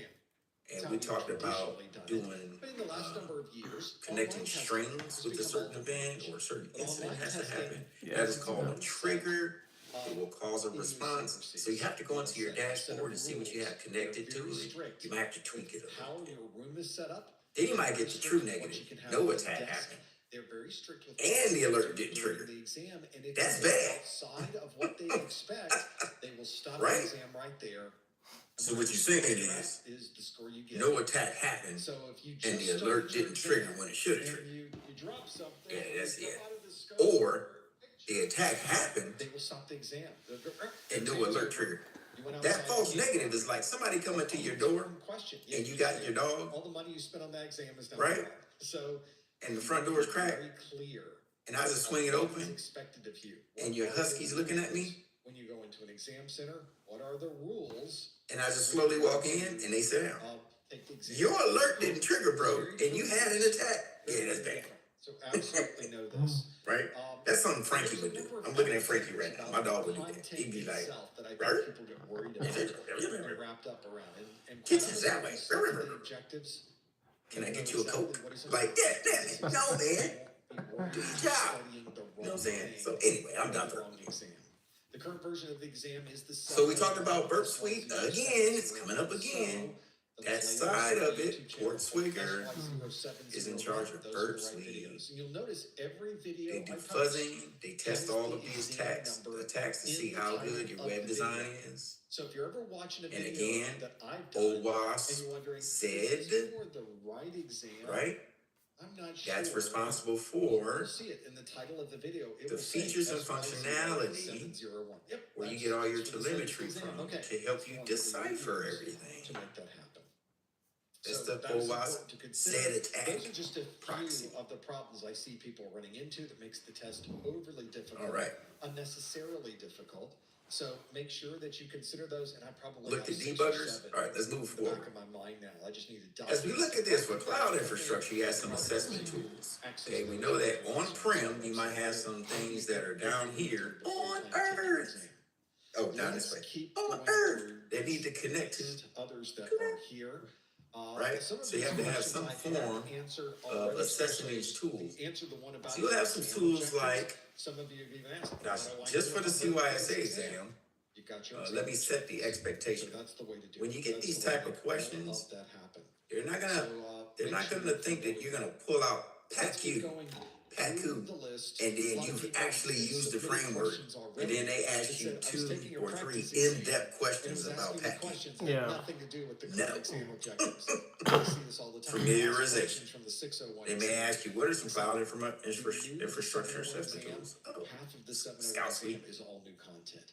Security auditing tool for cloud, Of the looks at 701 everything, exam all the doesn't telemetry in appear your infrastructure, in the sees where you may have holes. So Then you that's use a big OWASP change. to shore They that up. really revamped with the 701. That's the why I expectation. tell people all the time You can how use important Prowler. It is. You Prowler, study from materials that match the There is version of one the exam. question, Take allegedly, plus that may make sure that ask, you study materials. what's the So one no cloud tool You're gonna be in trouble that is if you walk out of that proprietary exam, you to study from something AWS? else. You'll be super surprised The answer is of the Prowler. questions that you get. They and the created questions you don't get. Okay, they use that on their systems. They don't want to use nobody else's There stuff. is an age-old They use their question stuff. that I love to answer Okay, because it's and then PACU PACU, exploitation framework for evaluating the AWS environment. That's the second one. So you have 2 cloud assessment tools Let's take a poll. I wish that I were could do an created easy poll. Can I do a poll and solely work the- on the, AWS systems, Prowler on the and YouTube?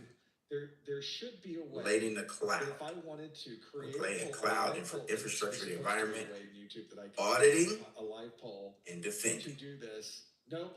We good there? Easy way anyway to do a live poll. All right. But I want to know, for those of you With Scout Suite, that have looked at the exam inside- objectives, and here we go, start a poll. I remember that like I'm Spider-Man. Way to go.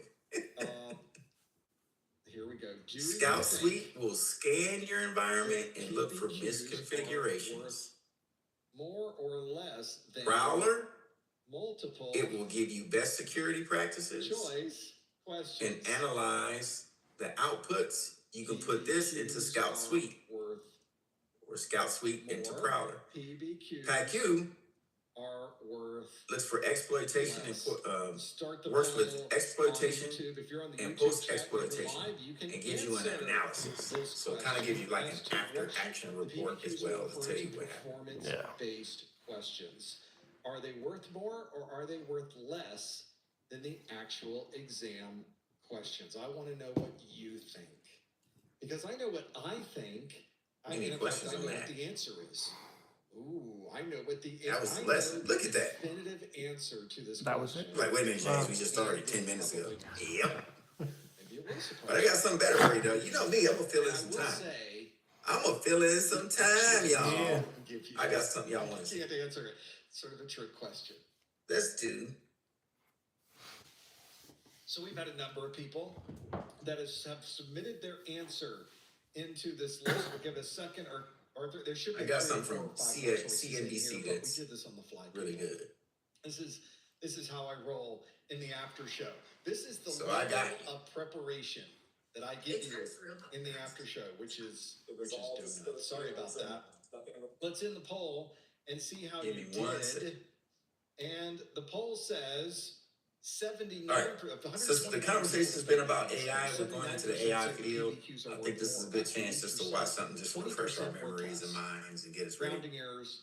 We'll say in the 80-20. direction AI is going right now. Probably, So I have this think, CNBC special pretty close talking to about what AWS and their people have talked about AI what data center. What? they've said, yeah, we're Heck pretty yeah. sure Here we go. the performance-based questions must be worth more. It's kind of surreal how Choice, fast right? this happened. It was all just dirt fields and nothing really there. From the time we put the shovels into the ground to when we actually have large customers building that has been and record breaking in speed and scale.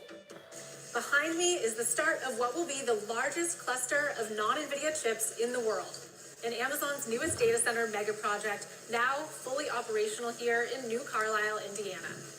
These 7 completed buildings replaced empty cornfields fast, in about a year, and are filled with hundreds of thousands of Amazon's own custom Trainium 2 chips and soon Trainium 3 across the US, entirely devoted to running AI workloads for a single customer, OpenAI rival Anthropic. So they're already running about 500,000 chips in Indiana today. And in fact, it's going so well that they've actually doubled down on that order. And we expect jointly we'll be running more than 1 million Trainium 2 chips by the end of this year. We got the first on-camera tour inside what Amazon's dubbing Project Rainier, and it's coming online amid hundreds of billions in AI infrastructure build-out announcements. Compute demand is at an all-time high, but some are concerned about a possible overbuild. I think they're still building on a proposition that we may not end up seeing be realized. It's just crazy how much building is going on. These deals all sound great on paper, but they only materialize when they're actually racked and loaded and usable by the customer, and Amazon is incredible at that. Here in Indiana, this is just the first phase, with 2 more campuses under construction now, for a total of 30 buildings on this 1,200 acres. It'll consume 2.2 gigawatts of electricity, enough to power more than 1 million homes, and millions of gallons of water, which has some local leaders and residents worried. It's just difficult to keep losing farmland, and this took a lot of farmland. I was for some of the growth, and my friends tried to tell me, you can't let them come in because once they get their toe in there, they'll want more, and that's exactly what happened. As Amazon plans out more facilities for Project Rainier in Mississippi and beyond, we sit down with top leaders to ask how this Indiana site came together so quickly, where all that power will come from, and how Anthropic will train its AI here entirely without NVIDIA.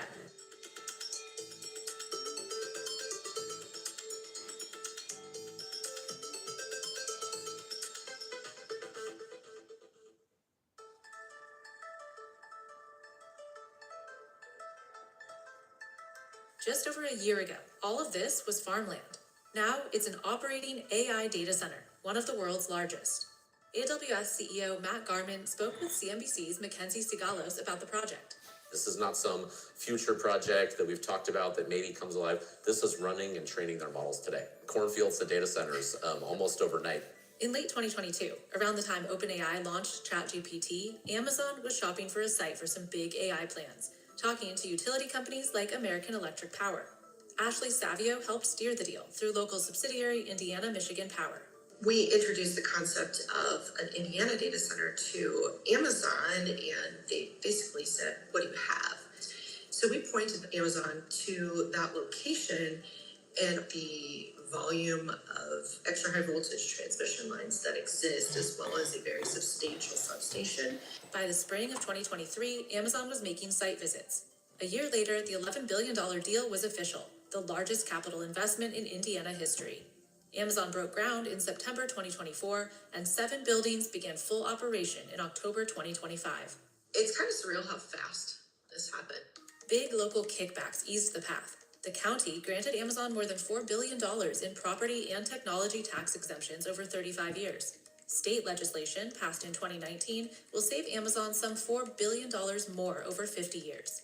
In exchange, the state is going to have a GDP improvement of over $1 billion. And we brought in close to 9,000 jobs already.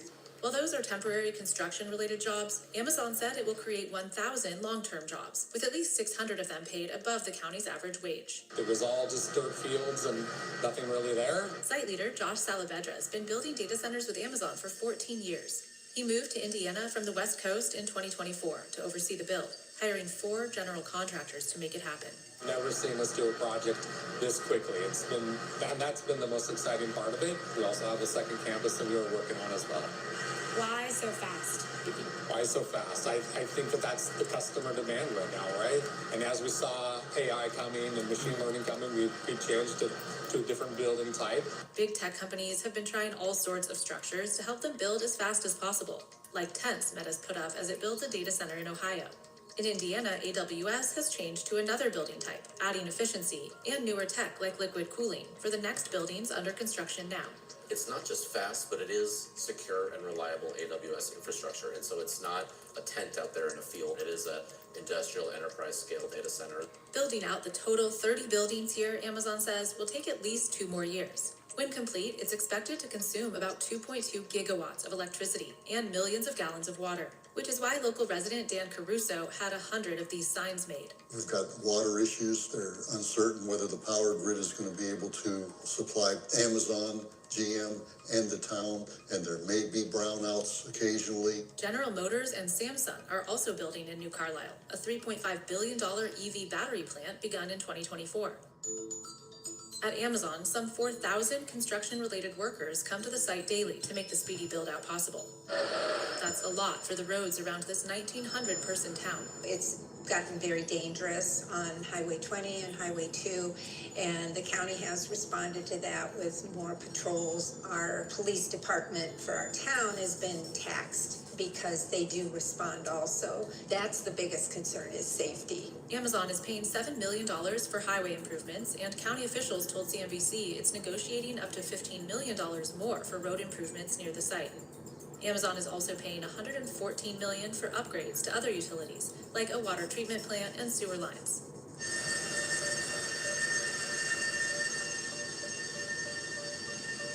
Although an AI data center is different, AWS has been building data centers for its millions of cloud computing customers for nearly 2 decades. And Infrastructure Services VP Prasad Kalyanaraman has been at Amazon that whole time. He sat down with Sigalos in Seattle. When you want to build some capabilities for Gen AI, which are unique to Gen AI, like the network, or for instance, liquid cooling and so on, those are additions on top of foundational capabilities that we've built over a long period of time. And that's what is unique about us, and that's why we're able to build at the scale that we are able to. Speed and scale are key as Amazon joins the crowded race to build data centers for AI compute. Meta's 2 gigawatt Hyperion data center in Louisiana and OpenAI's 1 gigawatt Stargate site in Texas are 2 of the biggest that are being built now. Many providers of that talk about gigawatts of capacity, but they don't tell you when they're going to get to gigawatt scale. What we have with Rainier is a real thing, which you've seen physically as well. But what else sets Amazon's apart is it's filled entirely with its own in-house custom AI chips. Behind me right now, they are working on delivering these towers. 2 of them together is going to make up 1 Ultra server. And inside of that is 64 AI chips. These are Amazon's own custom Trainium 2 chips. And what's especially interesting is there are no NVIDIA GPUs in there. Amazon's been designing its own chips since 2013, starting with a specialized chip called Nitro. It bought Israeli chip startup Annapurna Labs in 2015, where we got a tour. And by 2018, had its own ARM-based server chip, Graviton. Its first AI chip, Inferentia, came in 2019. Amazon launched Trainium 1 in 2021, and Trainium 2 came out last December. AWS chips have one main advantage: keeping down costs. Amazon CEO Andy Jassy said in July that Trainium 2 offers 30 to 40% better price performance than rival GPU instances. Availability also, like there's massive backups for NVIDIA chips, and if you can get chips faster and not have to wait online for Jetson to give you what you need, then you could get working faster and be in much better shape. Trainium chips are less powerful and simpler than NVIDIA GPUs. But Amazon says by fitting twice as many in each building, it can boost compute power and keep electricity and cooling needs down. When you're able to control the stack all the way from the lowest layer of the infrastructure, you're able to build the right set of capabilities that these model providers want, right? You don't need to add all the other capabilities that you don't need. Some say that Trainium 1 and Inferentia 2 instances haven't been as competitive for Gen AI training due to weak hardware specs or poor software integration. What do you say to those specific critiques? Sure. I fully admit, Trainium 1, it was our first generation chip, and that absolutely was a learning chip, both from an architecture perspective as well as a software perspective. And Trainium 2, which is where we're at now, and then Trainium 3 is where we're quite excited about our cost competitive nature out there in the market.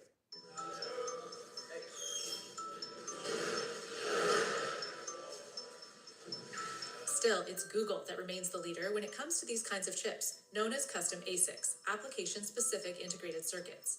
Its tensor processing units, first announced in 2016, are used to power Google's own AI model, Gemini. And now Anthropic just announced its largest TPU deal to date with Google, giving Anthropic access to up to 1 million TPUs to train its LLM Claude. There is such demand for our models that I think the only way we would have been able to serve as much as we've been able to serve so far this year is this multi-chip strategy, because new data centers are coming online. We're getting the capacity that we can wherever we can. Amazon's taken a different approach. Instead of focusing on a flagship model of its own, it's invested some $8 billion in Anthropic as its key AI partner, and focused on its AWS Bedrock platform to support the development of others' models. And one of the things that's notable about the AWS partnership is we can bring that capacity into AWS Bedrock, where you have all the customers, they're ready to deploy, and they just need that capacity on top. Founded in 2021 by former OpenAI researchers, Anthropic is focused on business clients and safety and security. Despite the recent Google deal, Anthropic has used AWS as its primary cloud provider, ever since Amazon's first big investment in Anthropic in 2023. If you think about Anthropic, it really doesn't exist without Amazon. The multi-billion-dollar investments Amazon's made in the company is the reason why Anthropic is a player today. You've seen this partnership evolve. Have you talked about buying Anthropic? Nope, we love the partnership as it is. The two worked hand in hand on the Indiana site and the chips inside. They've given us good insights into what we need to accelerate in the chip, how we think about the various pieces of that chip that allow their models to train faster and more efficiently. Developed alongside Anthropic, Trainium 3 is expected later this year. It gives better performance, it gives better latency characteristics, it gives better power consumption per flop. And yes, that will be deployed inside of Indiana. It'll be deployed in many of our other data centers all around the world. AWS and Anthropic are bringing the new site online during an unprecedented spending spree on AI compute, with more than $1 trillion in deals announced by OpenAI so far in 2025, among others. Are you at all worried about these AI bubble fears? Not for us in particular. I think others may have maybe more speculative investments on there or speculative deals. I am not cashing any of the checks OpenAI is writing right now. They are talking about a lot of data center capability and capacity. We don't know how the power is going to work to power these data centers, and a lot of what they're announcing is fairly speculative.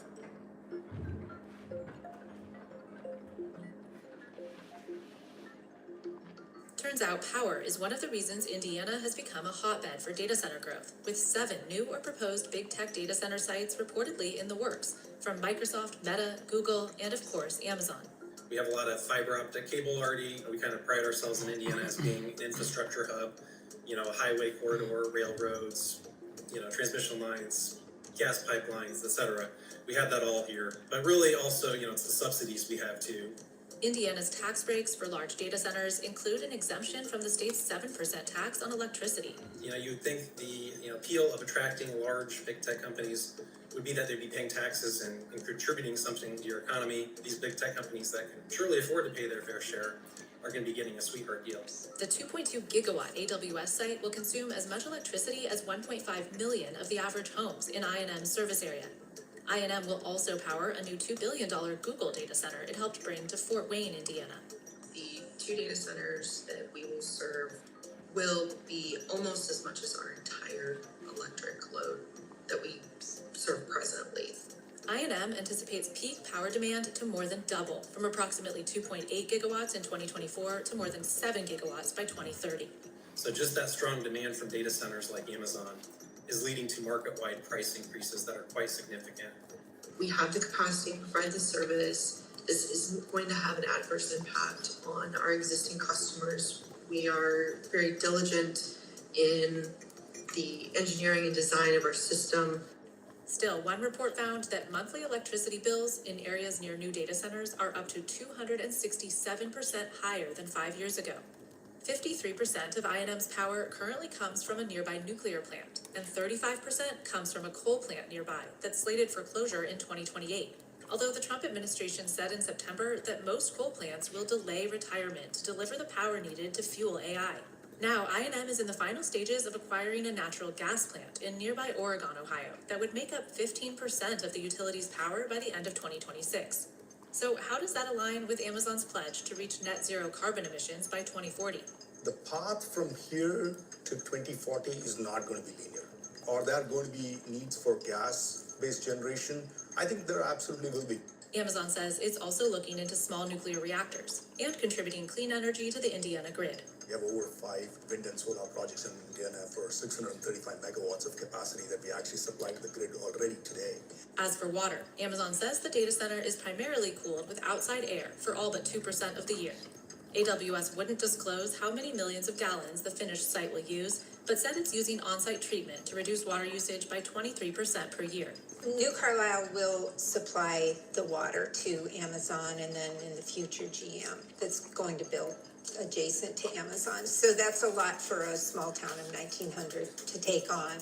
Council President Marcy Kaufman told CNBC her town is doing an in-depth study of the local aquifers to figure out how to handle this project. Another issue, whether AWS will build on 10 acres of natural wetland in the middle of the project. Amazon told CNBC it's revising designs to minimize impact by the end of the year. It's just going to be a constant fight for the data center builders to be able to build in these communities, because for the amount of land and resources they use, they don't provide a ton of jobs. Still, it's full speed ahead here, building out capacity for those million Trainium2 chips by the end of the year, and eventually Trainium3 chips in some of these buildings and beyond. Because these buildings are there for like 30 or so years, and there's a ton of innovation that happens during that process. So it's a constantly evolving set of improvements that we do to our infrastructure all the time. It doesn't look like it's going to slow down anytime soon. The money will keep coming until it doesn't, and will probably take some form of economic downturn or a complete cessation of AI progress, which I don't see anytime in the near horizon to make this stop. We're rapidly adding new capacity all over the place, and so I don't know that we'll be done ever. We're going to continue to build as our customers need more capacity.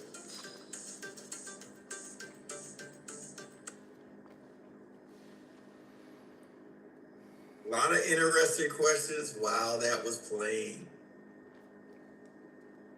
I love the conversation. That's why I like this part. We have a chance to just sit back and look at it. Elaine says this sounds like a lot, but China is already years ahead, and its citizens aren't suffering from development and infrastructure. America's big and makes a lot of excuses. Michael says too many mistakes. Mr. T says couldn't use water treatment center instead of a local water. I don't know if they're going to build a data center, Charles also says, I don't understand why the electricity bill isn't just given to the company of the data center. These are all good questions. These are all good questions. To me, my thing locally, now I'm all for business and innovation and moving forward. All right. But I've just being here in Vegas, Mark Wahlberg wants to put a movie studio here. The city is like, we got the land. That's not the problem. We got the land. Yeah. Thing is, you want to burden the community with buying bonds in the billions of dollars that need to be paid back over a period of time, and you get tax breaks. Like, it's kind of like, wait a minute. It's to come here, you want tax breaks for the next 30 years. Yeah. We know we need an alternate Hollywood, but the way you want to do it, it's all kind of like handshake deals. You get what I'm saying? The people that live here are the ones that's going to be left holding the bag. Like, not now. It'll be exciting now, but 20 years from now, they're going to feel it. Like, they're going to feel it. Right? So that's the part I wonder about, you know? Too many say, welcome to heaven. Well, yeah, the A's are here. But they did that smart. I'm glad the way they did the A's. They didn't raise any taxes to get the A's. Well, I'll take that back. They did so there's no state tax here. So, of course, they tax on alcohol. There's no tax on food. Yeah. And they tax on restaurants and stuff like that. So all they did was raise like a bar tax or something. Yeah. So when you go buy a beer for like 20 more cents. You get what I'm saying? Yeah, yeah. Okay, I get it. That's even. You're covering the spread. I get it. Right? So, right, the real small. But they did it. They made it make sense for the community and the acquisition of the team to come here because Vegas didn't want to fall into the same problem. That's why Oakland never renewed their lease. And they're not buying a stadium. Martin's like, yep. Martin, you the sports dude, tell us what's going on. Why didn't the Oakland why did the city want to, what were they stuck in? Watch this. Martin's got the 411. He's a sports guy. He's on the beat.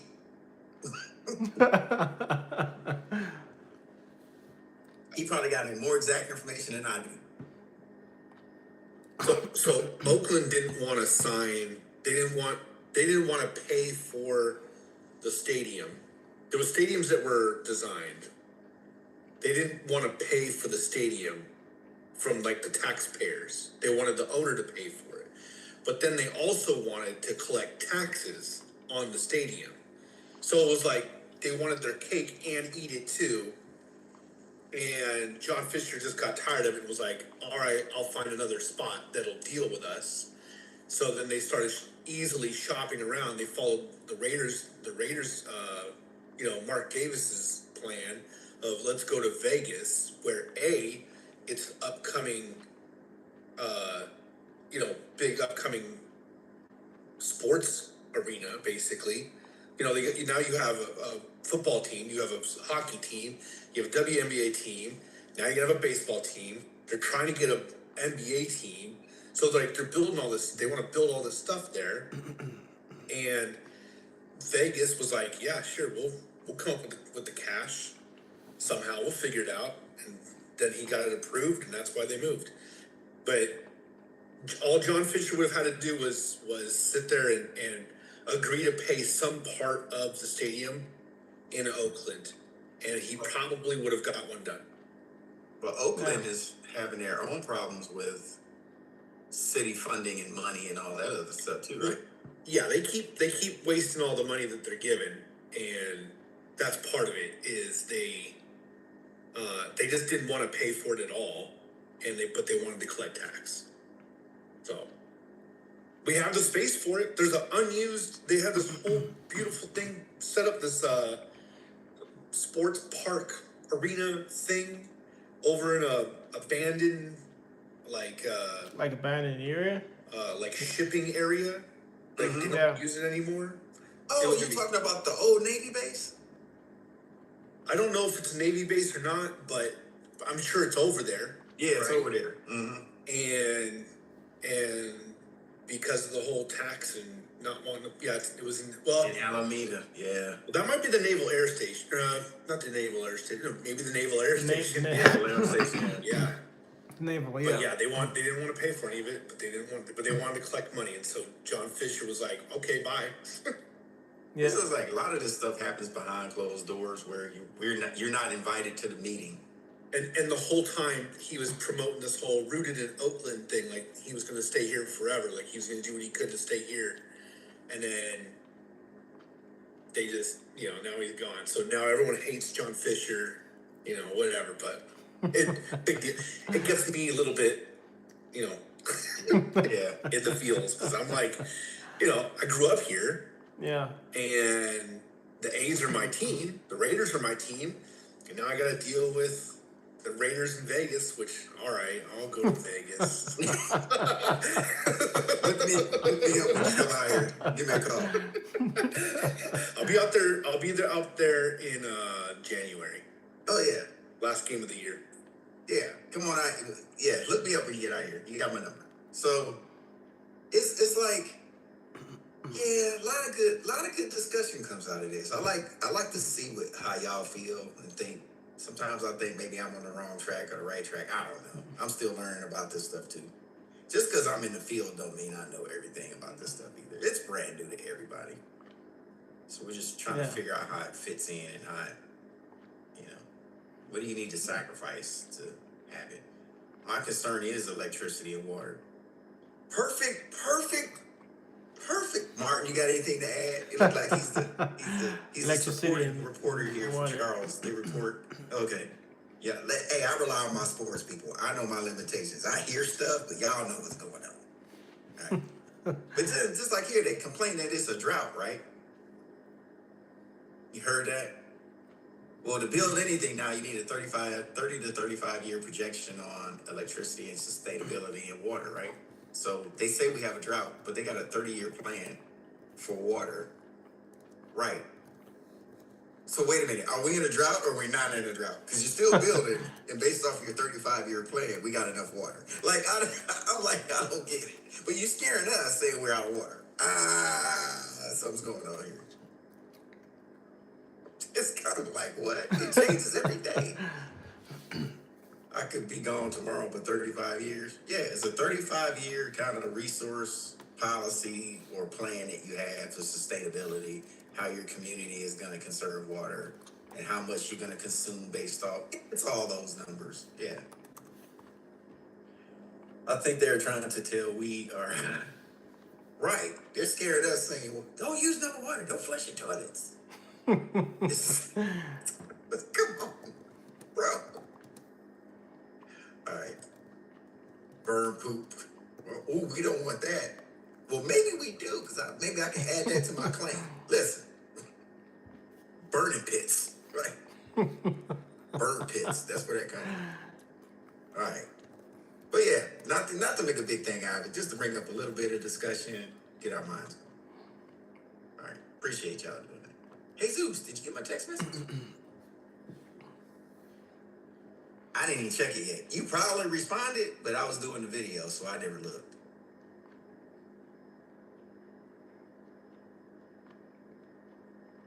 Just take a look for me, real quick. Charles says, did you hear about the billions of dollars they spent on solar farm in SoCal? What? It's being shut down because it don't work.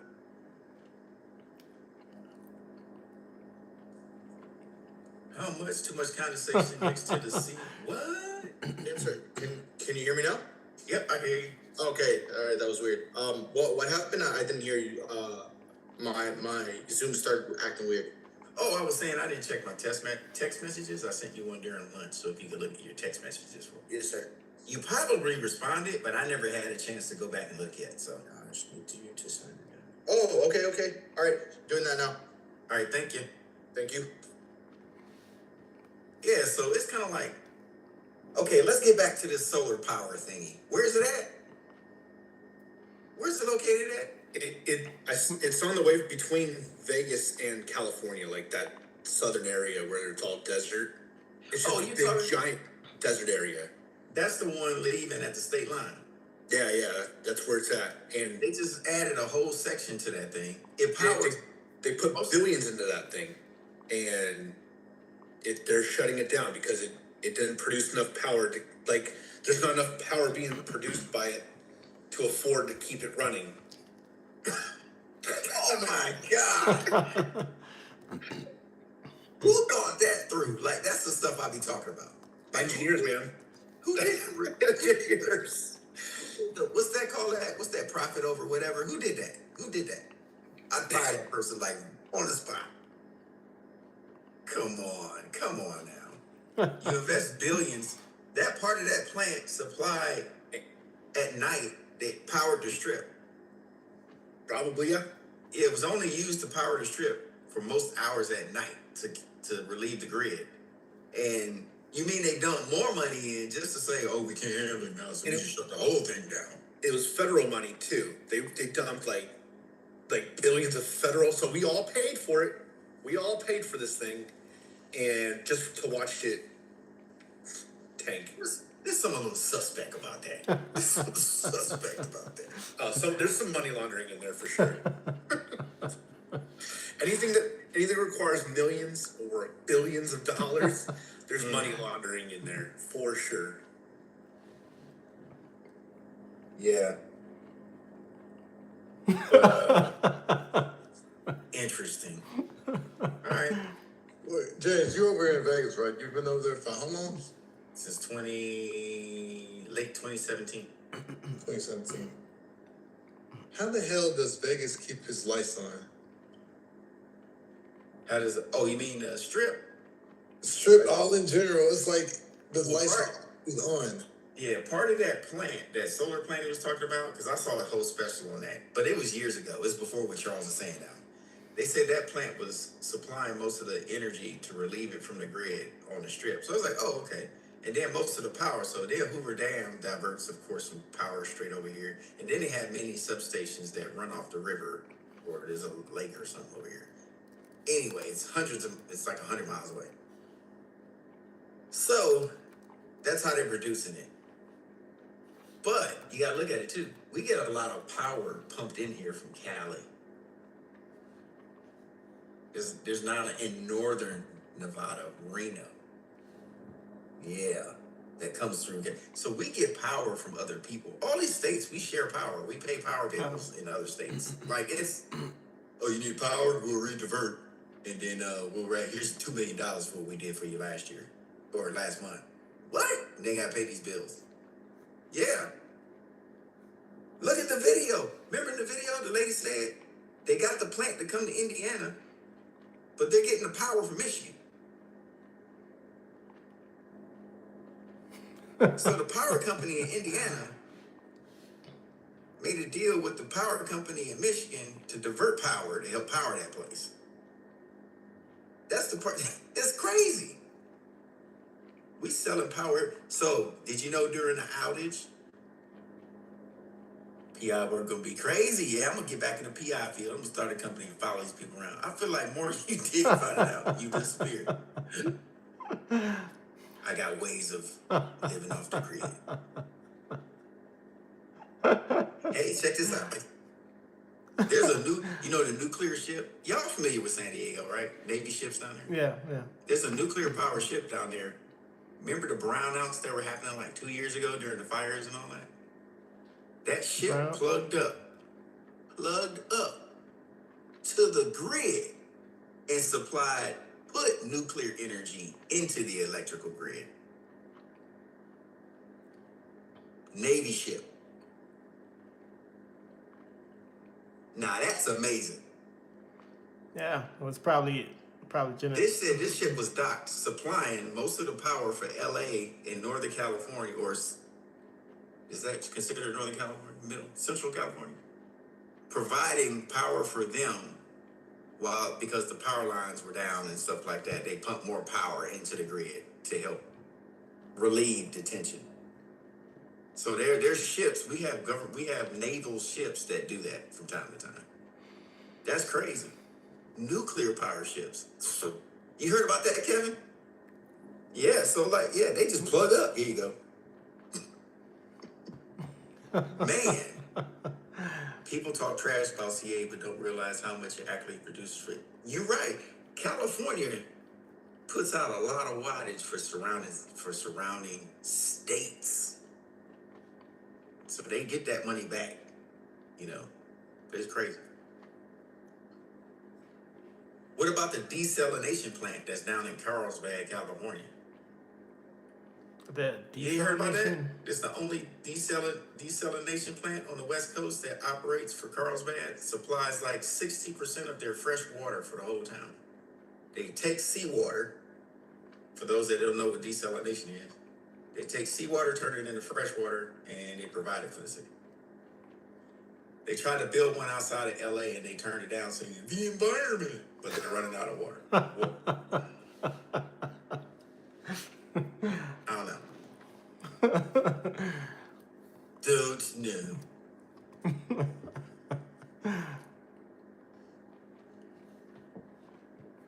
Okay, I'm gonna send Mr. Davies an email. I'll send it to him. All right. Crazy. Y'all keep up the conversation. I'm still reading. I gotta do something. I just want to know who's making the most profits or kickbacks off of all this. Lawmakers. Yeah. CEOs on these big companies, they're all racking in the dough because they put these investments from our money into whatever, and here we go. There's, billions of dollars going there. No. Oh no, it failed. Oh no.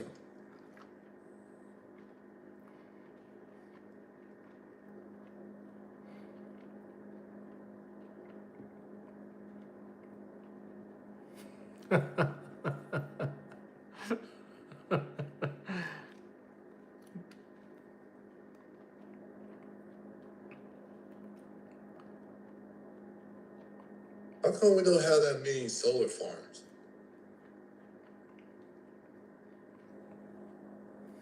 Well, considering Elon Musk owns the biggest solar that's solar panel company. I don't know about solar farms. It's too slow, man. Kevin, you're the local expert here. Tell us what's going on. Brian, you know a little bit about this too? They're too expensive and to maintain. What's going on with these? I talked to all my resident experts in the class. What y'all think?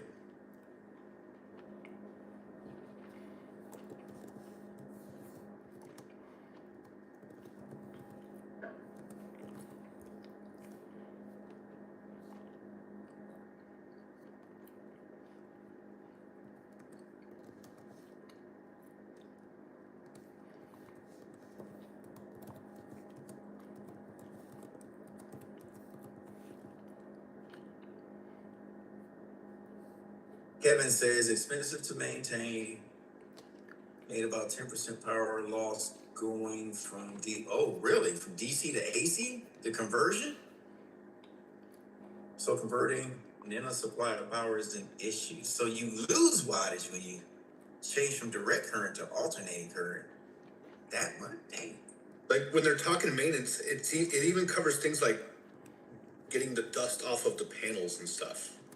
Like it's just how much it costs to hire people to go out there to do it and then maintain the farm while not producing enough power to, like, you get your 10% loss, then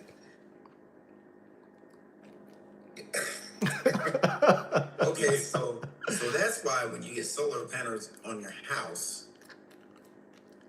if you produce over a certain wattage, you have to they want you to connect it back to the grid on what you're not using.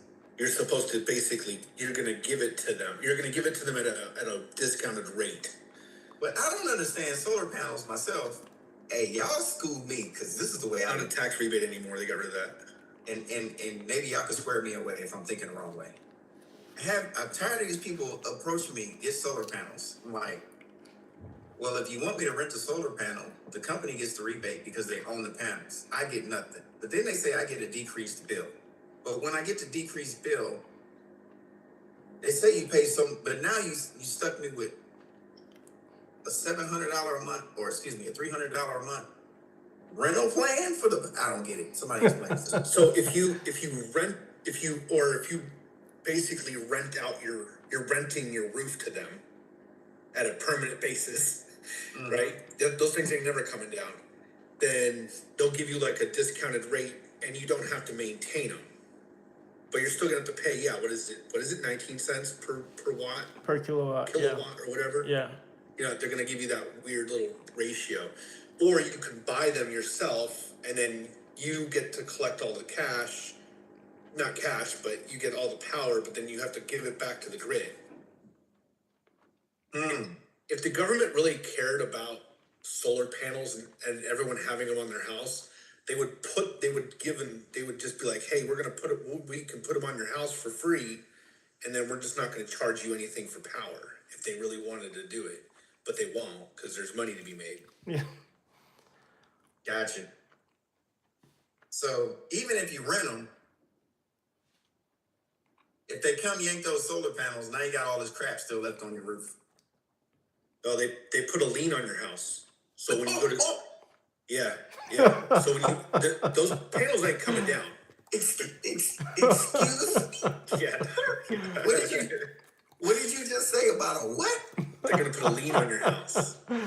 If when they basically give you these solar panels that are worth, I don't know, let's say $100,000. No, I'm not there. They'll be like $30,000. They'll put a lien on your house for $30,000. So you can't just sell your house. You have to it has to be an agreement that the next person also accepts these solar panels.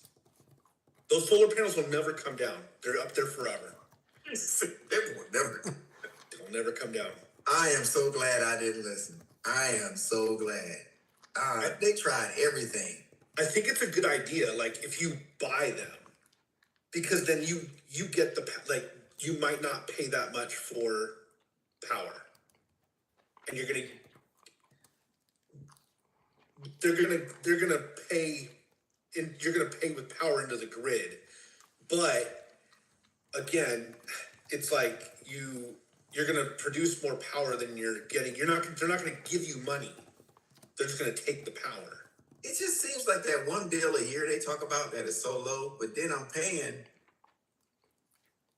You getting that money back from me somehow during the month. They're always going to get their money. It's like you say my power bill is going to go down, and I'm exaggerating here, so please don't get me. It can go from $300 a month down to $20 a month. It's not that. But then, there's a rental payment that I pay every month. That's like $100 something. So Yeah. are you really winning? Like I'm like I don't see the. You're never going to win. Okay. I gotta ask this question. I'm sorry if I'm holding y'all up from something. No, that's fine. Listen, this is intriguing, ain't it, Elaine? Yeah, this is great. Okay, I got a question. What prevents me right now going to my backyard? Y'all tell me. Can I put solar panels in my backyard on poles and produce my own power without them knowing? Yeah, you could. It's just expensive. It's not going to be worth your time. Like, how many panels are you going to put up? One? You going to put one panel up?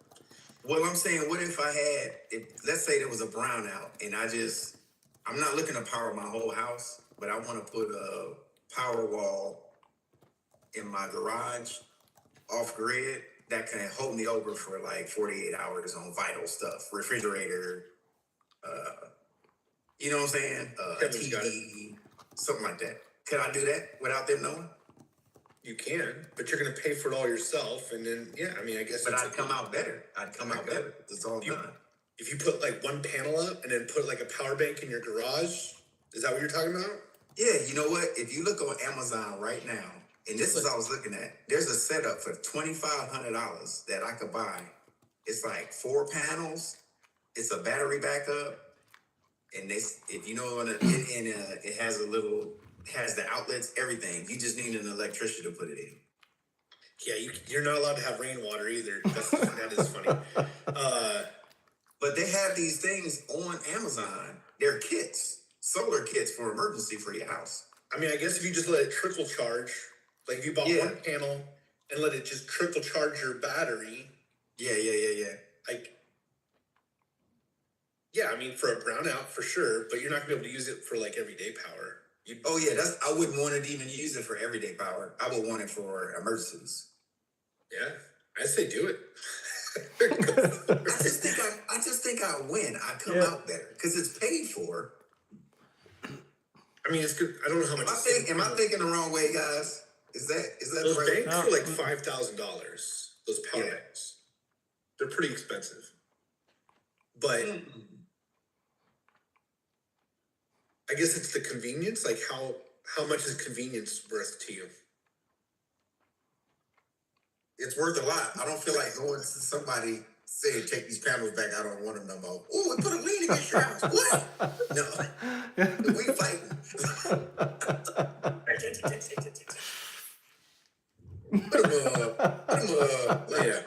I went through all these questions when I was trying to buy a house a few months ago.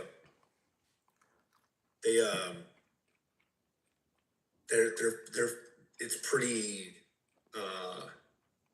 like they like to strap on all these expenses and then they throw on like, you either get this, you can either rent it or you can buy it. Yeah, I mean, I guess you could treat a single solar panel in your backyard like a generator and just store it in a power bank.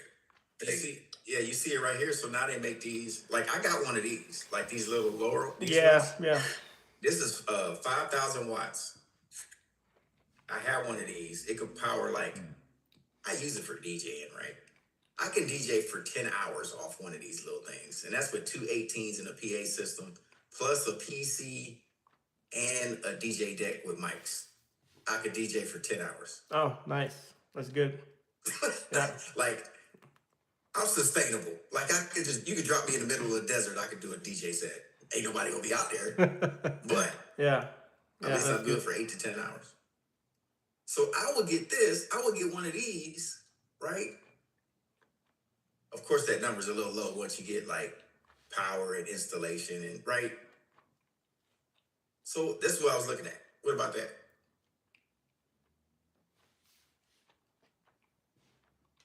For Patriots. This was started by a former Navy SEAL or somebody. Yeah. battery backup thing in your garage, couple of panels, bam. And it's only 20. Instead of paying $60,000 for panels Yeah, on your house, I can get one of these. How many watts do they produce? And then Yeah, you got me there. Let me see. Tell you what, like that's the thing is if you're trying to run like your AC and your fridge and whatever else.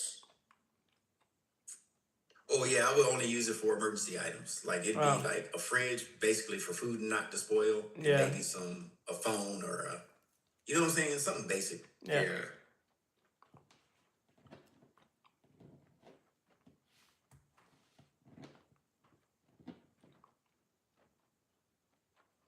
Like you said, it probably trickle power.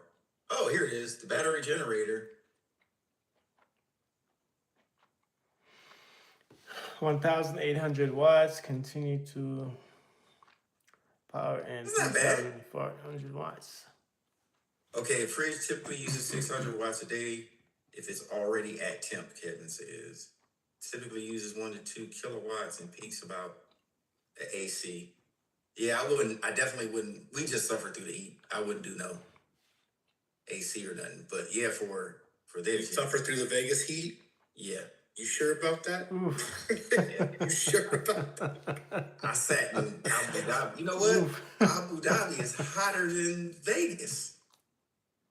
It's hot as crap out there. Yeah. Has a little bit more humidity in the air, but it's still like, eh. But now my wife is another story. I have to put her inside the refrigerator.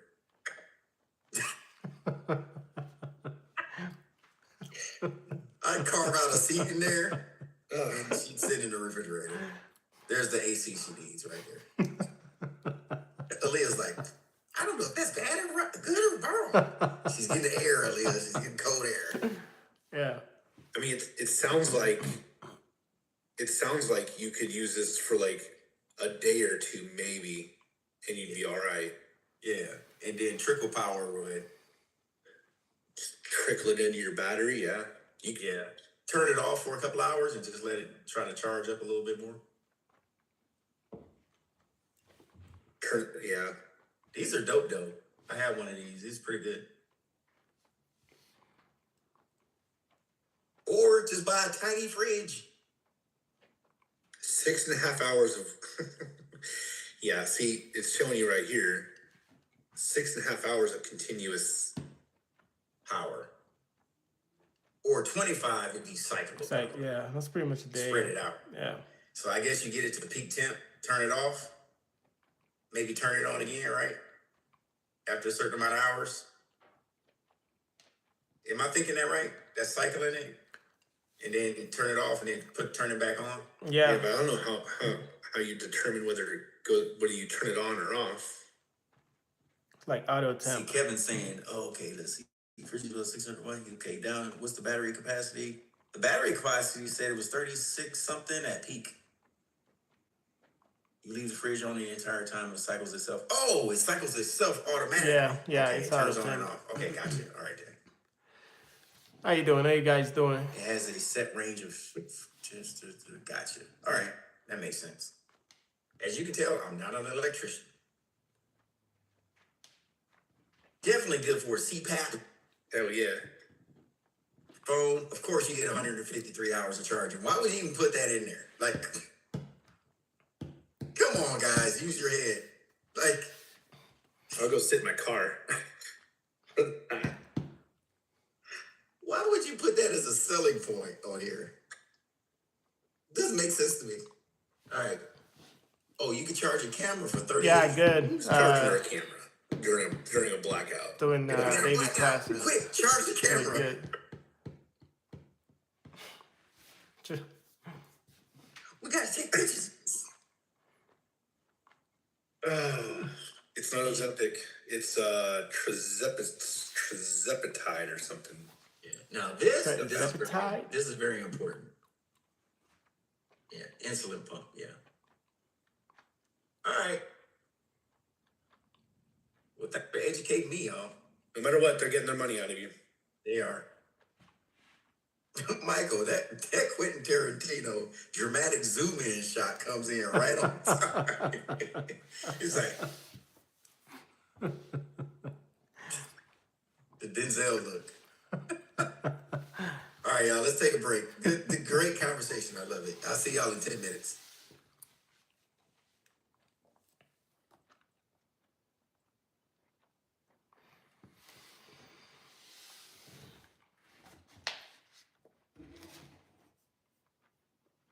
Normally, I would run a test and check out the stats. There's some great statistics you can see. The stats for nerds if you right mouse click on a YouTube video. And you can see information about audio and those types of things. So I've been trying to tune it in so that it's a little more standard with the industry audio. So we're getting there. The new series will all have these new audio hooks in it. It's just constant improvement that we're trying to make on all of the training materials. Everything looks good on this side, though. I'm looking at all my stats, and for those of you that haven't seen the whole battle star here that we have, this is the streaming side. As you see, a picture of me and a picture of me and a picture of me. And running at about 6 megabits per second is what I am sending to YouTube. Sending YouTube 1080p. You may notice that my live streams are not in 4K. That's because YouTube takes this stream and then they re-render it in a format that is. All right, let me get some water or something. So Some fresh water at least. Additional rendering that takes place, there is a delay. With HD or 1080p video that I'm sending YouTube, the delay is about 10 seconds. So for what we are doing today that is interactive, it is relatively negligible. You almost don't even see it. But if I was to update that to 4K, there would be about a 20 to 30 second delay because that's 4 times as much data. So it takes a little bit longer. At least it did last time I ran some tests. And it was significantly longer. So instead of me sitting here and talking for 30 seconds before we ever start to see anyone answering a question, we just send 1080p, which I think works pretty well for what we're doing. Today is all going to be about Security Plus, but I'll take questions about anything in our after show. And of course, you can follow the link on your screen right behind me here, professormesser.com/QA, and you can submit a question for our after show at any time. We'll figure out the details on this. There is quite a bit going on. Security Plus, though, is moving right along. We've got everything in place. All of our video course has been done for quite some time now. We've got everything there. Can I upload at a higher frame rate? Well, I'm not really capturing at a higher frame rate, and quite honestly, I'm not doing a lot of motion. There's not a lot of activity going on, so higher frame rates aren't going to help very much other than to increase the amount of bandwidth that is required to watch anything. I realize you can turn it down on the YouTube side, but it does greatly affect our ability to record here. 4K at 30 frames per second, which is what I'm doing now, 29.97, is pretty much the standard. Now upping that to 60 frames a second doesn't do anything for the video. It doesn't do anything for visualizing what I'm showing you on the screen, but it doubles the amount of storage that I need on this side. And at 4K at very mildly compressed ratings or rankings that I'm doing here, the type of compression that I'm doing locally is very minimal. So there's, at the end of a live stream, I've got about 600 to 700 gig of video data. So that's about 2 hours worth of data. So if I was to do this in 60 frames a second, then it would be 1.4 terabytes or so every 2 hour setting. And that's just sort of pointless for what we're doing. So it is a balancing act. If I want it, I would love to do 8K running at 120 frames a second, and that would be great. But you have to balance these things out. The reality of all of this. Okay, we're going to keep going with what we've got here. It is a lot. I'm recording to SSDs. You can see my silencer. You can't really see them very well with that in the way. My silencer down here at the bottom right. You can see them spinning around. That's my video recording system down here. And it is, right now it's got 4K SSDs in it. So we could, or 4 terabyte SSDs in it. So we could record to that amount. It's just too much, it's just unnecessary. It's just too much video. I mean, I could up the audio that I'm recording, which I think I'm recording at, I don't know if I'm 256 or 384 kilobits per second. I could up that to 1024 kilobits per second. You would see and hear no difference. So there's a reason we have to kind of pick the right level. Now I'm constantly changing those, constantly tweaking them, and constantly trying different things just to make sure that I'm not doing something wrong. But that doesn't necessarily mean that I'm not. Which is why I keep tweaking it. I always would like it to get better, but there's always an advantage and disadvantage to pretty much everything. So we have to keep worrying about that. We will definitely get to those pieces. We've got a lot of great questions today. Interestingly enough, I wrote these questions 2 weeks ago, which by the way never happens. So I've got to remember the questions myself. I went through them and tried them out myself just to make sure that they would be okay. And I think they are. Now we're about a minute and 15 seconds away from getting started with our live stream. I've had people send me notes saying, I was going to watch a live stream, but it's just the back of your head and a bunch of screens. It's not. That's not the live stream. That's just me goofing off until we get through there. We'll figure out the details of it anyway. So this should be a good time to go through and break down all of the details of what we need to work on today. So we will see what the advantages and disadvantages are to doing this 2 weeks in advance versus a week in advance. If you'd like to post a question, go to professormesser.com/QA. That's the link that is on your screen. And at the top of your page there, you will see a tab that you can go to and submit questions for the second hour. Look at everybody getting on the link here. Tons of folks checking in from North America, from Europe. We got people checking in the Caribbean. Well, a lot going on there. We got folks in APAC. We got lots happening right now. So this will be a great time. We'll have to figure out the details of this. Coming up at the top of the hour, it's time for me to get my act together. All right, that's working. We can get rid of our clock. We can start a keynote. We can look for a green light, which tells us that we're doing something right for a change. There we go. I like the green light. It does a thing. Now it's time for a live stream, everybody. Top of the hour. It says that it's starting. That says 12 noon my time. That means it's time for a live stream. Why don't we do one? Here we go. Hello, everyone. Welcome to the March 2025 Professor Messer SY0701 Security Plus Study Group. This is the study group where I ask you questions that come directly from the Security Plus exam objectives. We're going to see how well you know the answers to these. If you're here live, you'll be able to put your vote into the system right away. If you are not here live, then you can certainly play along with us, follow along with us, even though there won't be an interactive part. There sort of will be, because you're going to see it pretty much the same way that everyone else sees it as well. If you are here live and you'd like to join along with us, I would love it if you could go to this link that you see on your screen. Go to professormesser.com/QA. And that is the link that you can simply stay on for the duration of the live stream. We've got a lot to go through, but before we get into the new questions, I want to give you an old question. Not really an old question, it's really a question from last month. We call this our rewind question, just to see if you're able to get into the link at professormesser.com/QA and able to answer these questions. This one is a question, and before I tell you the question, for those of you that are new to the live stream, the way that you answer the questions is following the link that is on your screen, professormesser.com/QA. Please do not put answers into the chat room. Please do not put any hints into the chat room. We're going to do all of our answers on that link you see on your screen. The question is, a hacker is using a cryptographic attack to gain access to system data.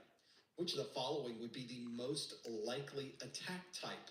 Would it be, I can put me on the screen here, would it be DDoS, downgrade, SQLI, on path, or spraying.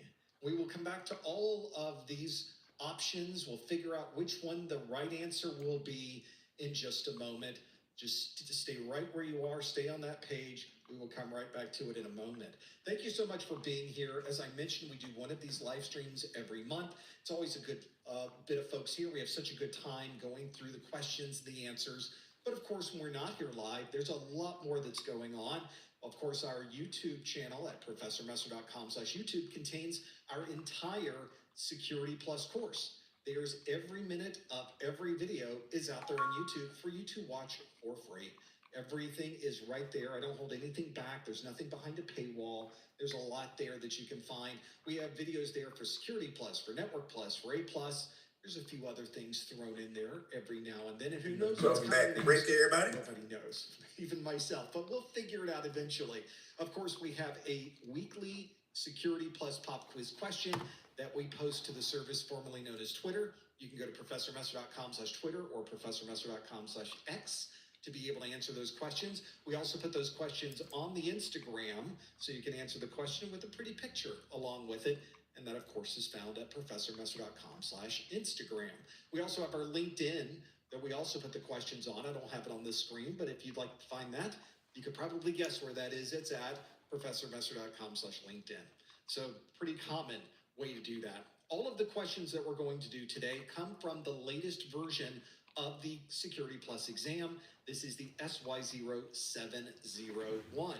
This is a version of the exam that was released in November of 2023, which means that it will probably retire somewhere around May of 2027. So if you are working on your Security Plus right now and all of your study materials are specifically written for the SY0701, then you have exactly what you need and you have plenty of time to work on these studies. It's a single exam that you need to pass. This exam is 90 minutes in length with a maximum of 90 questions. You could get fewer than 90 questions. The score that you're shooting for is a score of 750, and that is on a scale from 100 to 900. If you're familiar with the previous version of the Security Plus exam, it's the same format. It's multiple choice questions, it's performance-based questions, both of which we will do today. So if you're looking to get some familiarity with the type of questions that you might see on your exam, you're in the right place.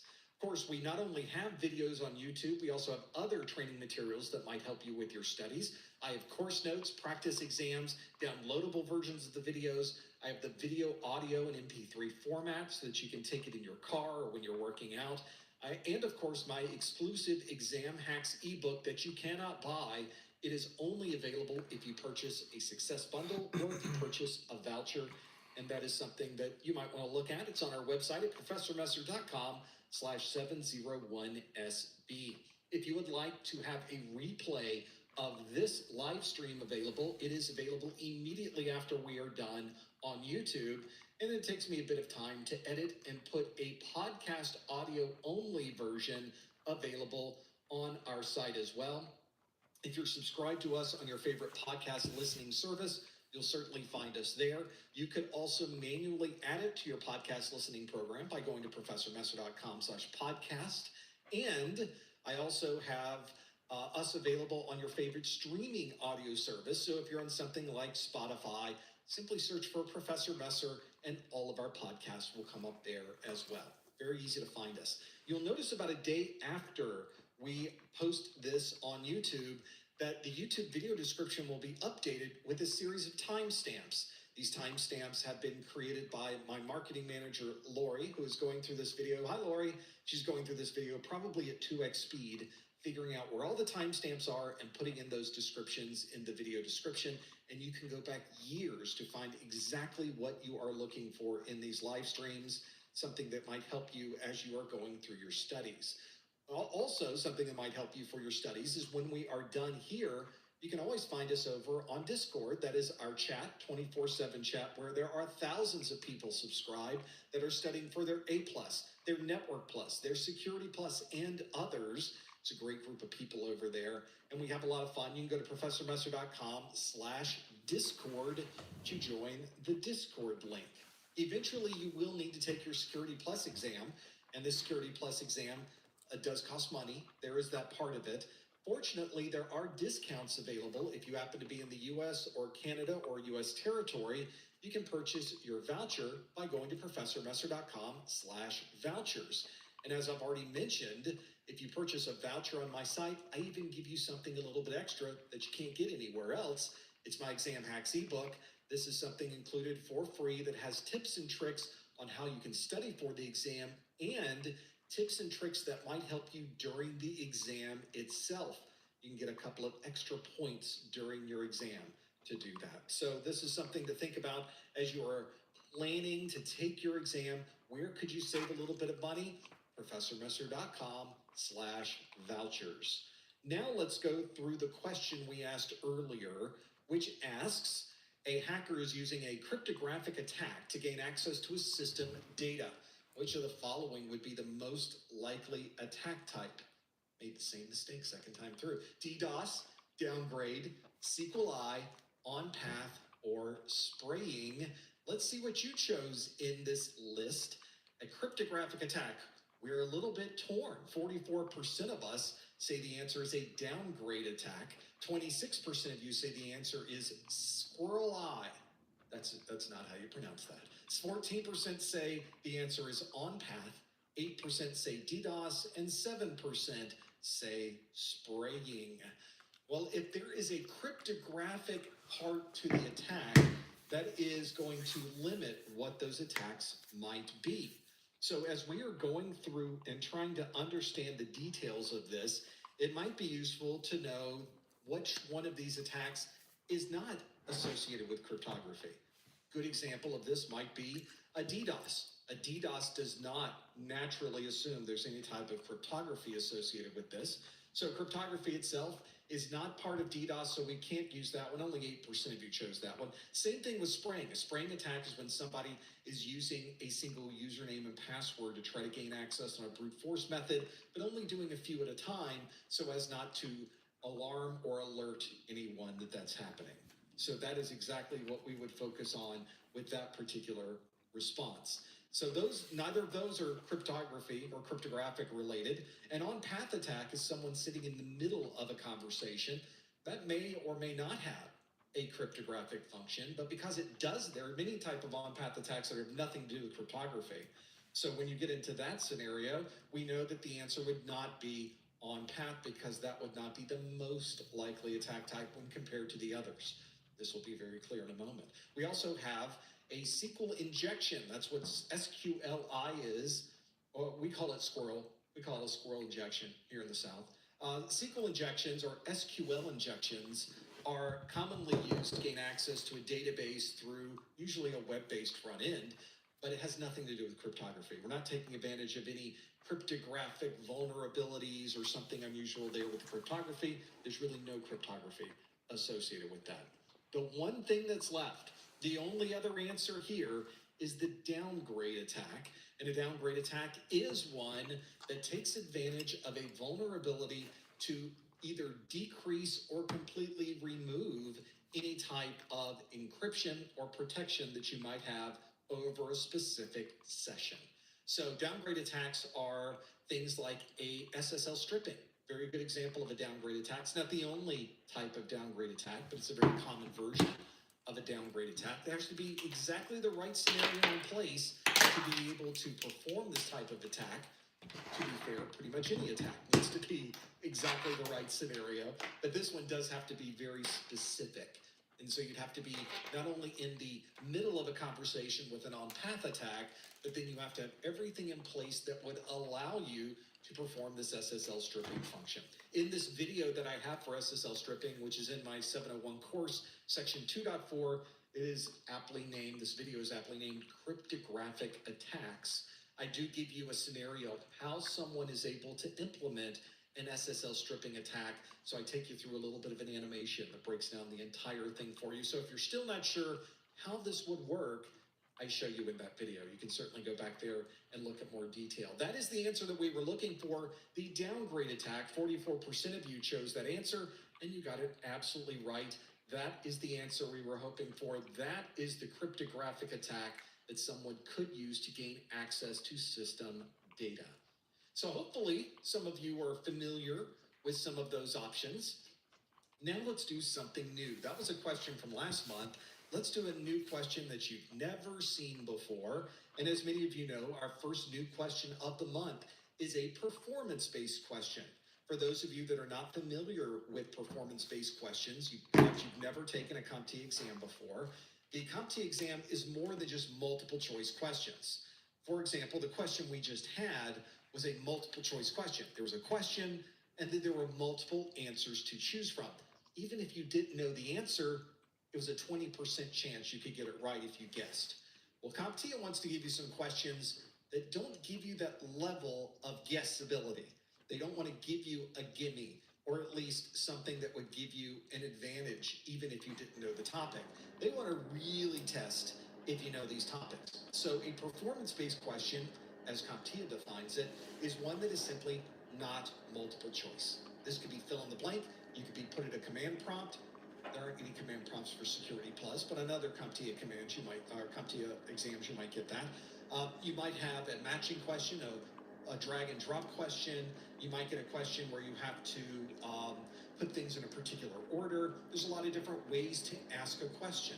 So this is just another way to ask you about things that you already know about. Don't get really upset about these performance-based questions. If you know the exam objectives, these will be a walk in the park for you. Let's see how much of a park walk we have today. We have a question for you today that is kind of a fill-in-the-blank question, more of a drag and drop if you want to think of it that way. And here is your question. On this question, I want you to tell me if these scenarios are data in transit, data in use, or data at rest. So we have 6 different options here, and I want you to tell me for each one of these, which one of these three scenarios would fit. Let's walk through them. The first one is the format of a credit card number is evaluated before the approval process. Something that commonly happens when you type in a credit card number. But is that data in transit, data in use, or data at rest? Next one is the expiration date of a driver license is rejected when added to an online form. Is that data in transit, data in use, or data at rest? Next one is a digital wallet stores all data with AES encryption. The next one is a packet capture shows a database transfer is occurring in the clear. Next one is a backup drive contains all of the source code used for a critical application. And the last one is all employee flash drives automatically store data in a protected form. So those are the 6 different descriptions that I would like you to choose, either data in transit, data in use, or data at rest. Now, as always, of course, please do not put any answers in the chat room. Please no hints in the chat room. Instead, you want to use the link that is on your screen. Go to professormesser.com/QA and lock in your answer. Not a lot of people locked in their answers yet. So we're thinking about whether we know this one or not know this one. One thing I will mention to you is that you need to remember what your answers were, because once you lock them in, I'm not sure we can see the answers that you may have submitted. So you probably will remember them as we go through them. So this is more of a fill in the blank, if you will, because that's just an easier way to do it in the format that we are using on our screen here. Hopefully you are familiar with these. These states of data are important to keep in mind. There are different ways to provide security for different states of this data. So when you're looking at a scenario, I'm gonna go ahead and postpone Jeopardy today. We can use that time to try to get some of this stuff submitted in finals. Different types of Still security see some that are mechanisms not depending submitted on yet. what that state of data might be. And we'll talk about And if you need to work what on we your might GPA to bring use them up, to I just zeroed out the secure final some of exam this grade, data. so that's your true GPA that you see right now. At the link on your Grades. screen, professormesser.com/QA. Thank you very much. I always enjoy putting together the performance-based questions. For Security Plus, it's a little more difficult because this latest iteration of Security Plus is one that is slightly different for what we are using for all of these. Hopefully you're familiar with what these are. I know there's some slight wording differences in the VBox version of this, don't worry about those. Follow what's on the screen here, and I think you'll be just fine with this one. I did change things up at the last minute because I wanted to make it a little more clear as to what I wanted to get across to you. Yeah, it's not even close to being the same. So don't worry about the VBox piece. Focus on what you see on the screen here. That is right next to me, right underneath my head here. Go look at those. Which side is it? It's that side. Over here. So go look down there at those. I can't do it in the mirror. I cannot do it backwards.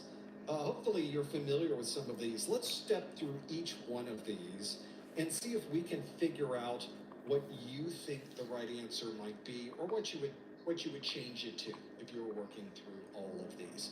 Let's start with the very first one that is on our list, which says the format of a credit card number is evaluated before the approval process. This is something you may not realize, is that credit card numbers are not just a random set of numbers. There is an algorithm that is used to verify that the number is correct.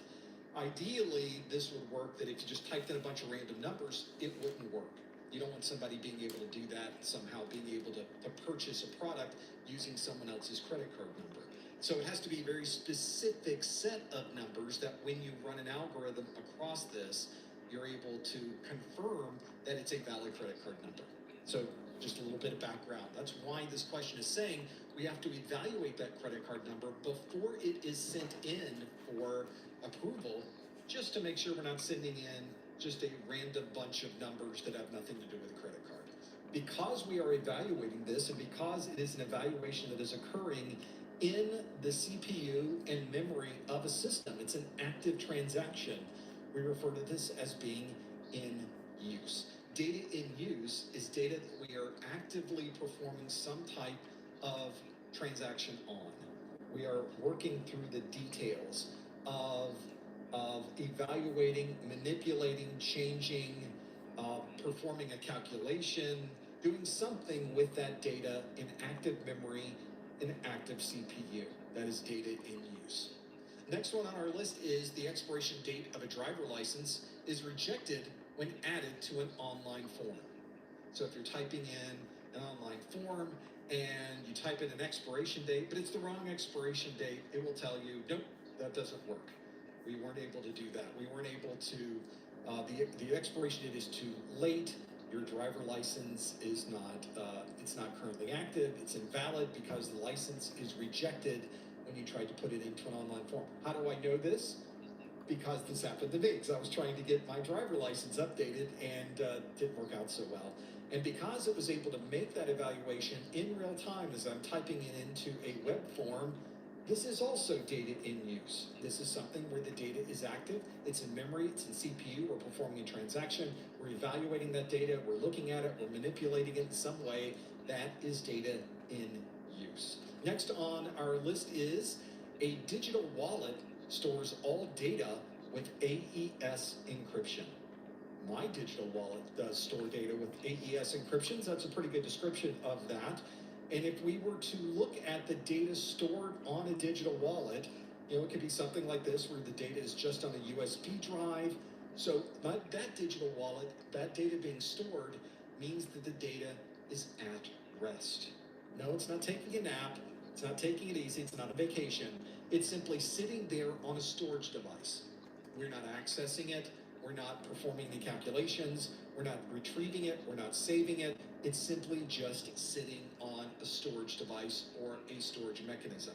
So that is what we refer to as data at rest. Next on our list is a packet capture shows a database transfer is occurring in the clear. Now, in this case, we are not referring to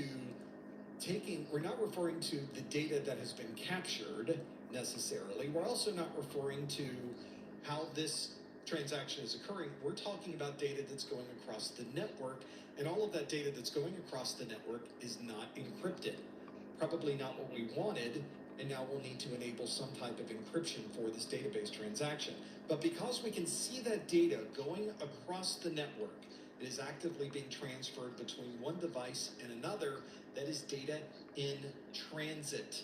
Data in transit. So that is one where if it's on a network link, it's on a wireless connection, it's going between one device and another, it's always going to be data in transit.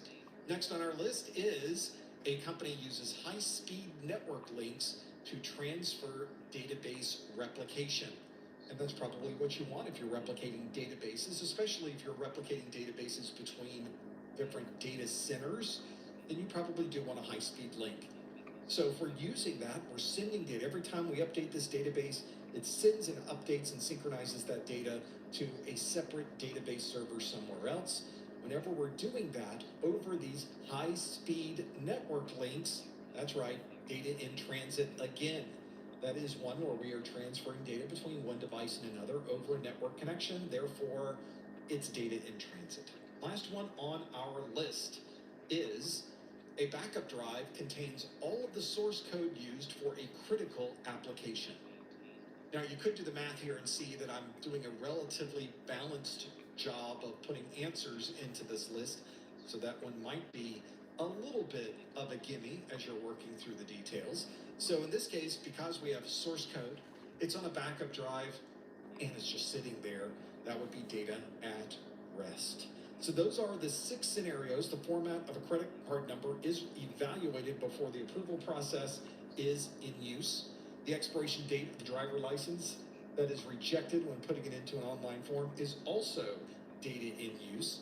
A digital wallet storing all data with AES encryption is data at rest. A packet capture showing a database transfer occurring in the clear. At first, that's kind of bad. We don't want that. And it's data in transit. A company using a high-speed network link to transfer database replication data is also data in transit.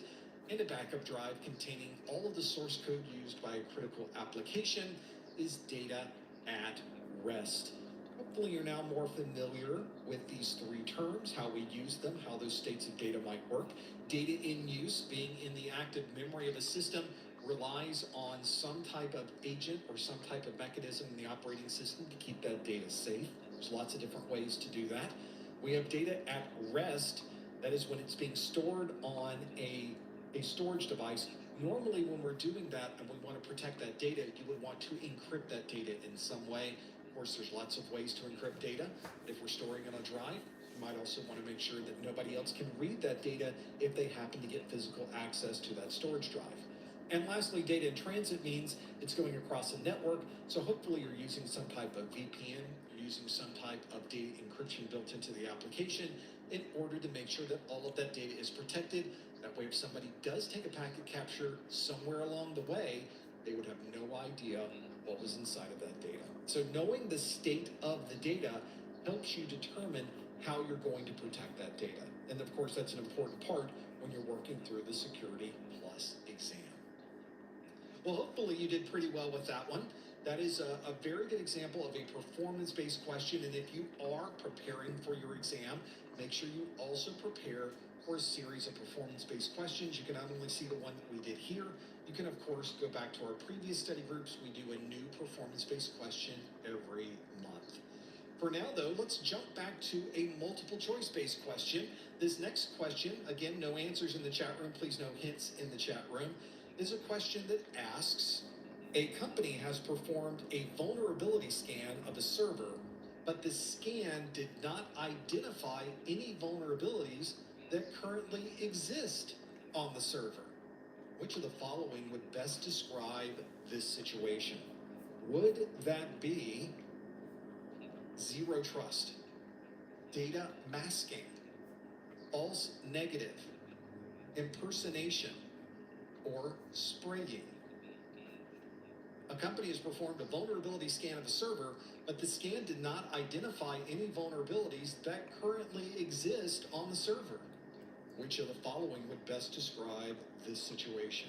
Would it be zero trust, data masking, false negative, impersonation, or spraying? If you think you know the answer, follow the link on your screen, go to professormesser.com/QA, and you can, of course, answer this particular question. Maybe you're already familiar with this particular set of topics, or maybe you know some of the answers that are here already. All 5 of those answers do come directly from your CompTIA exam objectives, so you should be familiar with all 5 of these. If any of these look unusual or you're just not quite sure what that's talking about, make a note of it so that you can go back later and look up that topic and get a little more familiar with what might be right or what might be wrong. So And here's of course, one go thing through that, the answer part of this as well.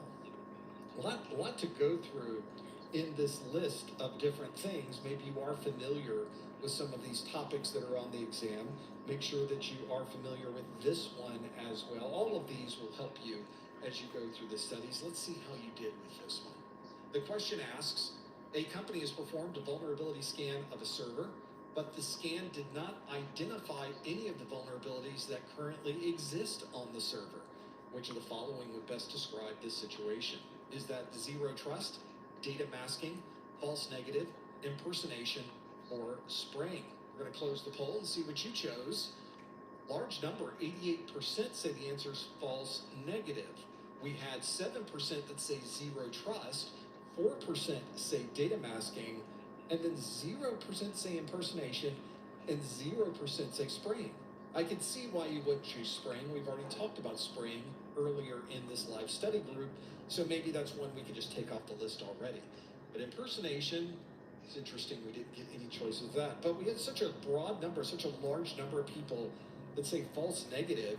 Maybe we should look at that one a little closer to understand what the answer might be in this particular option.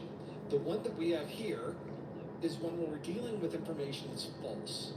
And this is not an unusual thing when it comes to IT security. You are dealing with all kinds of data, alerts, alarms, and a lot of different things that are happening behind the scenes. So it's important to know what you do when something isn't quite right. Now, if you are getting a message that there's a vulnerability in a system, and you went to look at that system and you can't find anything. There's no vulnerability. Everything is exactly as it should be. Your scans came up negative. There's nothing that's been changed since you've installed the software. Everything is as it is. And that's probably a scanning error. It's probably telling you there's a vulnerability, but there really isn't one. And if that's the case, we refer to that as a false positive.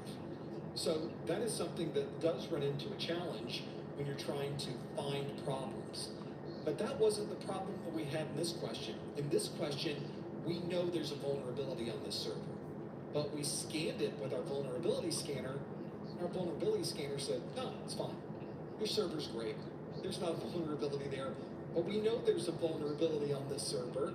So we refer to that as a false negative, which means that a vulnerability exists on that device, but we were told there isn't one, which in many ways is a much worse problem than a false positive. The false positive isn't going to hurt you.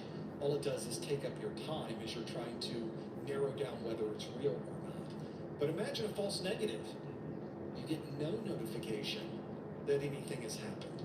You get no alarming or alerting that a vulnerability exists. You go about your day as if everything's perfectly fine. Except it's not perfectly fine because a vulnerability really does exist on that system. Maybe you didn't update the signatures that are in your vulnerability scanner. Maybe you should contact the vulnerability scanner manufacturer and determine why this was not able to find that vulnerability. This is a very unusual situation that you know there's a vulnerability and the scanner didn't give you one. In many cases, you simply won't get any notifications and you go through your day not knowing that you are vulnerable to a particular issue. So that is why 89% of you chose false negative as the proper response, because that's what it is. It is a false negative that we've run into. 7% said zero trust. Zero trust is a very broad term that describes the idea of never trusting anybody else on your network.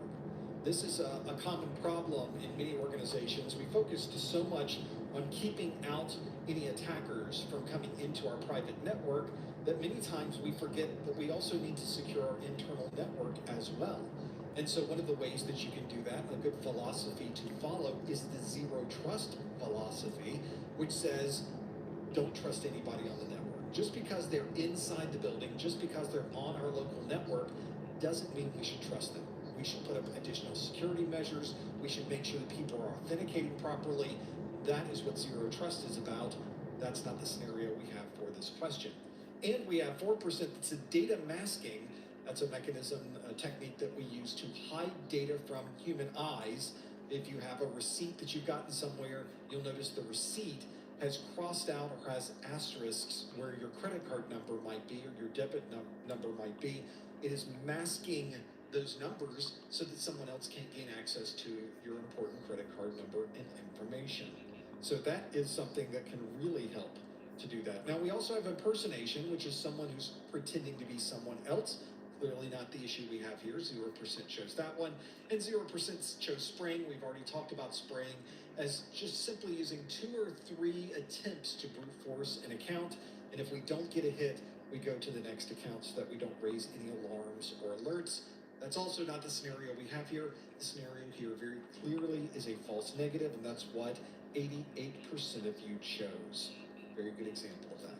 Let's go to another set of questions, another set that might give you an idea of something you can use for your Security Plus exam. This question asks, a company is expecting to lose $20,000 of laptops this year due to theft.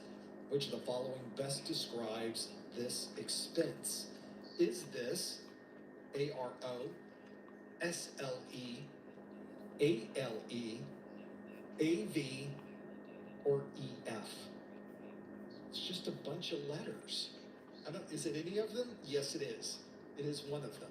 The question again asks, a company is expecting to lose $20,000 of laptops this year due to theft. Which of the following best describes this expense? Is it ARO, SLE, ALE, AV, or EF? Let's see if you know what the answers are for this one. This might be a good one for you to step through. Hopefully you're familiar with some of these abbreviations. If you are, then you might be able to step through these. If you're not familiar with the abbreviations, then this question gets a little more harder, a little more difficult, a little more challenging. Let's see how we do with this one. Lock in your answer. Go to professormesser.com/QA to lock in your answer. Please no answers in the chat room. Please no hints in the chat room. Let's see how well you do with this one. We have to know these. On the exam, you might even have to do calculations using these abbreviations, if that helps. So let's see how you do with the details of this one. This might be one that you could work through.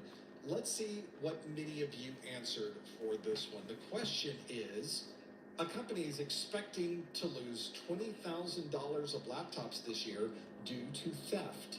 Which of the following best describes this expense? Is it ARO, SLE, ALE, AV, or EF? What did you choose? Let's see what you chose. 69% of you say the answer is ALE, 17% say SLE, and then we go to single digits. 4% said EF, 8% say ARO, and 2% say AV. So we got a number of different options there to choose from. Let's see what I think the answer might be. The way we describe these different risk assessments where we are looking at raw numbers, that is a quantity that we are breaking down, that we're trying to understand. So we refer to this as quantitative risk assessment. And so, for example, one of the answers that we had, 17% of you chose, was SLE, that stands for a single loss expectancy. That means that when something happens, when a loss occurs, and it occurs one time, how much money is associated with that loss? What would it be? So this is when you start breaking this down and trying to understand the specifics of it. We need to really get more familiar with how much money we really are spending each time one of these events occurs. So this might be a good one to step through and understand. But in our case, we're losing $20,000 of laptops this year due to the theft. Laptops. Multiple thefts are occurring that are adding up to $20,000. So hopefully that gives you a little bit more perspective on what we're doing. But a single loss expectancy, that doesn't really apply. That doesn't really work there as well. So let's see what the next one is in our list. An ALE, that is also listed. This is the one that most of you chose. About 70% of you chose this one in the answer. An annualized loss expectancy. This means that we've taken all of those losses that we've had for the entire year, we've added them all up, And that is how much we're going to lose for the year. This is a great statistic to have if you're planning on budgeting, if you're planning to determine how much money do we need to keep in a separate fund for loss and theft. This is the number for the year that you're going to want to use, ALE, to be able to do that. There is also other types of values we have to know, things like an annualized rate of occurrence, an ARO, which means how many times did this happen? How many times did we have a problem with people stealing a laptop? Did it happen one time? In this case, it probably happened about 20 times because we had $20,000 worth of loss. I'm just estimating in this scenario that each laptop is worth about $1,000. So that would mean the ARO is 20 for an annualized loss, a rate of occurrence for these losses. So in this case, we did have ARO on our list. Only 8% of you chose ARO. There's other values you should know as well. AV, for example, is the asset value. That is how much that asset is worth to the organization in a dollar value. So it's an important value to know. AV was part of the answers that we had. Only 2% of you chose that one. And then EF is another answer we had. 4% of you chose EF. That is an exposure factor. That means that if we lose part of that particular asset, that commonly doesn't happen with a laptop, but with other losses, maybe you only lost half of it. In that particular case, that means that we have a 0.5 exposure factor associated with that. If we lose the entire laptop, which most often happens, losing the entire asset is an EF of 1. So we lose everything 100% through that one. So those are the different answers for this question. We went through ARO, SLE, AV, and EF. Now we understand why those are not going to work for us. And then the one that absolutely is the right answer is your annualized loss expectancy. About 70% of you chose that one. You got that one absolutely right. Well done. Well, as you've already seen in this set of questions that we are going through, there's a lot that you have to know on Security Plus. For cryptography, we need to understand policies and procedures. We need to understand how to protect data. We have these rules and regulations that we have to have an understanding. There's mobile security and different tools that we would want to use. All of this makes a training course for my videos, 121 videos. It's over 15 hours of content. And I think if you were someone who was working through your studies, I would want you to watch all 121 videos. I would want you to see all 15 hours of this content. Not everybody has that level of time, though. Not everybody wants to go through every single video. And because of that, I created kind of a shortcut of everything that's in my videos. I refer to this as my Security Plus course notes. This is the PDF version of the course notes. And every bit of text, all of the graphics, all of the tables that are important that are from my videos are also in this document. This gives you a complete summarization of everything. Obviously, it doesn't replace watching the video. These are notes that are brought from the video, but it does give you a place where everything is consolidated into one single set of notes. This is the physical version that I'm holding in my hand here. It's identical to the digital PDF that you see on the screen here. Those course notes are available on my website, and you can find them at professormesser.com/701cn. Maybe this can help you retain that information that you've spent so much time going through videos and studying. Might be a good way to help summarize everything as you are going through that final push, getting ready for that particular exam. So hopefully you're familiar with these. Maybe this is something that can really, really help you as you are going through your studies. Maybe you're not sure if you've really retained everything. This might be a good way to test yourself. You can find out more on my website, professormesser.com/701cn. Let's do another question, shall we? Next on our list is this question that asks, a company has placed a set of fake API credentials in a protected area of their website. The credentials have just been found in a public search engine. Which of the Hey, everybody, go ahead and take a break best if you need describe one. the use We can be of back here these in 10 credentials? minutes. Is it data masking, XSS, extended detection and response, OSINT, or honey token? These are all real things. So if you're going through these are all things that are actually used for this. If you think you know the answer, please know answers in the chat room. You want to go to the link on your screen, go to professormesser.com/QA and lock in your answer. Please know hints in the chat room. Please know answers in the chat room. We're going to pretend that we are in our exam and working through the details of what happens to be on this list. This might be a good one if you are someone who is trying to work through this security problem. We'll figure out what this security problem might be and see if it's something you're familiar with in the details. This is used all the time, by the way. I don't want to give too much away. This is a very useful security tool. We'll step through what this might be and how we would use any of these pieces to be able to help protect our network, help protect our data, and make our systems even more secure. This might be useful. This is used by a lot of people, so this is definitely something you should be familiar with as you are working through understanding the different techniques, the different nomenclature. And again, all 5 of these answers are directly from your exam objectives. Make sure you are familiar with all 5 of these different technologies. I'll keep them very broad in my description. Let's see how you did with this one. The question asks, a company has placed a set of fake API credentials in a protected area of their website. The credentials have just been found on a public search engine. Which of the following would best describe the use of these credentials? Is it data masking, XSS, extended detection and response, OSINT, or honey token? What did you choose? Let's find out. We'll close the poll. And we can see here that 84%, large numbers say it's honey token. But is it really? We'll find out in a moment. OSINT came in at 6%.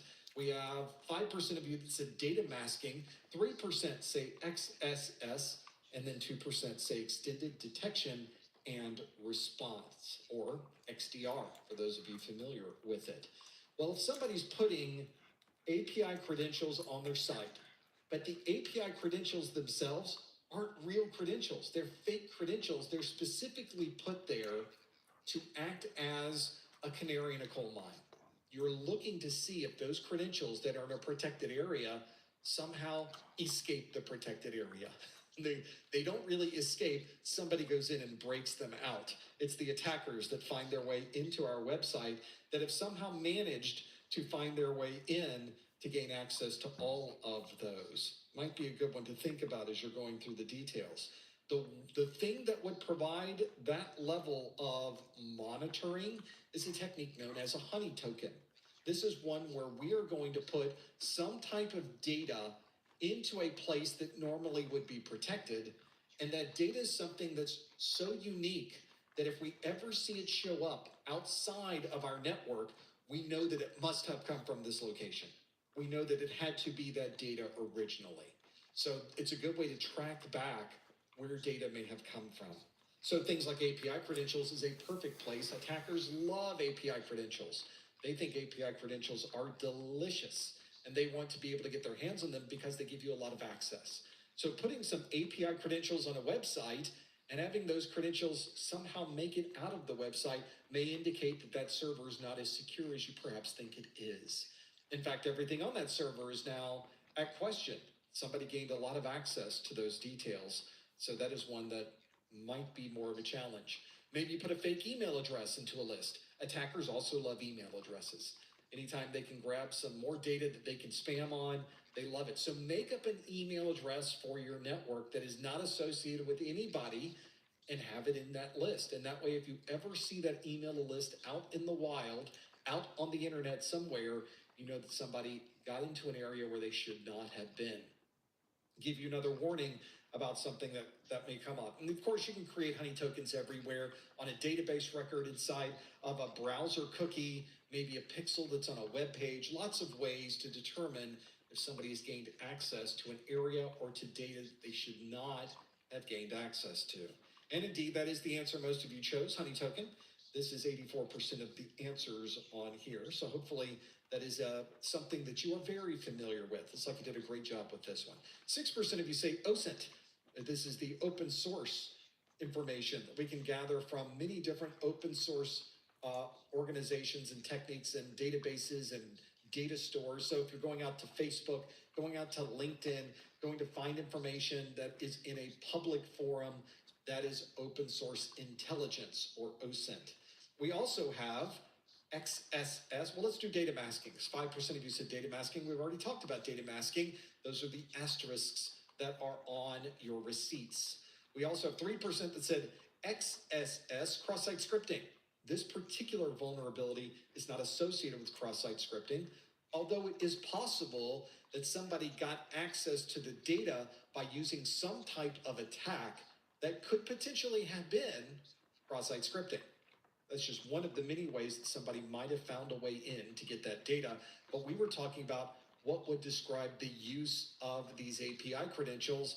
The use of the API credentials is not directly associated with cross-site scripting. And then we have extended detection and response. XDR is the abbreviation for that one. XDR describes, if you will, the next generation of antivirus and anti-malware, and the next generation of system protection technologies. In this particular case, we're not talking about protecting a system, we're talking about this unique data that somehow makes its way out of our network. And in that case, the answer is indeed a honey token to be able to work through that. Let's now shift gears to making a system. Now that we know that our server somebody has gotten in and grabbed the API credentials, then maybe now we should start working on that problem. So our next question asks, which of the following would best describe a system hardening technique? Would it be the installation of ultrasonic sensors, off-site backups, well-documented playbooks, connection to a generator, or removal of unnecessary software? Got a few options there. Again, the question asks, which of the following would best describe a system hardening technique? Is this the installation of ultrasonic sensors, off-site backups, well-documented playbooks, connection to a generator, or removal of unnecessary software? See if you know what the answer might be. This might be a good one to walk through, to understand. Hopefully, these are something that you are familiar with as you're going through the details. This also might be something that can really help you. There were some questions in the chat room recently about donations. Well, we don't take donations, so this is all free for you. You get to go through the whole thing. This isn't like there's nothing you need to push a button to provide any more of this. Nope. All you have to do is simply hang out with me and watch this live stream, and you're good. We've got lots of folks that are watching the videos. Folks are taking advantage of the course notes. They're using the practice exams. That is donation enough. You guys are doing a great job with that. But I really do appreciate you asking. That is perhaps even nicer, just to know. So thank you for that. Let's see how you did with this question. It asked, which of the following would best describe a system hardening technique? Is it the installation of ultrasonic sensors, off-site backups, well-documented playbooks, connection to a generator, or the removal of unnecessary software? What did you choose as a system hardening technique? Well, we could have used this on our server that apparently API credentials got out of. And for that scenario, 79% of you say it's the removal of unnecessary software that is a system hardening technique. 9% said off-site backups would be a system hardening technique. The one that I chose, the one that I thought people would choose, would be the 7% that say the installation of ultrasonic sensors, which are sort of hardening techniques. We'll go to that one. Well-documented playbooks got 4%, and then connection to a generator got 2%. So let's take the scenario that we had in that previous question. We had some API credentials. We stored them on a web server in a directory that no one should have access to. So, well, how do people get access to it? How did that happen? We are wondering why that became an issue. So we need to do something with the server to make it more difficult for someone to gain access to those areas. So that would be, from a system hardening technique, removing unnecessary software is the answer that we were looking for. This is what you would do to be able to make sure that there are as few methods available for attackers to use when they're trying to gain access to this system. Every time we install new software, every time we put a new application, every time we install a new server, every time we open a port number in a firewall, every time we do anything on a system, it has the potential to make it even more vulnerable. There are vulnerabilities inside the software that we are using today that we don't know about. If you're using Windows right now, there are vulnerabilities in Windows we don't know about. Hopefully nobody knows about it yet, and Microsoft will find out first and create patches for us, but it's in there. Attackers are working every day to find these vulnerabilities before the good guys do. That way they can take advantage of them.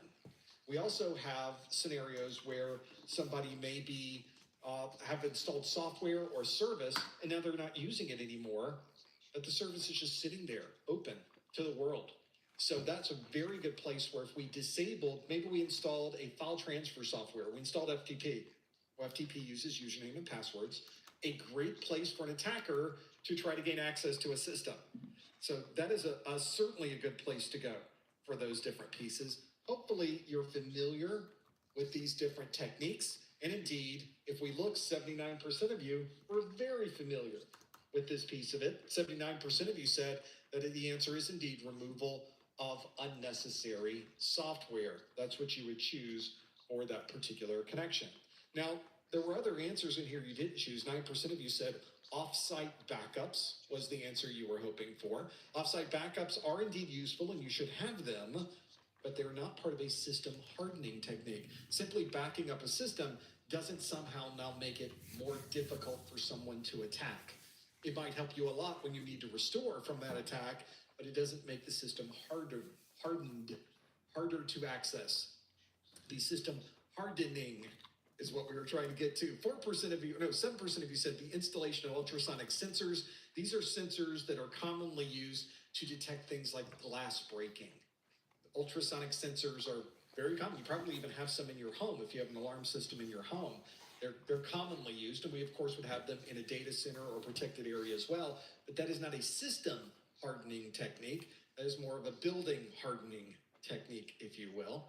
4% of you rather said well-documented playbooks. Playbooks are also extremely important. They document a set of standard processes and procedures you would follow if a certain scenario was to occur, but that is an after the fact. After the attack has occurred, how can we react to that? So playbooks are useful, but only after something has happened. And then connection to a generator, that's certainly an important thing to consider to keep systems up and running and maintain availability to our data. But of course, that is not something that can really help you very much if you were trying to harden a system. A generator's not going to help you much. In this case, 79% of you said removal of unnecessary software is what we were shooting for. And indeed, that is the right answer. That's what we were hoping for.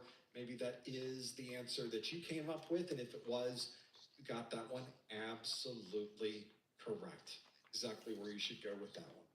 We do have a little time left, so let's try to get through one more question that we have here. Let's see how this one might fit into our different questions. This one asks, which of the following would best describe the use of a VLAN?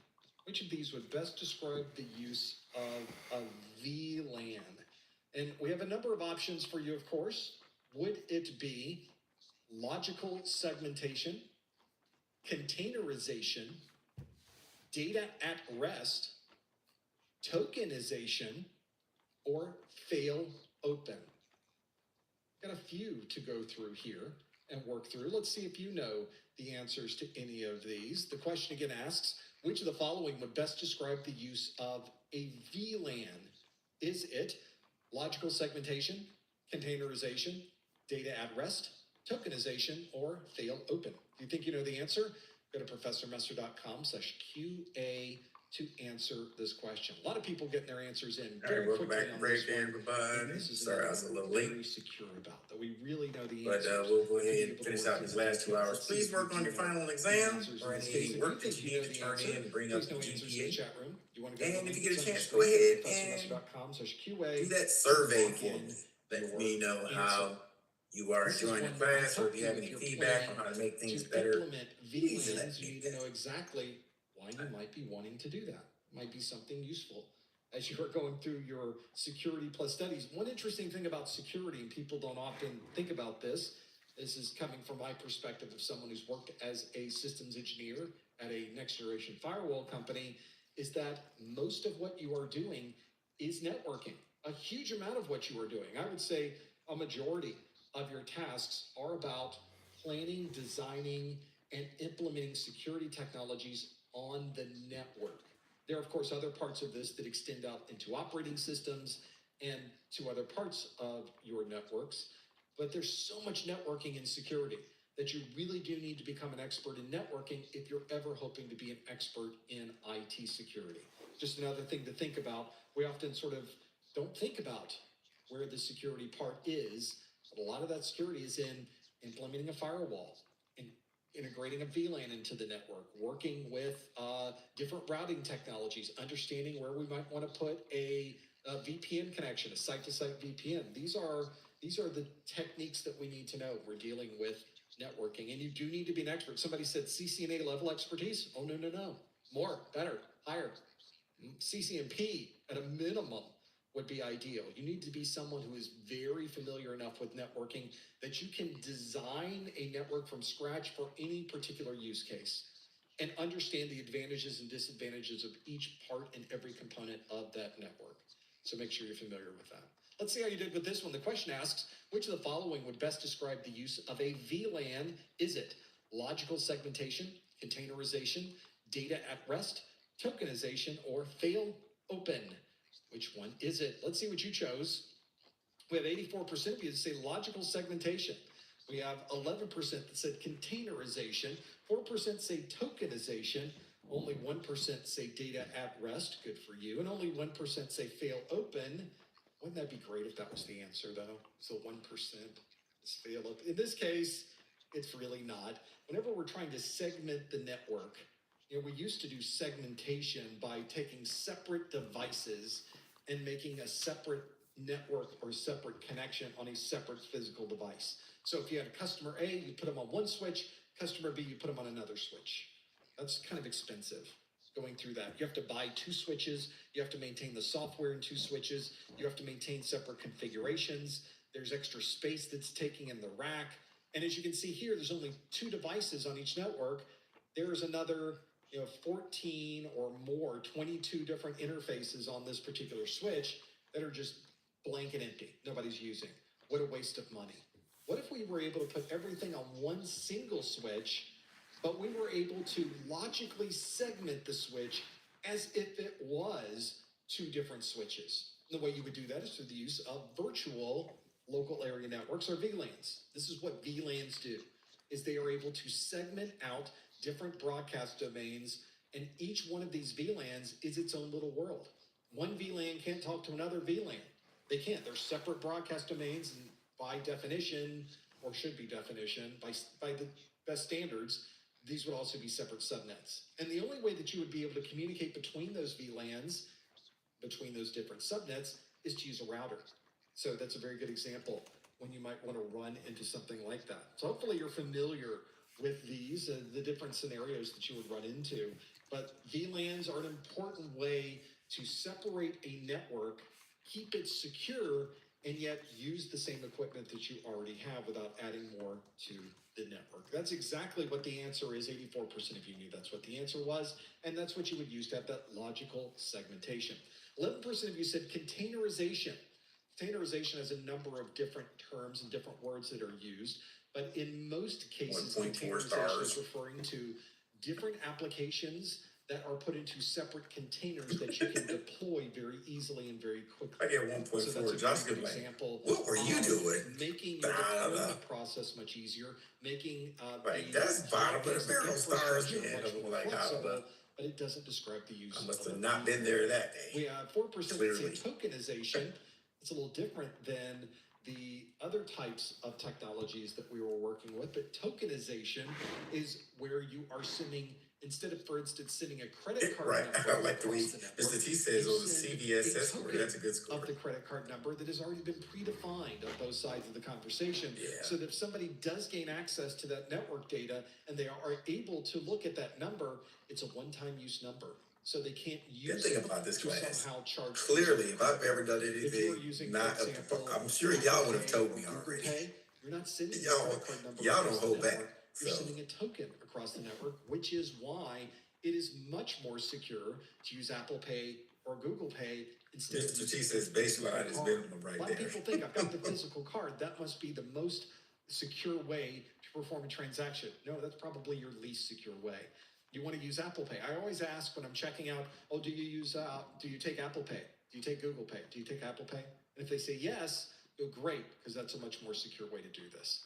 Tokenization does describe that method of sending that token across the network, but that has nothing to do with a VLAN.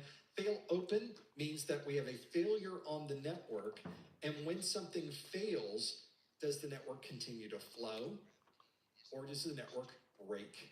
So the fail open and fail closed is referring to those scenarios. Whenever you have some type of failure, you get to decide, how do we want to handle this should something fail? And fail open and fail closed does describe that. I have a video on managing in those particular scenarios. Make sure you have a look at that if you want more information. And data at rest, we already know what data at rest is. How do we get 1%? We already went through data at rest. That's somebody who came in late, said 1%. So it's definitely not data at rest, which of course is data that's stored on some type of storage device. In this case, the answer that we were looking for, the one that most of you chose, was indeed logical segmentation. That very aptly describes the process of configuring and using a VLAN on your network. Well, we're getting close to the top of the hour. Are we past the top of the hour at this point? Yes, just barely, but I think we can squeeze in one more question. Let's get another one into this particular live stream. This question, though, we're going to do a little bit differently. Same rules apply, of course. Please no answers in the chat room. Please no hints in the chat room. But I wanted to grab a question from my practice exams book. This is a book that I wrote because I just wasn't happy with the practice exams I was seeing on the internet. In fact, this is even still a problem where I run into practice questions on the internet that are not from exam objectives from the latest version of the exam. I see some practice exams that are from 6 years ago, from 2 versions of the exam ago. They just don't apply. None of those topics are on the exam. You have to make sure that all of the study materials that you're using are specifically written with the version of the exam that you're using. So I've got the SY0701. That's what you want to choose, is make sure yours says 701. If it says 601, if it says 501, or if it's using topics that are from those older versions, then your practice exams are out of date. I also thought that a lot of the practice exams I saw online were just wrong. They were incorrect, which happens quite a bit. And there were a lot of questions that I found online that certainly had some challenges in trying to understand what exactly a right answer would be and what exactly a wrong answer would be. So I thought I should spend some time, if I don't like what's out there, why don't I make my own questions? And so I did. And so this is a question directly from my practice exams book. Again, no answers in the chat room. Please no hints in the chat room. This one asks, this is question A17. It's on page 8. We can work through the details of that. We have, which of the following would be the best way to provide a website login using existing credentials from a third-party site? The question answers for this question are Federation, 802.1x, EAP, or SSO. Now this is a PDF, which means if you are a stylus, you have a tablet with a stylus, you can actually write on the screen. I have a lot of different annotation options on mine, so I could choose, for example, we'll do a green ink, and maybe if there's certain things that I want to highlight in these questions, I could certainly do that. There's no restrictions on this PDF. The other thing that's interesting about this PDF is that you could figure out if it's A, B, C, or D by visiting the quick answer page on page 33. But if you want the details, and I highly recommend you look through the details, they're on page 55. Now, one of the things you'll notice is that we're on page 8. It's a PDF. So what do? You just scroll, page 55. No. That would take way too long to scroll all the way there and then scroll all the way back. Instead, I've got a link. If you put your mouse over the details, you notice that it turns into a little hand. And on the little hand, you click that, it takes you to page 55. Just jumps right there. It's not rocket science, but it is kind of nice to have there. Which of the following would be the best way to provide a website login using existing credentials from a third-party site? The answer, of course, is A, Federation. And of course, I give you the reason why I think that is the right answer for this question. Now, whenever I'm answering questions online like this, I always choose the wrong thing. Maybe I chose EAP as the answer. Well, if you want to know why the wrong answers are wrong, on every question in my practice exams book, I give you not only a reason why the right answer is right, I tell you why all the wrong answers are wrong. Because it doesn't help you just to get it wrong. You want to know why you got the answer wrong. You want to finish up that loop so that you can really understand the details of that. So that hopefully will get you familiar with these topics like 802.1x, EAP, and SSO, and why they would not be the appropriate answer for this particular question. I'll also tell you that if you are looking at these technologies, maybe you got the answer straight off. Maybe you got Federation. Yeah, no, it's Federation. Next question. Before you go to the next question, take a moment and read through the incorrect answers. So on your exam, you might not get a question about Federation, but you might get a question about SSO. So reading through the wrong answers, it's almost like you're getting 4 different topics on every single question in my practice exams book. And once we're done, I'm going to use the back button. I have a back button in my PDF reader. You probably have a back button in your PDF reader as well. I'm going to click the back button, click, and now we're back to where we started. I can go to the next question that's on my list. All right, so at the Those top of are the my hour, practice we're going to go over exams. some These sample include CYSA 3 separate 90-question practice that you'll exams. see on the exam. Each one of those 3 practice exams All right. consists of 85 Tomorrow we'll multiple try to choice fit in questions another and security 5 plus performance-based questions. study hall. So there I are know I had one today. 15 Had 2 performance-based people drop questions in. in this book. Mark We and not Michael only came have and the kept me company. physical version that you see here, but that you can purchase. I'll ship it to you. remember, But if you have a get the physical CYSA version exam of any coming of my up, training materials, we try to you fit also in get those study access to the halls digital version and ask for your free. peers So that's too what you see on as your well. screen. That is the practice exams book. I may explain something some way, you may not understand it, ask for help. Or you can just go to my Ask somebody website. else to It's from the explain main it. menu. Maybe You'll they find links to it there. explain it in a way that you catch it. Well, as you notice, Okay, a lot of sometimes what it we works talked out about that way. today was But, all related to if you need some Security assistance, Plus let somebody exam know. objectives. These objectives are free. No cost for these objectives. You can download them directly from the CompTIA website, and they give you a bullet by bullet breakdown of every single thing you need to know for the exam. Everything. CompTIA stays so close to this list. Almost, I would say 100% of your exam is coming directly from this list. Very rarely do they add any topics that are outside the scope of this list. And even if they did, it wouldn't matter because you knew all of the other answers anyway.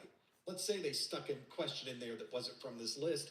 The other 89 questions you would get right anyway because you know everything that is in here. This is an extensive, detailed list. This is your checklist of everything you need to know. So for those of you that are finishing up your studies and you're wondering, am I really ready for this exam? Go through the checklist.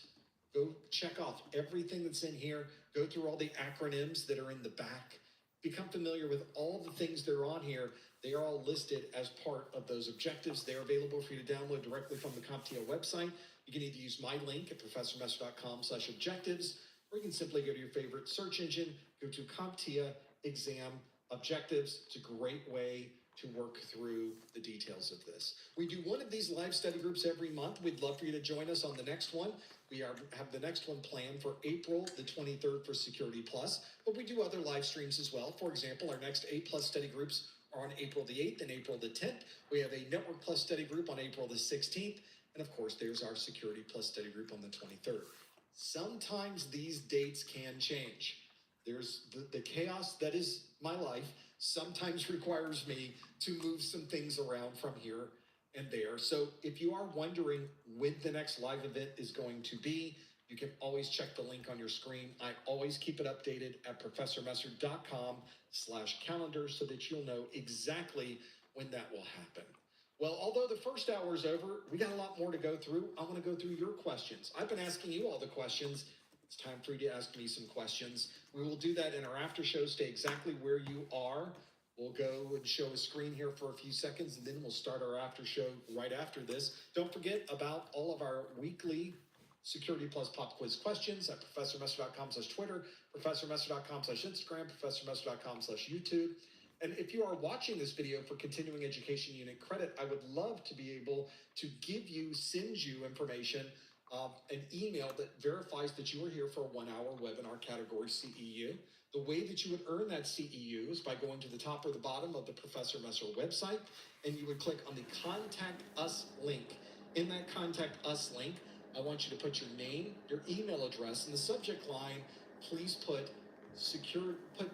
March 2025 Security Plus, or something close to that. That might be a good way to do it. And then in the body of the message, on a line by itself, put the super secret code words of the month, VLAN segmentation. Today's super secret code words of the month are VLAN segmentation. So that would give you a way. You send that to me, and I will send you, in about a week, you'll receive an email from me certifying that you are here for a 1-hour webinar category, continuing education unit credit, or CEU. Again, you go to the top or the bottom of the Professor Messer website, click Contact Us, put in your name, your email, in the subject line, put March 2025 Security Plus, and in the body of the message on the line by itself, put the super secret code words of the month, VLAN segmentation. And I'll be sure to get that back to you as soon as I can. Don't forget about our discounted vouchers on our website as well, professormesser.com/vouchers, for those of you that are in the U.S., Canada, or a U.S. territory. And of course, our course notes are out on our website too, professormesser.com/701SB, for our security course notes. This has been a great hour, but stick around. We have even more to come. We will talk all about the questions that you have for me in our after show. In the meantime, I want to thank you for being here. Thanks for joining us, and we will see you next time on the Security Plus Study Group. All right, everybody, let me shift some things around in here and move some cameras around and push a button there. And it's time for our after show, everybody. Just like that, we've got an after show going on. After shows, we always have a good time. This is your opportunity to ask a question of me. I think I like the after shows so much because I have to prepare for the first hour. There's a lot of work that goes into writing questions for the first hour. There's no preparation involved for the second hour. Instead, I will go through your questions online. That's very selfish of me, isn't it? It's just an awful way to put this. But I think it's fun to get your questions also and being able to work through them. So hopefully that's something that can help you as well. That is exactly where you can focus. Let's see if we can go through the list of questions that you have, the way that you would submit those questions, and bringing it up on my screen, albeit very slowly. One moment, please. You can submit questions for this second hour at any time. Nope, not with that graphic, but this graphic. You can simply go to the link on your screen, go to professormesser.com/QA. Yep, it's the same link we were using in the first hour. There's a tab on the top, and you can submit your questions at any time. Be able to have the details of this. We have a lot of questions that have been submitted, so I'm going to start going through the list that you have here and see what questions are available. There were a lot that we could go through on this one. We've got plenty to break through. Your questions that you can submit, by the way, they can be about Security Plus, they can be about certifications, they can be about CompTIA, they can be about the IT industry, or they can kind of be about anything that you would like. Simply submit them by going to the link on the screen. Go to professormesser.com/QA to submit those.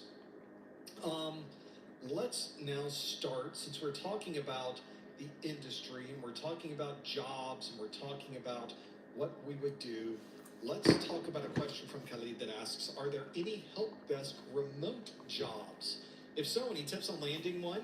Thanks a lot for the efforts you're putting in these videos. You're very welcome. So let's talk about the industry and what it does with remote access. We're sort of seeing a pendulum that is moving back and forth, albeit very slowly. Let's do a BC, before COVID. Before COVID, we had a number of people that were working remotely in IT. There was a significant number of people in IT that were working remotely, and I've worked with a number of them through the years, but not everybody. It certainly wasn't a common thing for people to be remote. And it is very uncommon for entry-level help desk or first-tier help desk to work remotely. Most first-tier help desks, or that first job you get in IT, is not going to be a remote position. It just isn't. We don't do that. We need to get you into an environment with other people where we can foster a set of knowledge points with you, or we can train you on the technologies that you're working with. You can become more familiar with the company.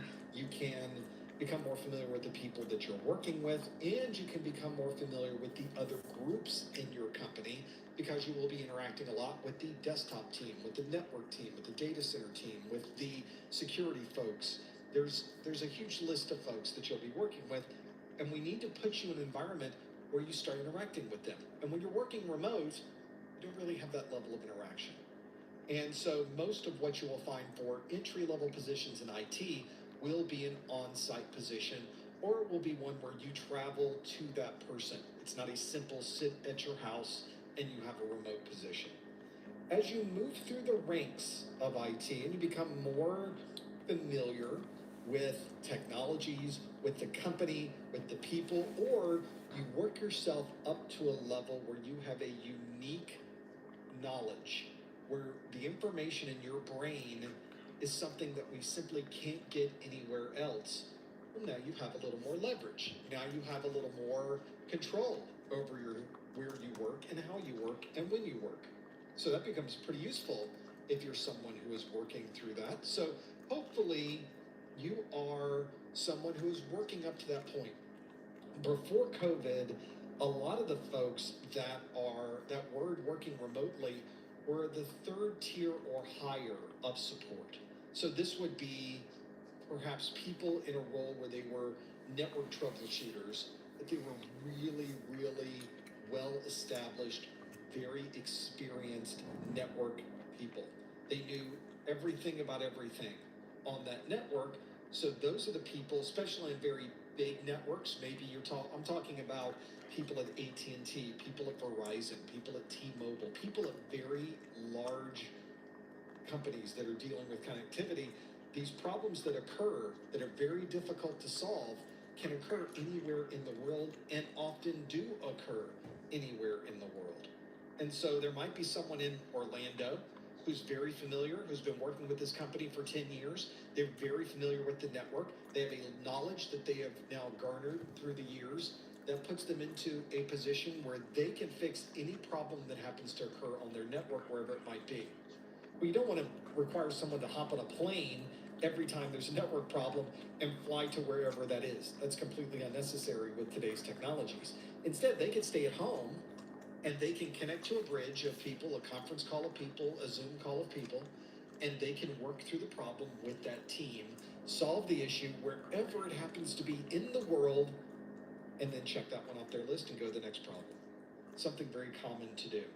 So a lot of what people want from a remote job, and I'm with you, I love working remotely. I love working at home. I think it is a great way to work, but it's not every role in an organization doesn't fit every role. That's what I'm trying to say. That is something you have to work up to, especially in our post-COVID environment. I feel like a lot of organizations became concerned about the financial outlay of paying for a building that had nobody in it. And to that point, there is an advantage to having everyone in the same place. Because if you have a question about a problem, you can simply turn to the person next to you and say, are you aware of this issue? Are you more familiar with this technology? Have you run into this problem before? And if it's a problem that's really difficult, you can go over to the network team and say, here's what I'm seeing. What do you think? You can collaborate a lot better when you're in person. You simply can. You can argue that you can collaborate remotely, and it's a fine argument because you can. You just can collaborate better when you're in the same building, which is why a lot of organizations want people working together in the same room to be able to do these types of things. Larger organizations, I think it's easier. Larger organizations, you need to spread that knowledge out, and one way to spread the knowledge out is to have people in is sitting at home or sitting at their desk, and they handle everything on a very large area. So I would say there are help desk remote jobs. The way that you would land one is a lot like trying to get to Carnegie Hall. It's practice, practice, practice. It's learning, it's knowledge, it's certification, it's creating a niche of knowledge that you yourself have that very few people have. And if you are that person, we will want you on that team. And maybe your organization uses a certain type of switch, a certain type of router, a certain type of firewall. You become an expert in all three of those. Now you can pretty much work wherever you want because we need your knowledge. Oh, you'd like to work at home? Sounds fine to me. You're on the phone all day anyway. Whether you're on the phone in your home office or you're on the phone in our office, doesn't matter because we're not talking to you. You're talking with people that are in a different state, a different country, anywhere in the world. So that's what I would recommend if you are looking for that remote position and you're thinking, I'm not seeing a lot of these remote positions being advertised. It's true, you're not. But once you get up to a certain level, you now have a lot more flexibility and there are a lot more job offerings out there available to you. Maybe you like travel. There's a lot of jobs where you can travel. Maybe you like being in an office. There's a lot of jobs where you can be in an office.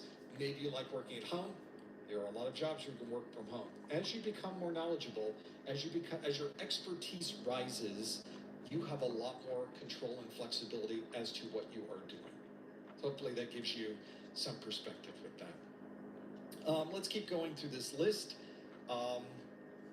Some folks asking some great questions, by the way. If you'd like to submit your question, you can do that anytime through the link on your screen. Go to professormesser.com/QA and you can work through there.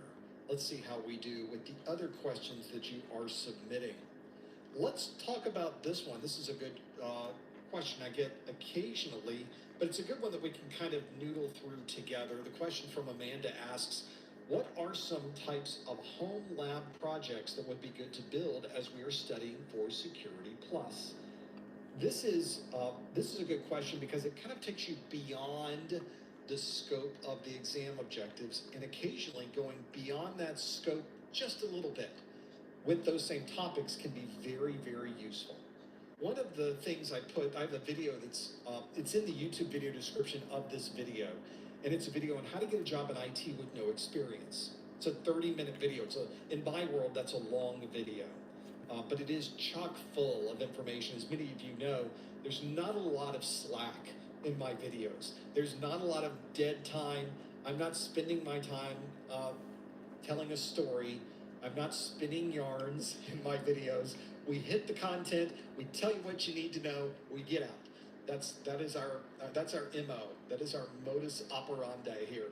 We focus on doing things that way because, well, there's a lot of reasons for it, but it's another way that this video was created, how to get a job in IT with no experience.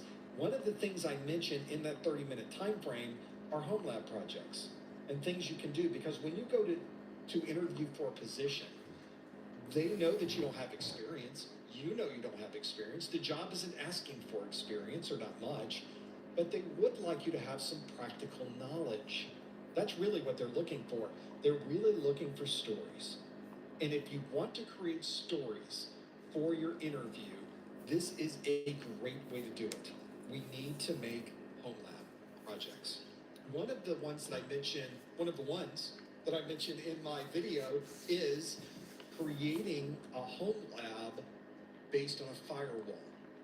The option I gave was pfSense, but there are a lot of open source firewalls available that you could choose from.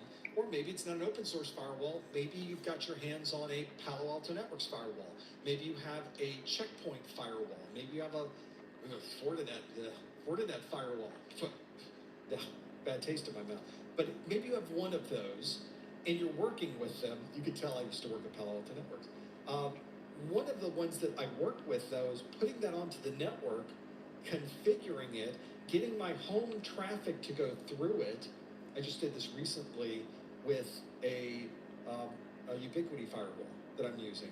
My Ubiquiti firewall has a similar set of rule base, a similar style of working as every other firewall, but it has some unique features as well. And I can turn on things like the ability to look for intrusions as an IPS functionality. it looks for attacks, and it creates log files from these things. So if you were to create a virtual machine, you were able to install your own firewall. You were able maybe to add on intrusion prevention. One common combination that people will use is a pfSense firewall, and they will use Snort as an IPS. There's other options out there these days, perhaps even better options that you might want to combo together. But those are great ways to not only show someone how you did it and explain the process, perhaps more importantly, you're going to run into problems. Because we always do, we're trying to learn something. In fact, if you don't run into a problem, you're not learning anything. You need to run into problems when you're going through this, and you need to document the problems that you're having and how you solve them. Do I sound like an interview question already? Yes, I do. Tell us about a problem, a technical problem you ran into, and how you solved it. That's just one of the top 5 questions you're always hit with when you're sitting down for a technical interview. So make sure you document when you have a problem, and you document what you did to fix it. Also, once you get this thing up and running, it's going to be able to provide you with a wealth of information about the things going over your network. Yes, even the Fortinet firewall will provide you with a wealth of information. They'll tell you what applications you're using, what websites you're connected to, how many websites you're connected to, what type of data is being transferred, how much of that data is being transferred. If any of the data on the internet trying to come inbound is part of a malicious type of software. Is anything being blocked at the Yes, firewall Pac-Man is that's on Google. identified Go ahead as and give it a malicious? try. All of those things are incredibly interesting to talk about, especially if you go into the software and you create a report on it. And there's your story. Yep, I'm very Look at familiar Charles with Pac-Man. these You ain't saying technologies, another word. although I'm not running the type of firewall you have here. I recently installed my own pfSense firewall with some intrusion prevention. I plugged it into my home It's network. stress reliever. You can turn into clickbait right here. And you can say, and you'll never believe what I found. You wanna pull them in. You wanna pull them in on the interview. There's your story. You'll never believe what I found. Instantly saw people trying to attack my network. Instantly saw how many places I was connecting to and didn't know it. And here's the report. There's nothing a hiring manager likes more than a report. If there's a chart on it, it's even better. So you can see how many, in an hour, I had 675 instances of someone trying to break into my network. So you've got, and here's who they were, here's their IP addresses, and here's what my firewall blocked. That is a great story. That's a fantastic, let me explain to you how I did it and how important it was, and I can do this for you as well. That's just one of the many stories that you could create. I think firewalls are a good choice since it's Security Plus. Another good choice, although a little bit more difficult to implement, but not much more, especially if you've got a virtual environment that you've set up. Maybe you set up VPN connectivity between 2 devices. Maybe you set up an IPsec tunnel. And if you have an existing firewall, many of today's firewalls can also be a VPN concentrator and will act as one end of an IPsec tunnel. Many firewalls also act as an end-user VPN connection, more than what we call an SSL VPN. But let's talk more about IPsec, because quite honestly, that's a little more impressive to someone when you're talking at a technical level, because they know how difficult it is to set up an IPsec tunnel. They know that there's phase 1 and phase 2. They know that there's challenges with getting different encryption and cryptography between those two coordinated. They know that there are challenges with using certificates versus a shared passphrase. There are many challenges with anybody who's put together and connected up a significant number of IPsec tunnels. They know that there's a challenge associated with this. In fact, I would say if you are putting together an IPsec tunnel, the hard part about IPsec is interpreting the log file telling you what's wrong. Notice I didn't say is getting this tunnel up and running the very first time. You're not getting it up and running the very first time. There's going to be something wrong, especially if you're connecting unlike components together. Connecting things like a Palo Alto Networks firewall to another Palo Alto Networks firewall with IPsec is pretty easy because they built their software that way. You give it a passphrase, boom, it connects, you're done. That's easy. That didn't break anything. That's no good. I want to be able to put a Palo Alto Networks firewall and connect it to a Cisco router, or connect it to a checkpoint firewall, and get those two things connecting to each other. That would be remarkable. But you will always run into inconsistencies in the language, the nomenclature, the style of variables you're supposed to use, that even though they're both using the IPsec standard, even though they're both going through the same phase 1 process, they're going through the same phase 2 process, there's different names that are Hey Zeus, are you good for the different tomorrow? parameters, and it's easy to mix them up when you're trying to connect. There's also differences in how they send data. It might be a policy-based VPN versus a route-based VPN. For the 4th. Different set of standards when you're setting it up, and how you determine what software or what packets go across that network, what frames really get routed over those connections. You need anything? I know you're retesting for 1202 on the 4th. Yes. Did you need anything? When it breaks, and then once you get it up and right running, now, not at the moment, because what the 4th lands on what? On Tuesday? Tuesday. So there's just a couple. If anything, on Monday, because I had my brain wired for Core 1 when I asked you, and then that's when I found out that I can't take 2 at a time. So now I'm after I take this retake of the final, I'm gonna rehit Core 2, and then on Monday, if I have any questions, I'll definitely. Well, this was Core 2 you're testing for. Yes. But I had you know how I sent you the Core 1 retake so I can get another voucher for it? Yeah. I had wired my brain to take Core 1, so now I'm like, okay, now I have to get in Core 2 mode, and then on Monday, if I have any questions, definitely. Alright, yeah, let me know. If you had to go in a breakout or something. Yes, sir. Thank you. You're welcome. Bullet time. You can stop time. Send a packet. Or even tomorrow, because today's Thursday. Yeah, we can tomorrow. Oh yeah, okay. I'll go over it after this final, and then I'll see what I need to focus on. Thank you. Okay. Switch forwarding works properly. You know that your routing tables are set up the right way, and you can see it go all the way through the connections to the other side. It's a great learning tool. You can build out a virtual network in a matter of seconds. A lot of people often say, well, should I just buy Cisco equipment? Why would you do that? Do you not know how to plug in an RJ45 connector? Because that's all you're really learning, is plugging in, okay, I plugged it in, there you go. I'm glad I learned how to plug in an RJ45 cable. No, what you want is a virtual environment where you can set it up, tear it down, and build it again in a matter of moments. You can build and have much more flexibility with something like Packet Tracer than you would ever have over something like a live switch, a live router. And Packet Tracer is free. Technically, cost-wise, it's free. You do have to register on the Cisco website. So they'll take that out of you. There's that piece of it. So in the internet world, perhaps not completely free, but free enough. There's no cash outlay, which is great too. Packet Tracer, just Google it, you'll find it. It's over on the Cisco website. You have to create a login because you do log into Packet Tracer when you're working through it. So that's what I would recommend, Amanda. Try some of those things. I think that will get you well on your way to fighting problems, pulling your hair out, trying to figure out why it's not working the way it should, and of course you're documenting everything as you go through that list. Those are the projects I would recommend. So hopefully that's giving you some things to work on. Let's keep going through the questions that you have. We got others in this list. A lot of great questions that are coming in. Thank you for submitting them. And as a reminder, again, you can submit them at any time by going to professormesser.com/QA to make that happen. We have a lot that are in this list. I'm sort of scanning through them as we're going through these pieces.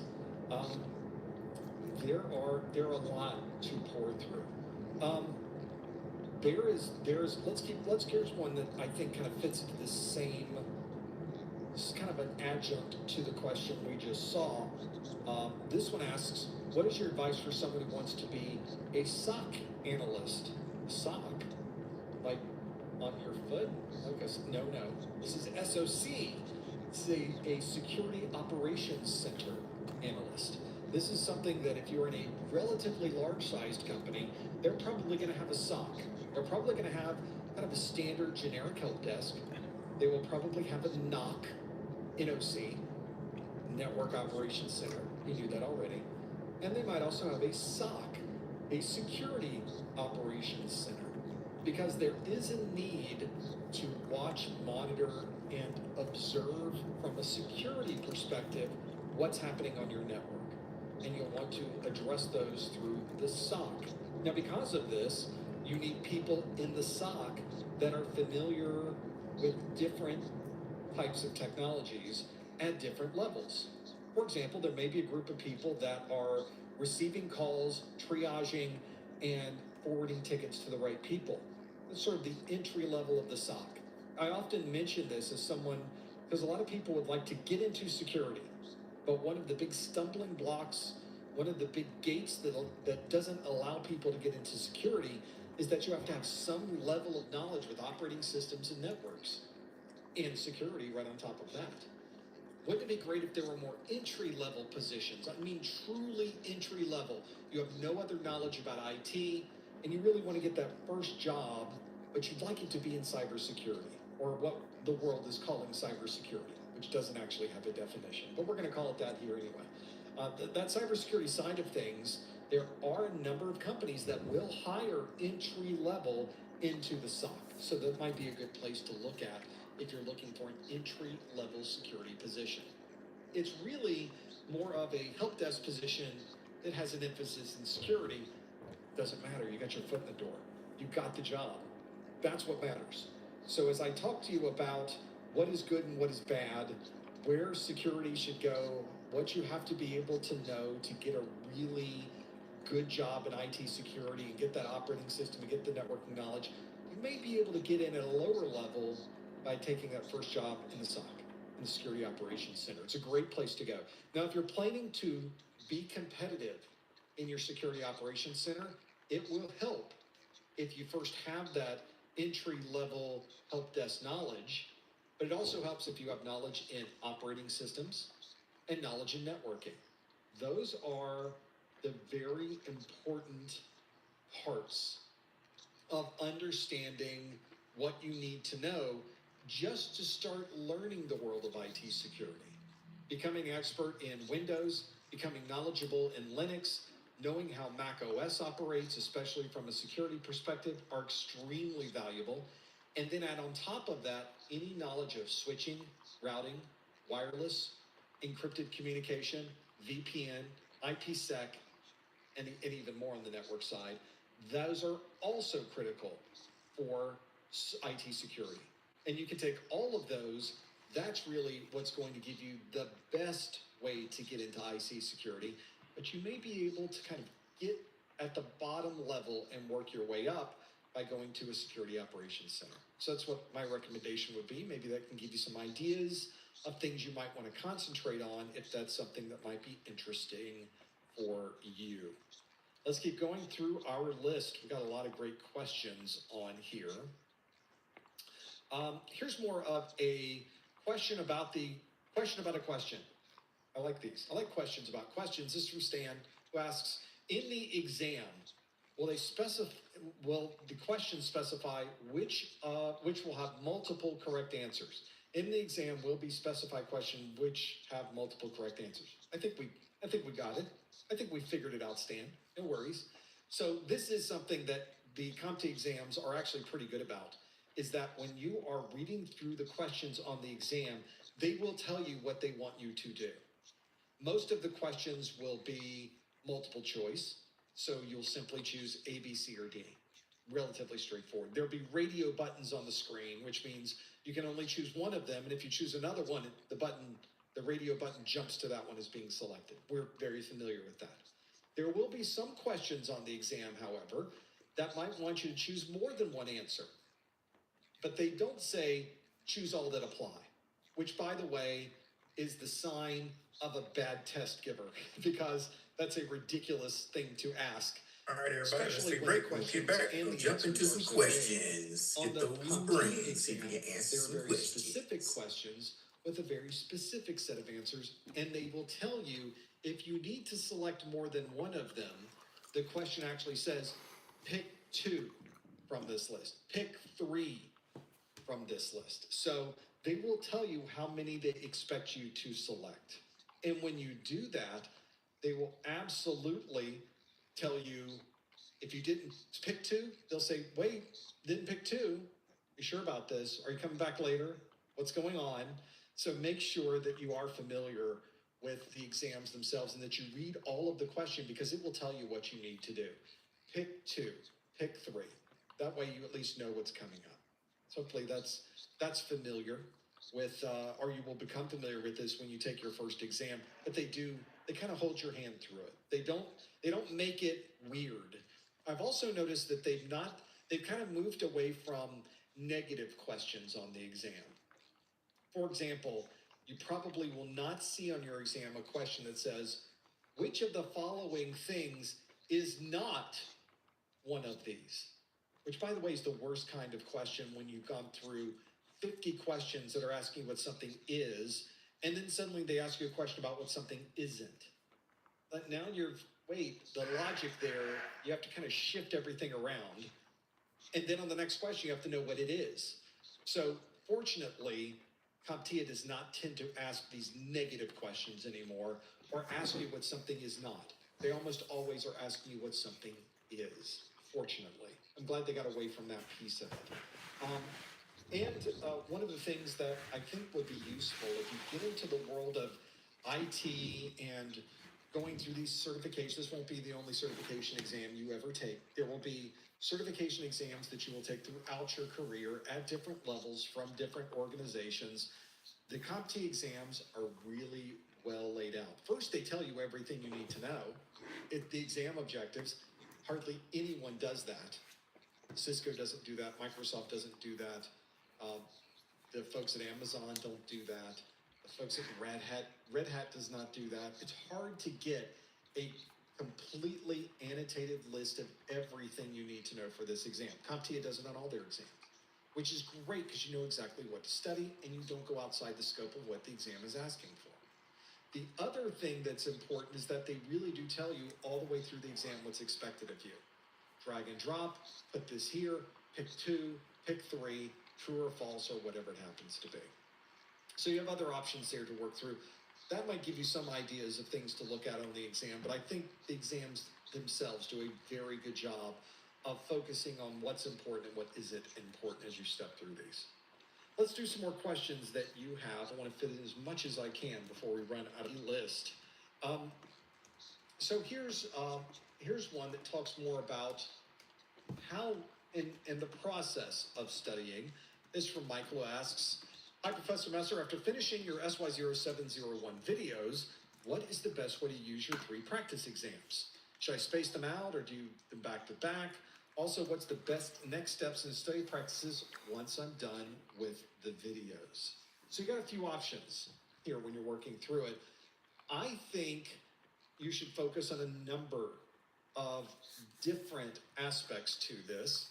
For example, I think that if you are someone who is working through understanding a particular topic, for example, you're working through understanding your practice exams, the back-to-back practice exams, you're trying to go through them. I have a 4-step process, or at least a 4-phase, a 4-element process for studying. It's called WRAP, W-R-A-P.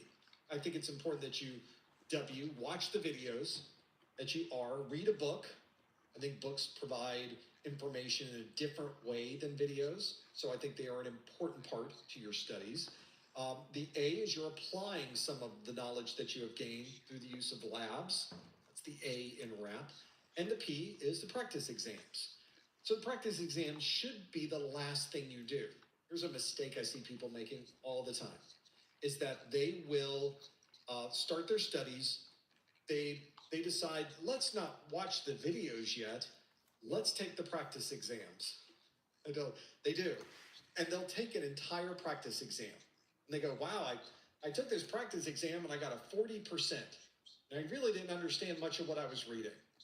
I really didn't find those practice exams very good. That's what they'll tell me.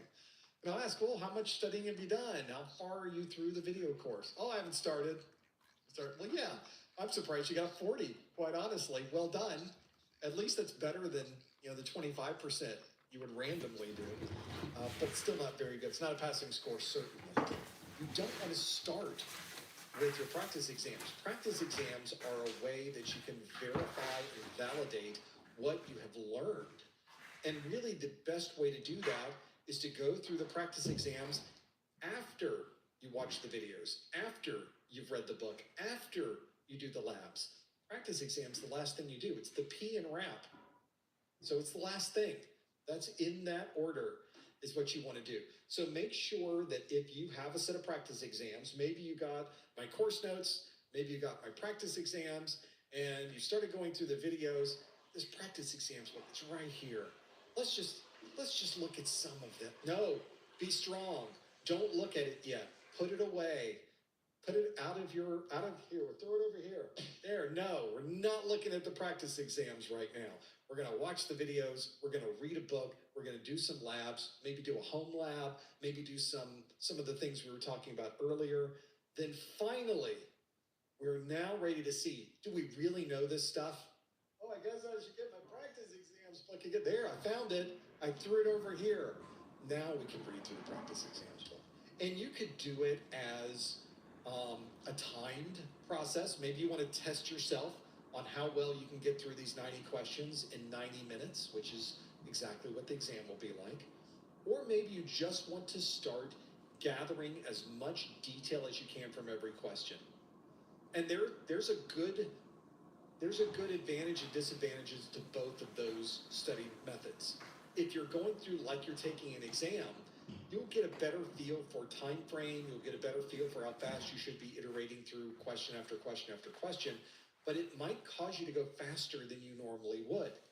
There's a lot of great stuff in these practice exams book. I know that sounds a little self-serving, but I really do believe that's the case. I spend a lot of time documenting every single right question and every single wrong question. Every single question has been thought about and has been designed to give the same style and to emulate the same voice as the actual exam. So I'm not just making these questions up out of thin air. I'm thinking about how would CompTIA ask this question, and I'm structuring my questions to match that. So there's a lot of that there. So this is a very good example of waiting until the last part to really step through the practice questions. But if you don't time yourself, that gives you a lot more time to really think about the question. All right, welcome back, everybody. Let's test some brain power. So that's really up to you. See if that's something that fits your style. Let's test some brain power. Maybe it's something. Let's get closer to CYC like the idea plus of really testing exam. yourself by time. Maybe you like the idea of going slowly through it. But you got 3 exams. I know it's a lot of So maybe information. the first one is a timed exam. Especially going through the questions. The problem with the CYC, I was expressing that, me and Martin had a good conversation about this, is that it turns into sort of like paragraph questions for the exam. Okay, so picture, in a way, having to be presented with a question like what you see on the screen right now. And then there's several different ways. No, Tim, that is not me. That was just voice on my screen. Now, let me ask you this answer. An analyst is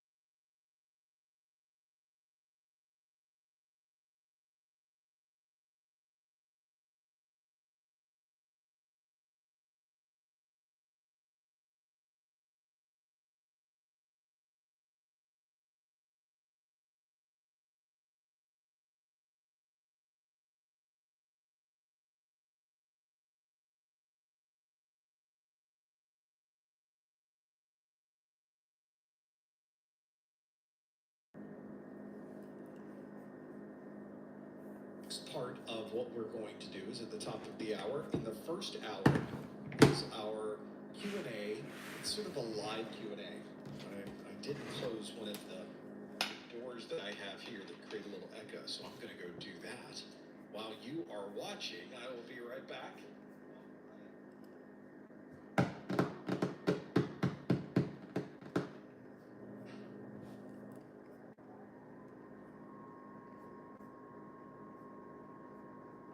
I would bet that you probably wouldn't even hear that on the live stream just because of the way I have the mic set up and the room set up.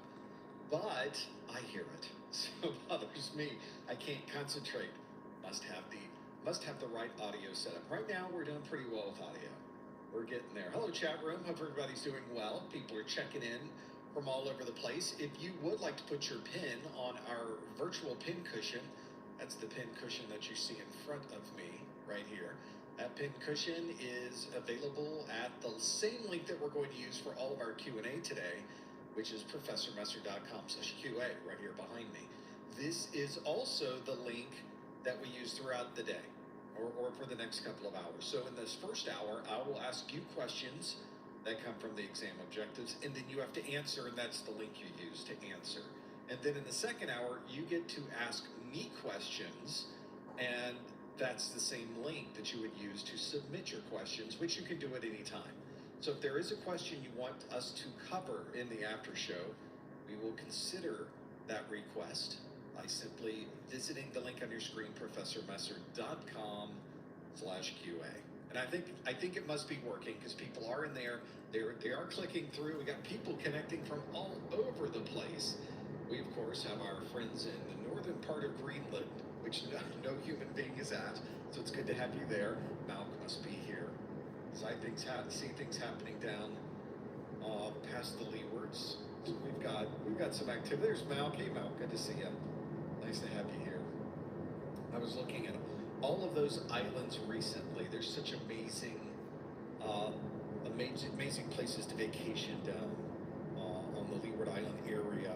That whole chain of islands right there is remarkable. Just beautiful down there. So I was thinking of you as I was looking through my Google map and looking at websites. It was remarkable. There's folks checking in from all over the place. We got folks in India. We got folks checking in from Romania, New York, South Carolina. Folks, this is Florida's here. Hey, Sarasota. Folks checking in. Clearwater is here as well. Clearwater. We've got folks. Yeah, it was like Florida folks.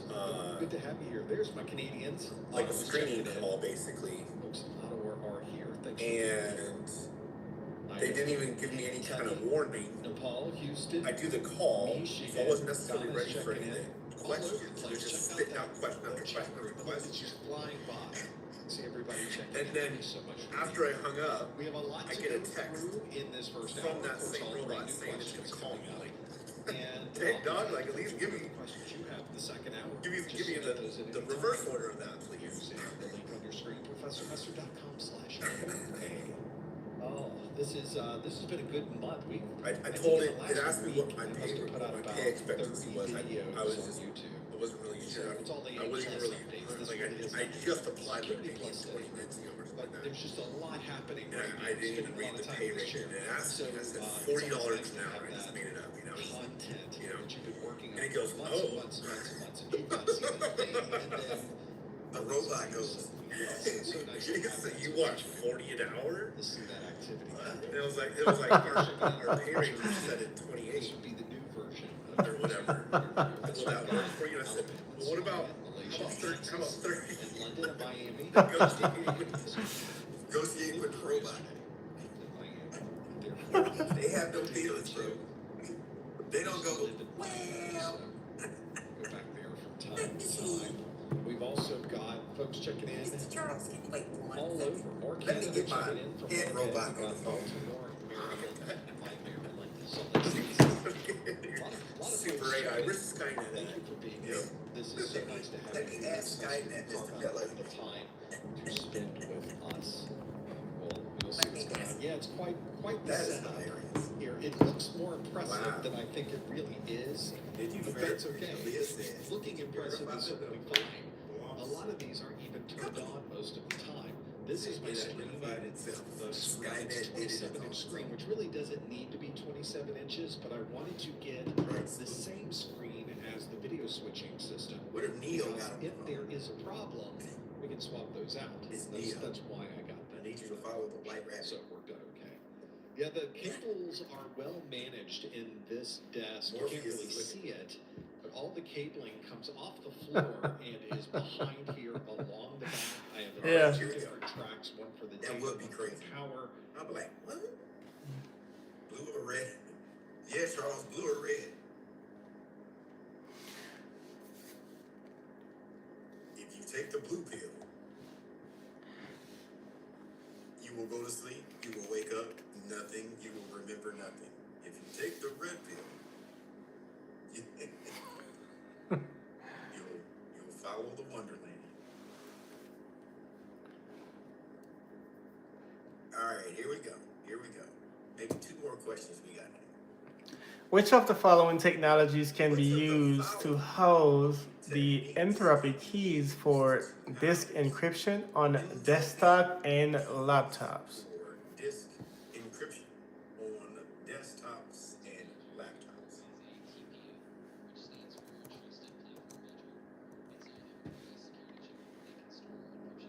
Ooh, you're in that wheelhouse, Lane. You're in that wheelhouse. You're in the wheelhouse.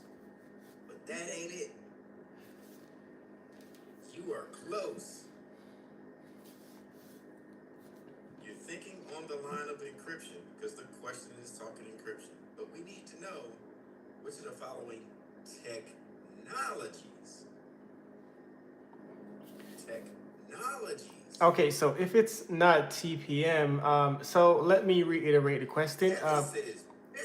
Which of the following technologies being the highlighted word here, can be used to host the entropy keys for disk encryption on desktops and laptops? They hold keys. They hold crypto. BitLockers, he says, because it encrypts the data at rest, keys seem to be resting there. Look at that. Man, look at that nuclear brain he is going off.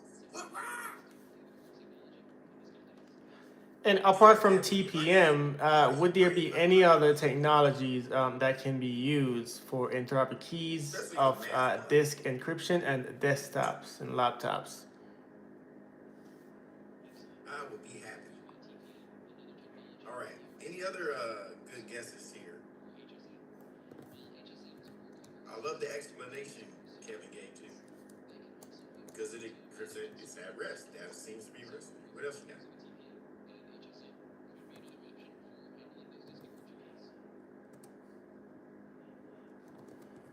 Mr. T politely says, I concur.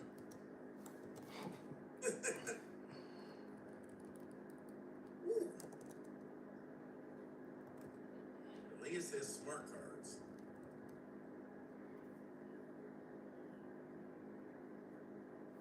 But the question says, what's a smart card do for you, Leah?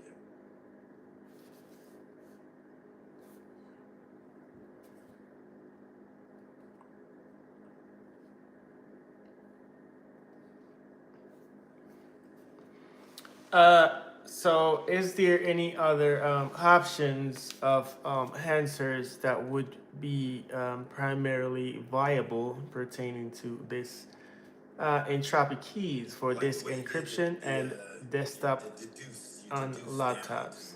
Yeah, I like the way you did that. So, the question says, which of the following technologies can be used to house keys? That means holding. Texas holding. For disk encryption. There you go, folding. You gotta know when to hold them, know when to fold them, know when to walk away, know when to run. So what is that answer? Just the answer? So it holds the keys for disk encryption on desktops and laptops. There's only one way to hold them. It's BitLocker, a self-encrypted drive. The drive has the keys. If somebody got the keys, you're done. So it has to be on a self-encrypted hard drive. So according to the answer that was given, it's self-encrypted drive, which could be a BitLocker. Right? What is your response to that? Nice deduction on that one, though. Yeah, I kind of thought that one through. All right.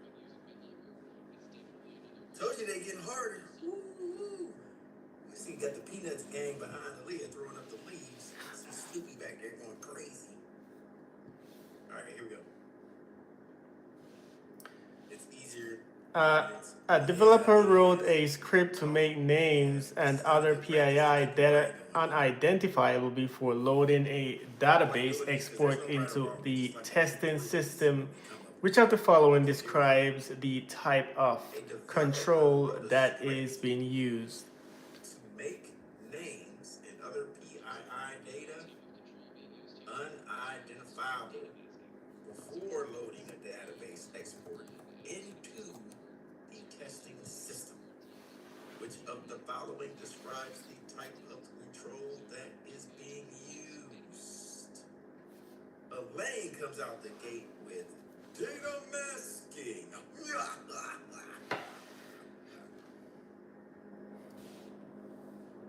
Tell us, Elaine, why did you pick data masking?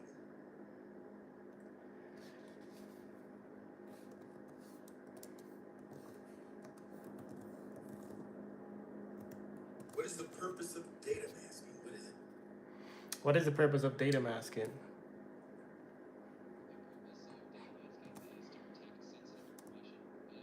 Charles says tokenization. So what is tokenization, Mr. Miller?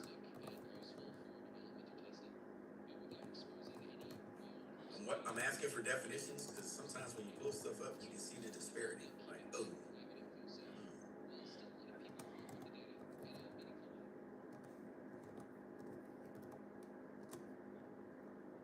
Tokenization is to obfuscate or hide a thing. Replacing with random data, so Charles says. What else y'all got?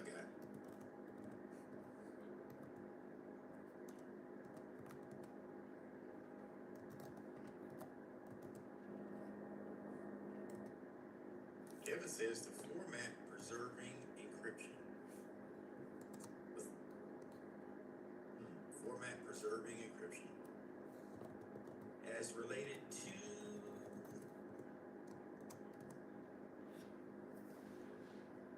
I got you. I read that totally wrong. I'm thinking it was leading to something else. He's basically saying it's a format used to preserve encryption. All right, got you. Alter the data, protect PII. And Elaine says data masking protects sensitive data while still letting it be available. Okay. Man, y'all getting super smart on me now. Okay. Y'all dropping definitions on me. Man, it's gotta be this. All right, y'all locked in? Aaliyah says she concurs. Here we go. Here we go.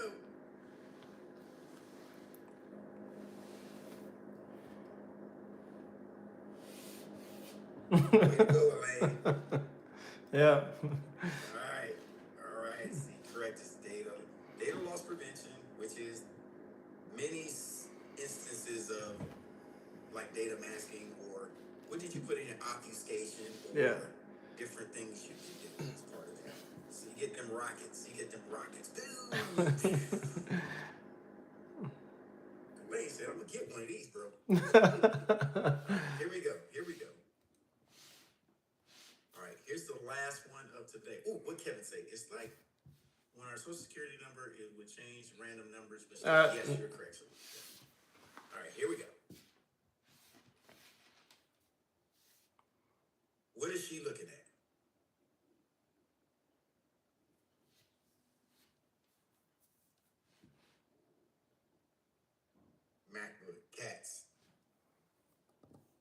It's an ad. Yeah, I thought it was a question. No, it wasn't a question. Here we go. Here's the real question. Hold it. A security analyst receives an alert that highly sensitive information that left the company's network. Upon investigation, the analyst discovers an outside IP range has had connections from 3 servers more than 100 times in the past month. The affected servers are virtual machines. Which of the following is the best course of action? What? They were virtual machines. What's the best course of action?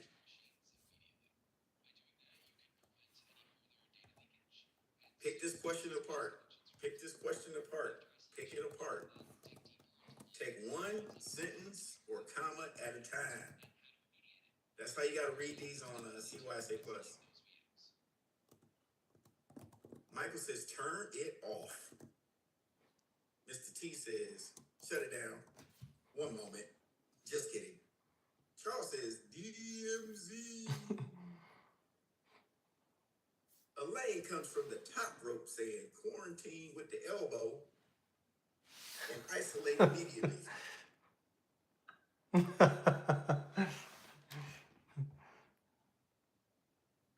I like these answers that are coming in. Let me see.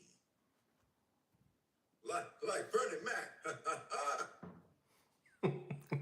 Or I could talk to Michelle and see if we would need to shut down the computer. Barack.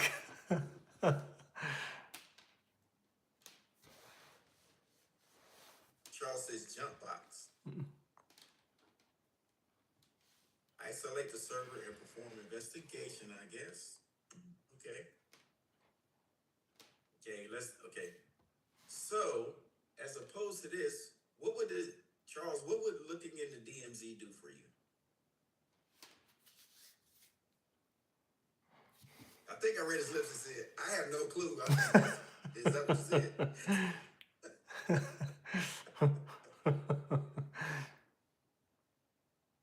Allow you to get to all the threats, tactics, techniques, and persistence.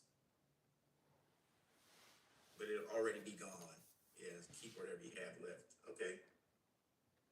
Somebody's changing the jump box. I think that's Charles. Okay, so let's walk through it again. Aaliyah says, use a VPN with remote desktop protocol in the future. According to the question, is there any other source of preferred action that would be taken apart from quarantine and isolating? Your current course of action. But that's a great suggestion. So the analyst, let's take a look. The security analyst receives an alert that highly sensitive information has left. That means the data loss prevention kicked in. Now you have triggers from the scene. They went off, and now you're getting alerts. The analyst, discovers an outside IP address range has had connections from 3 servers more than 100 times in the past month. So now that tells me nothing's coming from the inside. All the private IP addresses are legitimate and accounted for. So nothing's being pulled from an inside address. Somebody from the outside has gotten in to the server. What server should be running now? If a client, no matter internal or external, has connected to a server, what service should be running?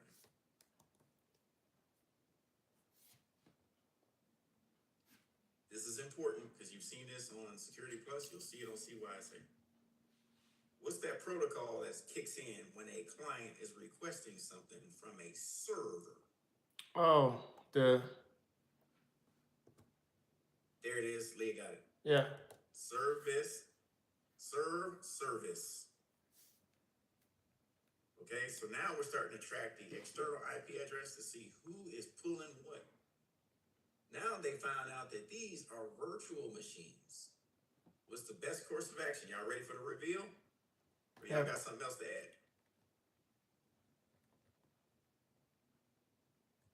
Leah's typing, I can see it. All right, we'll wait for her response. Charles is looking. Brian, you just chilling? Brian, good? I think she concurs. She's like, just go ahead, boy.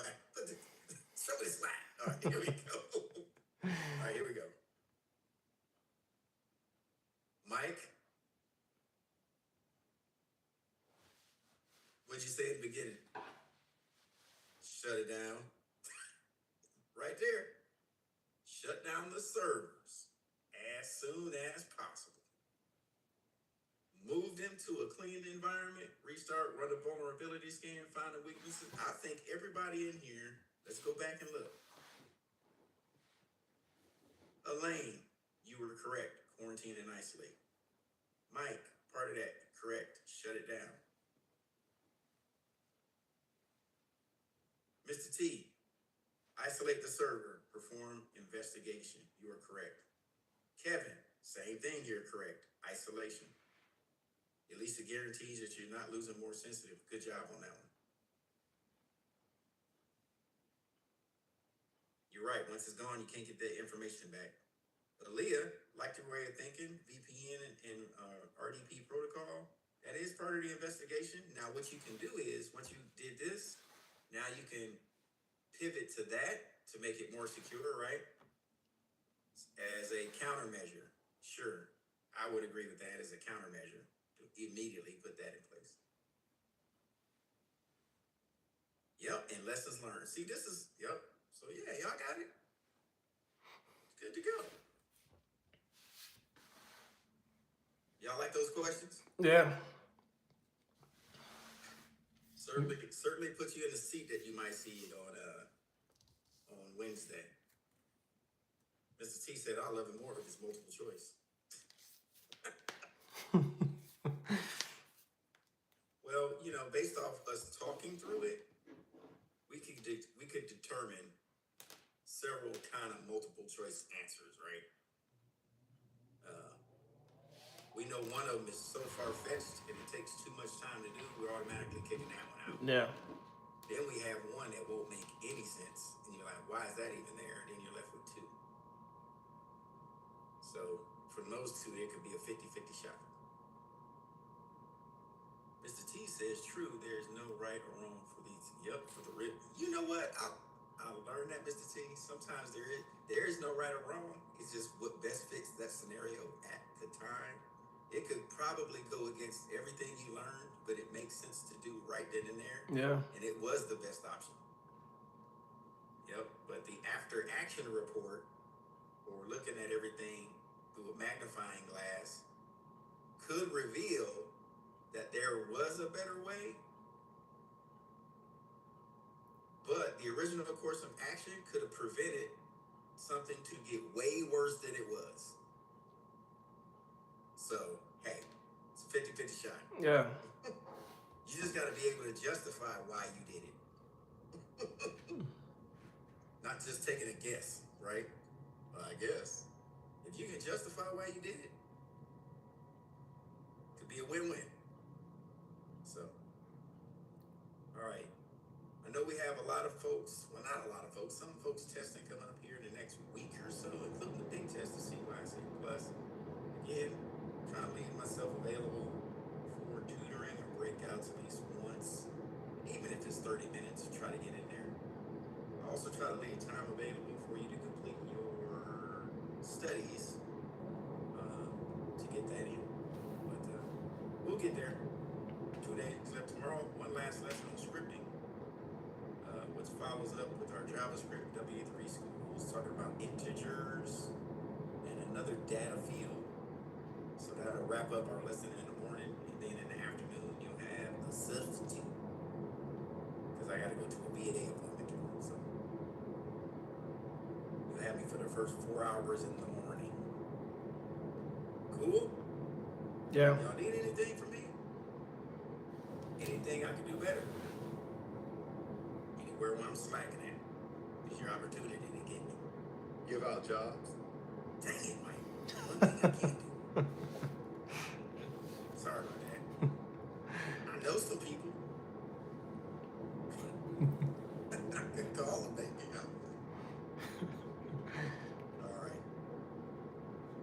best. Listen, I know sometimes I may not be perfect on this end and do over the top on this end, over the top over here, but this I may not implement today, right? I try to cover all bases, but sometimes it's impossible. All right, we have to go with the flow. But again, I try to put my best foot forward for you guys. All right, jobs for everybody. You get a job. You get a job. You get a job. All right. So I appreciate y'all. We're at 6:01. Everybody have a beautiful evening. Hope the babies and the parents and everybody's good to go. So I wish everybody have a good night and just relax. See you in the morning. All right. And carry out the order of the day and let me hear it. All right, later. Y'all.